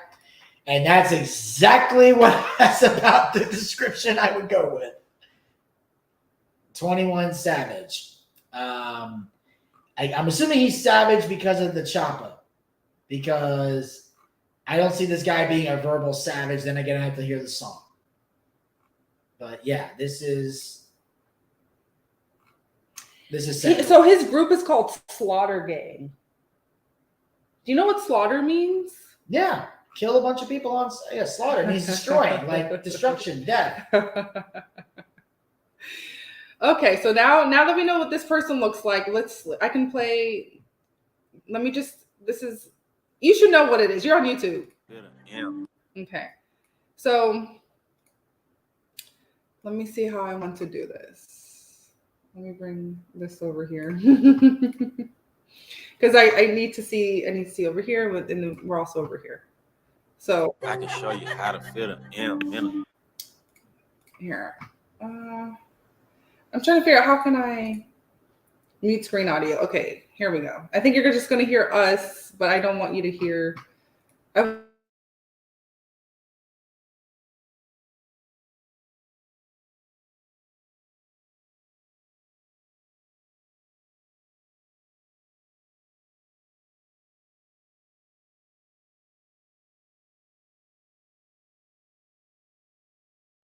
So this is how we start the song out, right? Let me see. How do I want to do this? This is how we this is how we start the song out. This is Slaughter Gang shit. We knife talking. He also has a song called Knife Talk. So not only do they have choppas, they have knives, right? He says, I ain't making no diss songs. We be white chalking, meaning bodies are dropping on the floor and the police back to blue are putting white chalk around Negro Americans, There's right? the chalk outline. I'm familiar with the chalk outline. Yes. So he goes on to say, I hang around a lot of gang banging ass niggas. I'm telling you, this gang banging stuff. So right now we're looking at the lyrics. So this gang banging stuff, just so you know, this is their mob. This is their mafia. This is their Italian mafia shit. Yeah. He says, Crip, blood, blue or red, what you bang, nigga. You might got a pistol, but this stick is way bigger. Right? I call it KKK because my choppa hates niggas.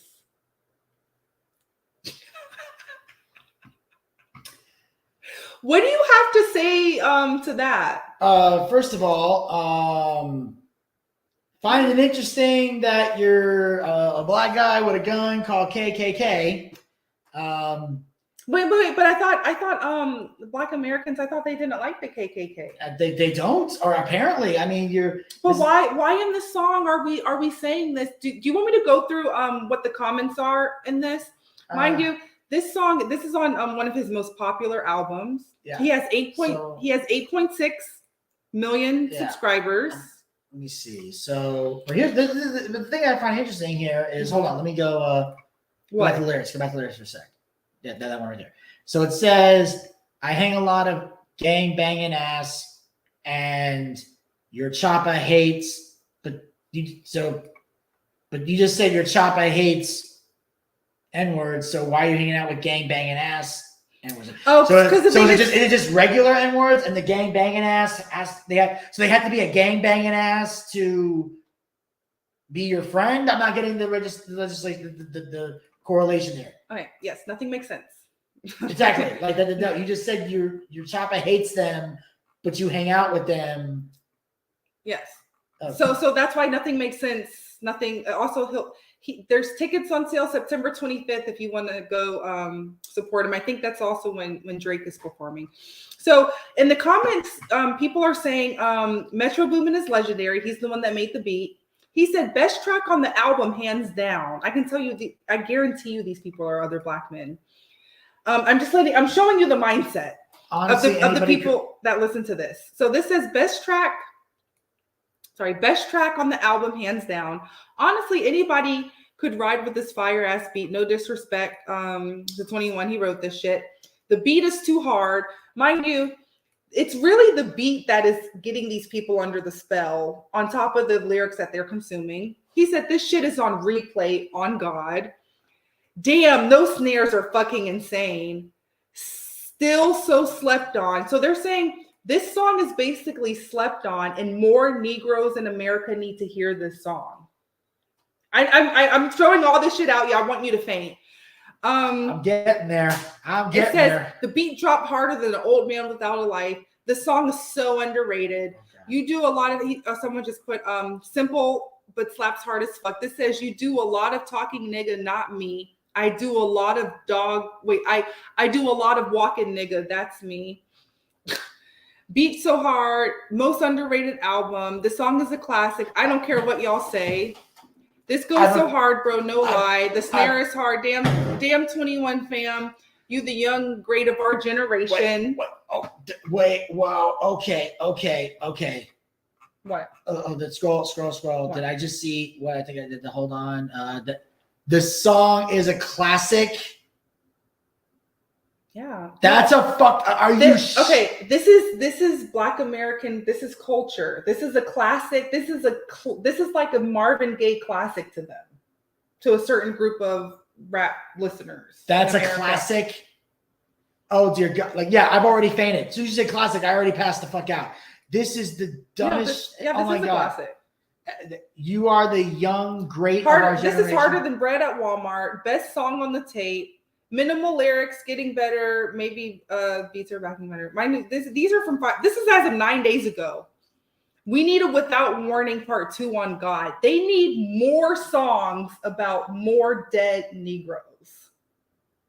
This one is bloody. Fire, fire, fire.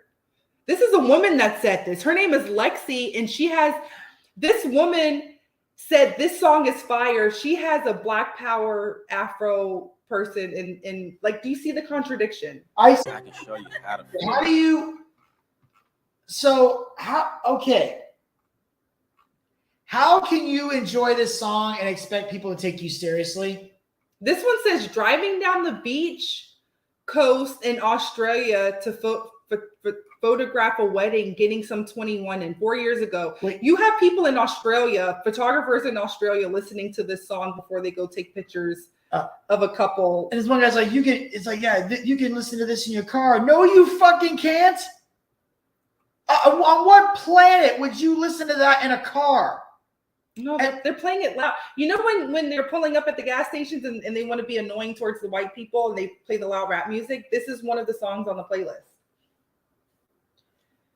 And that's why people just are looking like that by people. It's like, God. What's wrong? What's happening? Right?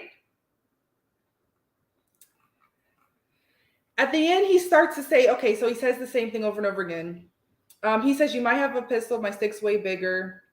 But he says at the end, Nightmare on Elm Street, it's a Nightmare on Elm Street. Nightmare on Elm Street, I feel like Jason, Friday the 13th with a hockey mask, Nightmare on Elm Street, Chop Hates and Wait. Hockey mask with the point. What the hell is a 223? That's probably a bullet type. Do you think?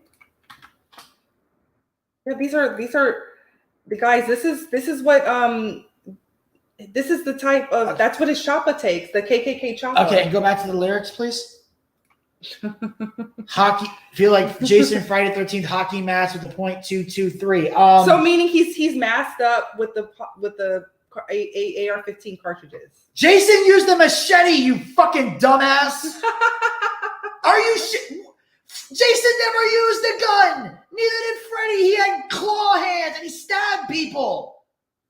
None of the horror people used the only person that used the gun was Ghostface, but that was only after the Ghostface took the mask off and it was a regular person. Then they used the gun. You want to know what he also said? He said, finna open up a morgue, all this damn beef, chopper with the sword, Game of Thrones, .223.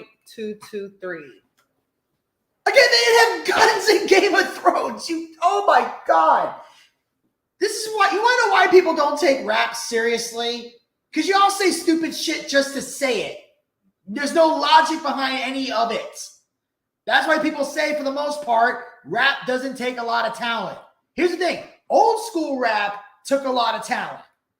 The rap that's out today takes notes. Basically back in the 90s and then 80s, 90s, and 2000s, when people talked about rap being trash, back then it wasn't. Today it fucking is.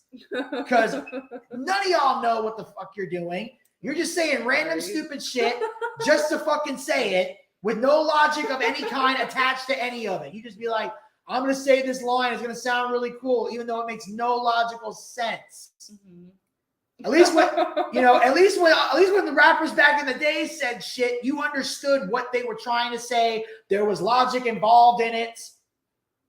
Even a song like Fuck the Police had freaking logic attached to it. Nothing y'all say has any logic. You're just bragging about killing people. No, well, other Black Americans specifically. Yes. And also, here's the thing. I'm going to let you on a little secret. Killing someone with a gun does not take skill. Unless you're like a sniper and you're trying to shoot somebody from miles away. And here's the funny part. When most of y'all shoot people, you miss 90% of the time. Yeah, because the thing is, they don't believe in going to the range and doing target practice. Their target practice is actually at gas stations. Yeah, you kill everybody but the person you're trying to kill.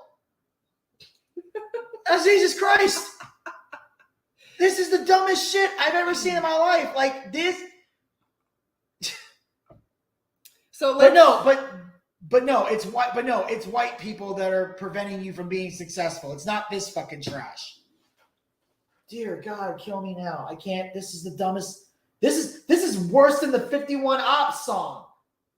This is worse. I keep the 51. This is freaking worse. Jesus Christ. So at least that had a theme. This guy's just spewing gibberish. Yeah, just to reiterate,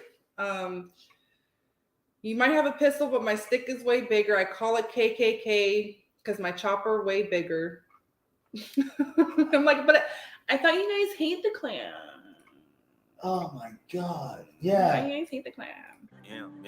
Yeah, but this is bars. Hey, nigga, hang around. Look, here, just let's see if we can play. Hey, nigga, hang around. Hey, nigga, I call it KKK because my chopper. Hey, nigga, hang around a lot of gang banging. Jesus Christ, you can't even under. Thank God we have the lyric sheet. I can't understand. Like, literally, wait, you don't even know what he's saying? Without the lyric list, no. This guy's literally like, out of bed songs, that of better said, bottom know it. You and need then to pick I a read rap a song. better song, little song, and I went to the street, got myself some milk from the grocery store. I can't say the goddamn word you're saying. Literally, this is the mumble rap crap that nobody wants to buy because it's just no freaking nonsense. Did you see he's going to be at State Farm with Drake on the 25th? Oh my God! If he has songs with Drake. No, he is a humongous Atlanta artist. Remember, we saw the pictures. This is a humongous artist. Oh my God! If you waste your money on a ticket to this thing, you're fucking stupid. I can't. I don't know what to tell you. Also, I'm seeing Call of Duty adds Nicki Minaj, Snoop Dogg, and 21 Savage as playable characters. He's glorified. He's in Call of Duty. Okay, 21 Savage. Okay, Snoop Dogg. I somewhat get. What did Nicki Minaj? Well, because the Barbie stuff and Pink and just promoting the agenda. Oh my God! You're putting them in. Well, you know what? I'm not even surprised anymore. They got Ronda Rousey as a downloadable character in some RPG game, and they've downloaded the Ninja Turtles into the Mortal Kombat game. They got like Superman, Batman, all crazy shit. So I guess that doesn't surprise me anymore. Yeah, this person is this guy's absolute trash, and he's performing at the State Farm Arena. You're done. If you buy a ticket to this, you're wasting your money. No. He has. I honestly like some songs by 21 Savage. Oh. But it's all the same shit. It's just dead niggas in every song. Well, I don't know. Maybe he has one where he speaks competent, where I can understand a damn word he's saying. But dear God, that song is terrible. That is a god awful song. Never mind the lyrics. I'm just talking about the fact you can barely understand a damn word he's saying. Jesus Christ. He is living proof that rap takes no talent in 2023. Or in 2017, whenever that came out. Or maybe 2023. I don't know. Dear God, that was horrible. This is actually his biggest song. This is his biggest song, No Heart. Like no heart. Like let me just put it on mute. I hope it's on mute. But like you can just look at it. 40 ounces, wife beaters, front of the gas station with the bars. Grade started playing football. Then I was like, fuck the field. 9th grade, I was knocking niggas out. Nigga like Holyfield. Fast forward, nigga 2016. And I'm screaming, fuck a deal. Bad.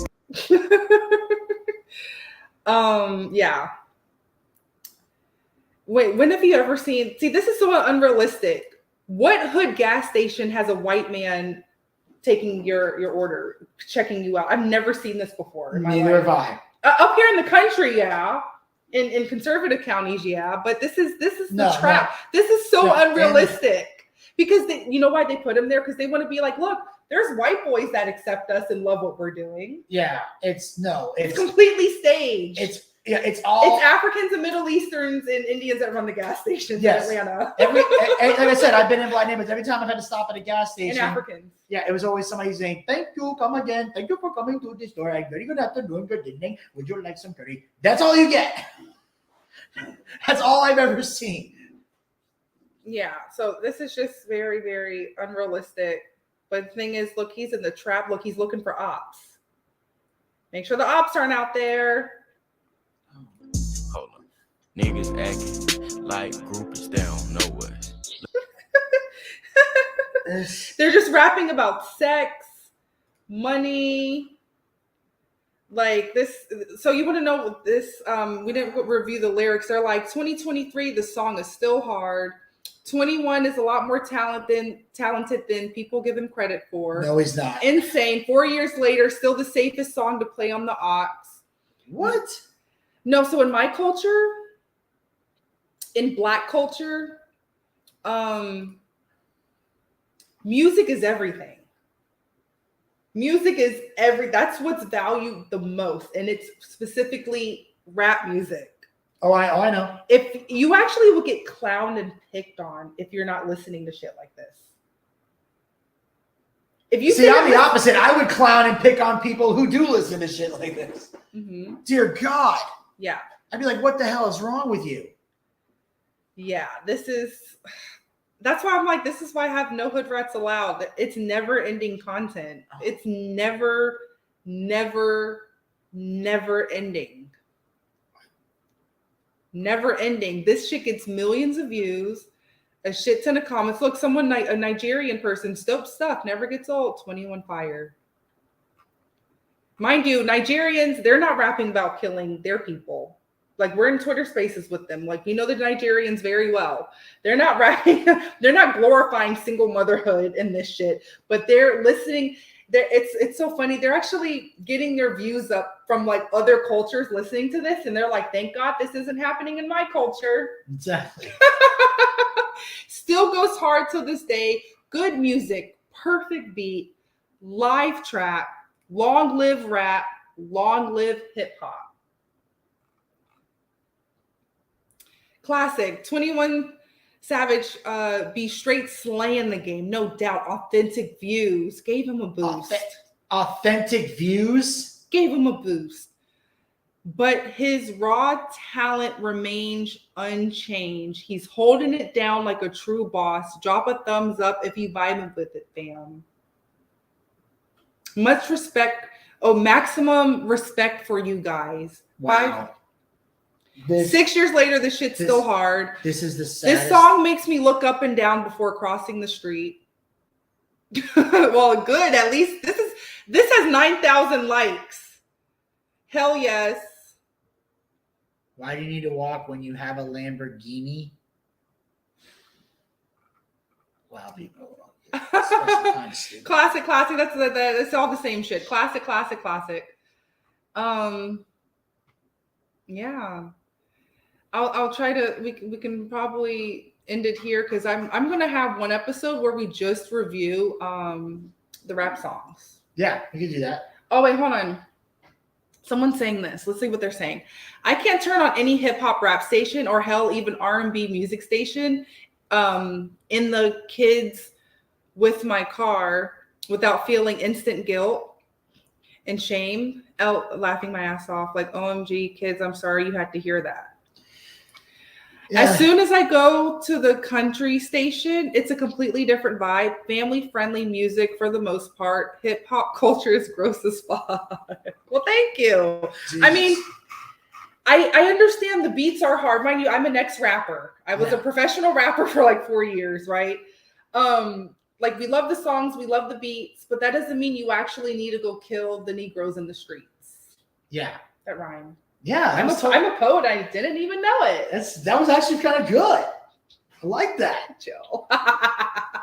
Thank you so much for your comment. Love URL Archie. Thank you so much. Yes. You came just in the nick of time because I was about to dip up out of here because my black ass heart can't handle this too much longer. I'm a newfound conservative. Make sure you follow Leaving Blackistan, Goth Batty, Vinny the Bucci, Booch podcast. Like I love this. This is a great comment to like leave out to.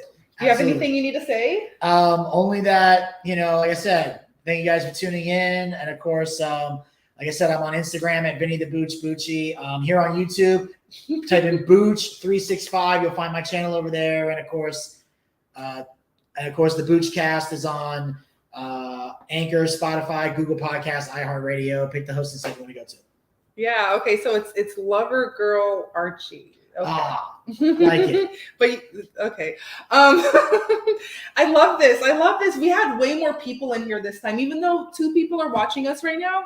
I have 1 person on Goth Batty Twitch and 1 person on Leaving Blackistan. Thank you for the 1 person that's been here. I've seen you this entire time. I really, really appreciate you. I wonder if it's the Archie person. I think so, because YouTube. Thank you so much. Also, we have the Pirani the Gamer. Yes. Pirani. I don't know. I can't read. I'm illiterate. I have Chat GPT reads everything to me. I'm joking. But thank you so much. Please get out of Blackistan. It's not healthy. It's not vegan. I'm here to show you all the crazy shit going on in Blackistan. I was lost in Blackistan for 30 years and I recently got out. And now I'm here to save my people. Whoever wants to get out, if you don't want to get out, continue being a hood rat. I'm not going to stop you from being a hood rat. I'm not going to stop you at all. Let's go out. Let's go out with our 51 dead ops. Song. Oh wait, do we have a message? What are these pops? I need to figure out what these pops are. We need to go out. We need to go out with a bang. Getting out, girl. It's not for me. Yes, get out of Blackistan. Yes. Get out of Blackistan. Like, I'm so serious. Like, people think that this shit is a fucking joke. Get the fuck out of Blackistan. Like, get out. Before it's too late. It's never too late. It's never fucking too late. No, it's not. Let me see. 51. I have this shit on fucking repeat. Give me a second, guys.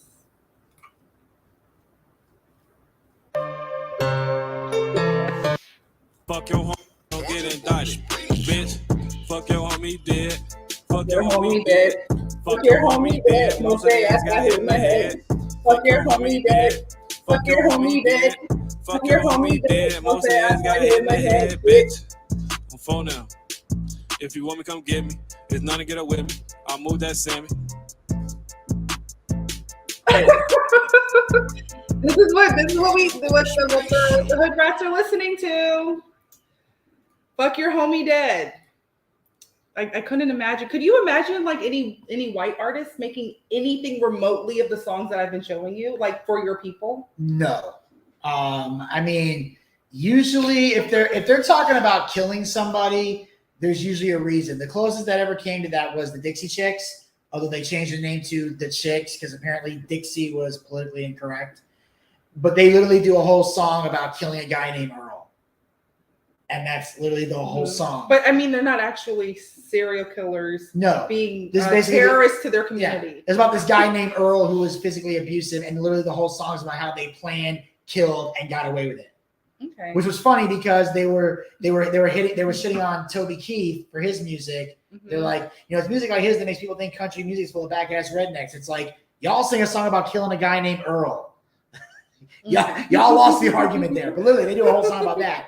But mostly it's other things like that. Usually it's songs about like, heartbreak or anything like that. Usually if somebody's in a fight, it's because there's a reason for the fight. It's not just I'm walking around being gangster. Do you know what this says? Oh, on phoneme. Do you know what that means? No, this sounds like Nell from Jodie Foster when she played Nell, and you couldn't understand what she was saying because she. I know what it says. It says it means. I think it says it means on phoneme. You know what? If someone are you saying on phoneme? Do you know? Do you know what? That's all I'm thinking when I hear this. No, but do you know what on phoneme might mean? No. I'm assuming it's someone named Foe, and you're talking about someone named Foe and them. On phoneme. Okay. I love. I mean, it is a southern thing. Like, how's your mama name? Yeah. Y'all come back now. You hear? On phoneme grave. On phoneme grave. On phoneme grave. I don't. Everything's just that. So the thing is, I'm Goth. Like, if you just see in my house, like, let me just show you guys real quick. Like, in my house, I'm Goth as shit, right? I'm Goth as shit. I got all this shit going on, all this Goth shit. The power of Christ compels you. And the thing is, like, you would think, like, the Black community, they're the actual Goth ones. It's always death, murder. They're always at a church and shit. They're always planning a funeral. My people are the Goth ones. Then I get picked on for being Goth. Now it's like our culture. Yeah. Okay. Goodbye. See you guys. Oh man. Oh, hold on. Say hi, Laurent. This is my without warning. Speaking of 21 Savage, I have a European Doberman. Also, I'm still unpacking. Don't judge. Say hi, Laurent. Say hi. Look, he's going to his bed. Say bye, Laurent. I love you. I love you. Okay, he's very sweet. I don't know. I'm actually pissed. 21 Savage used a Doberman. They are like the sweetest ever. Okay. Yeah. Bye, guys. See ya.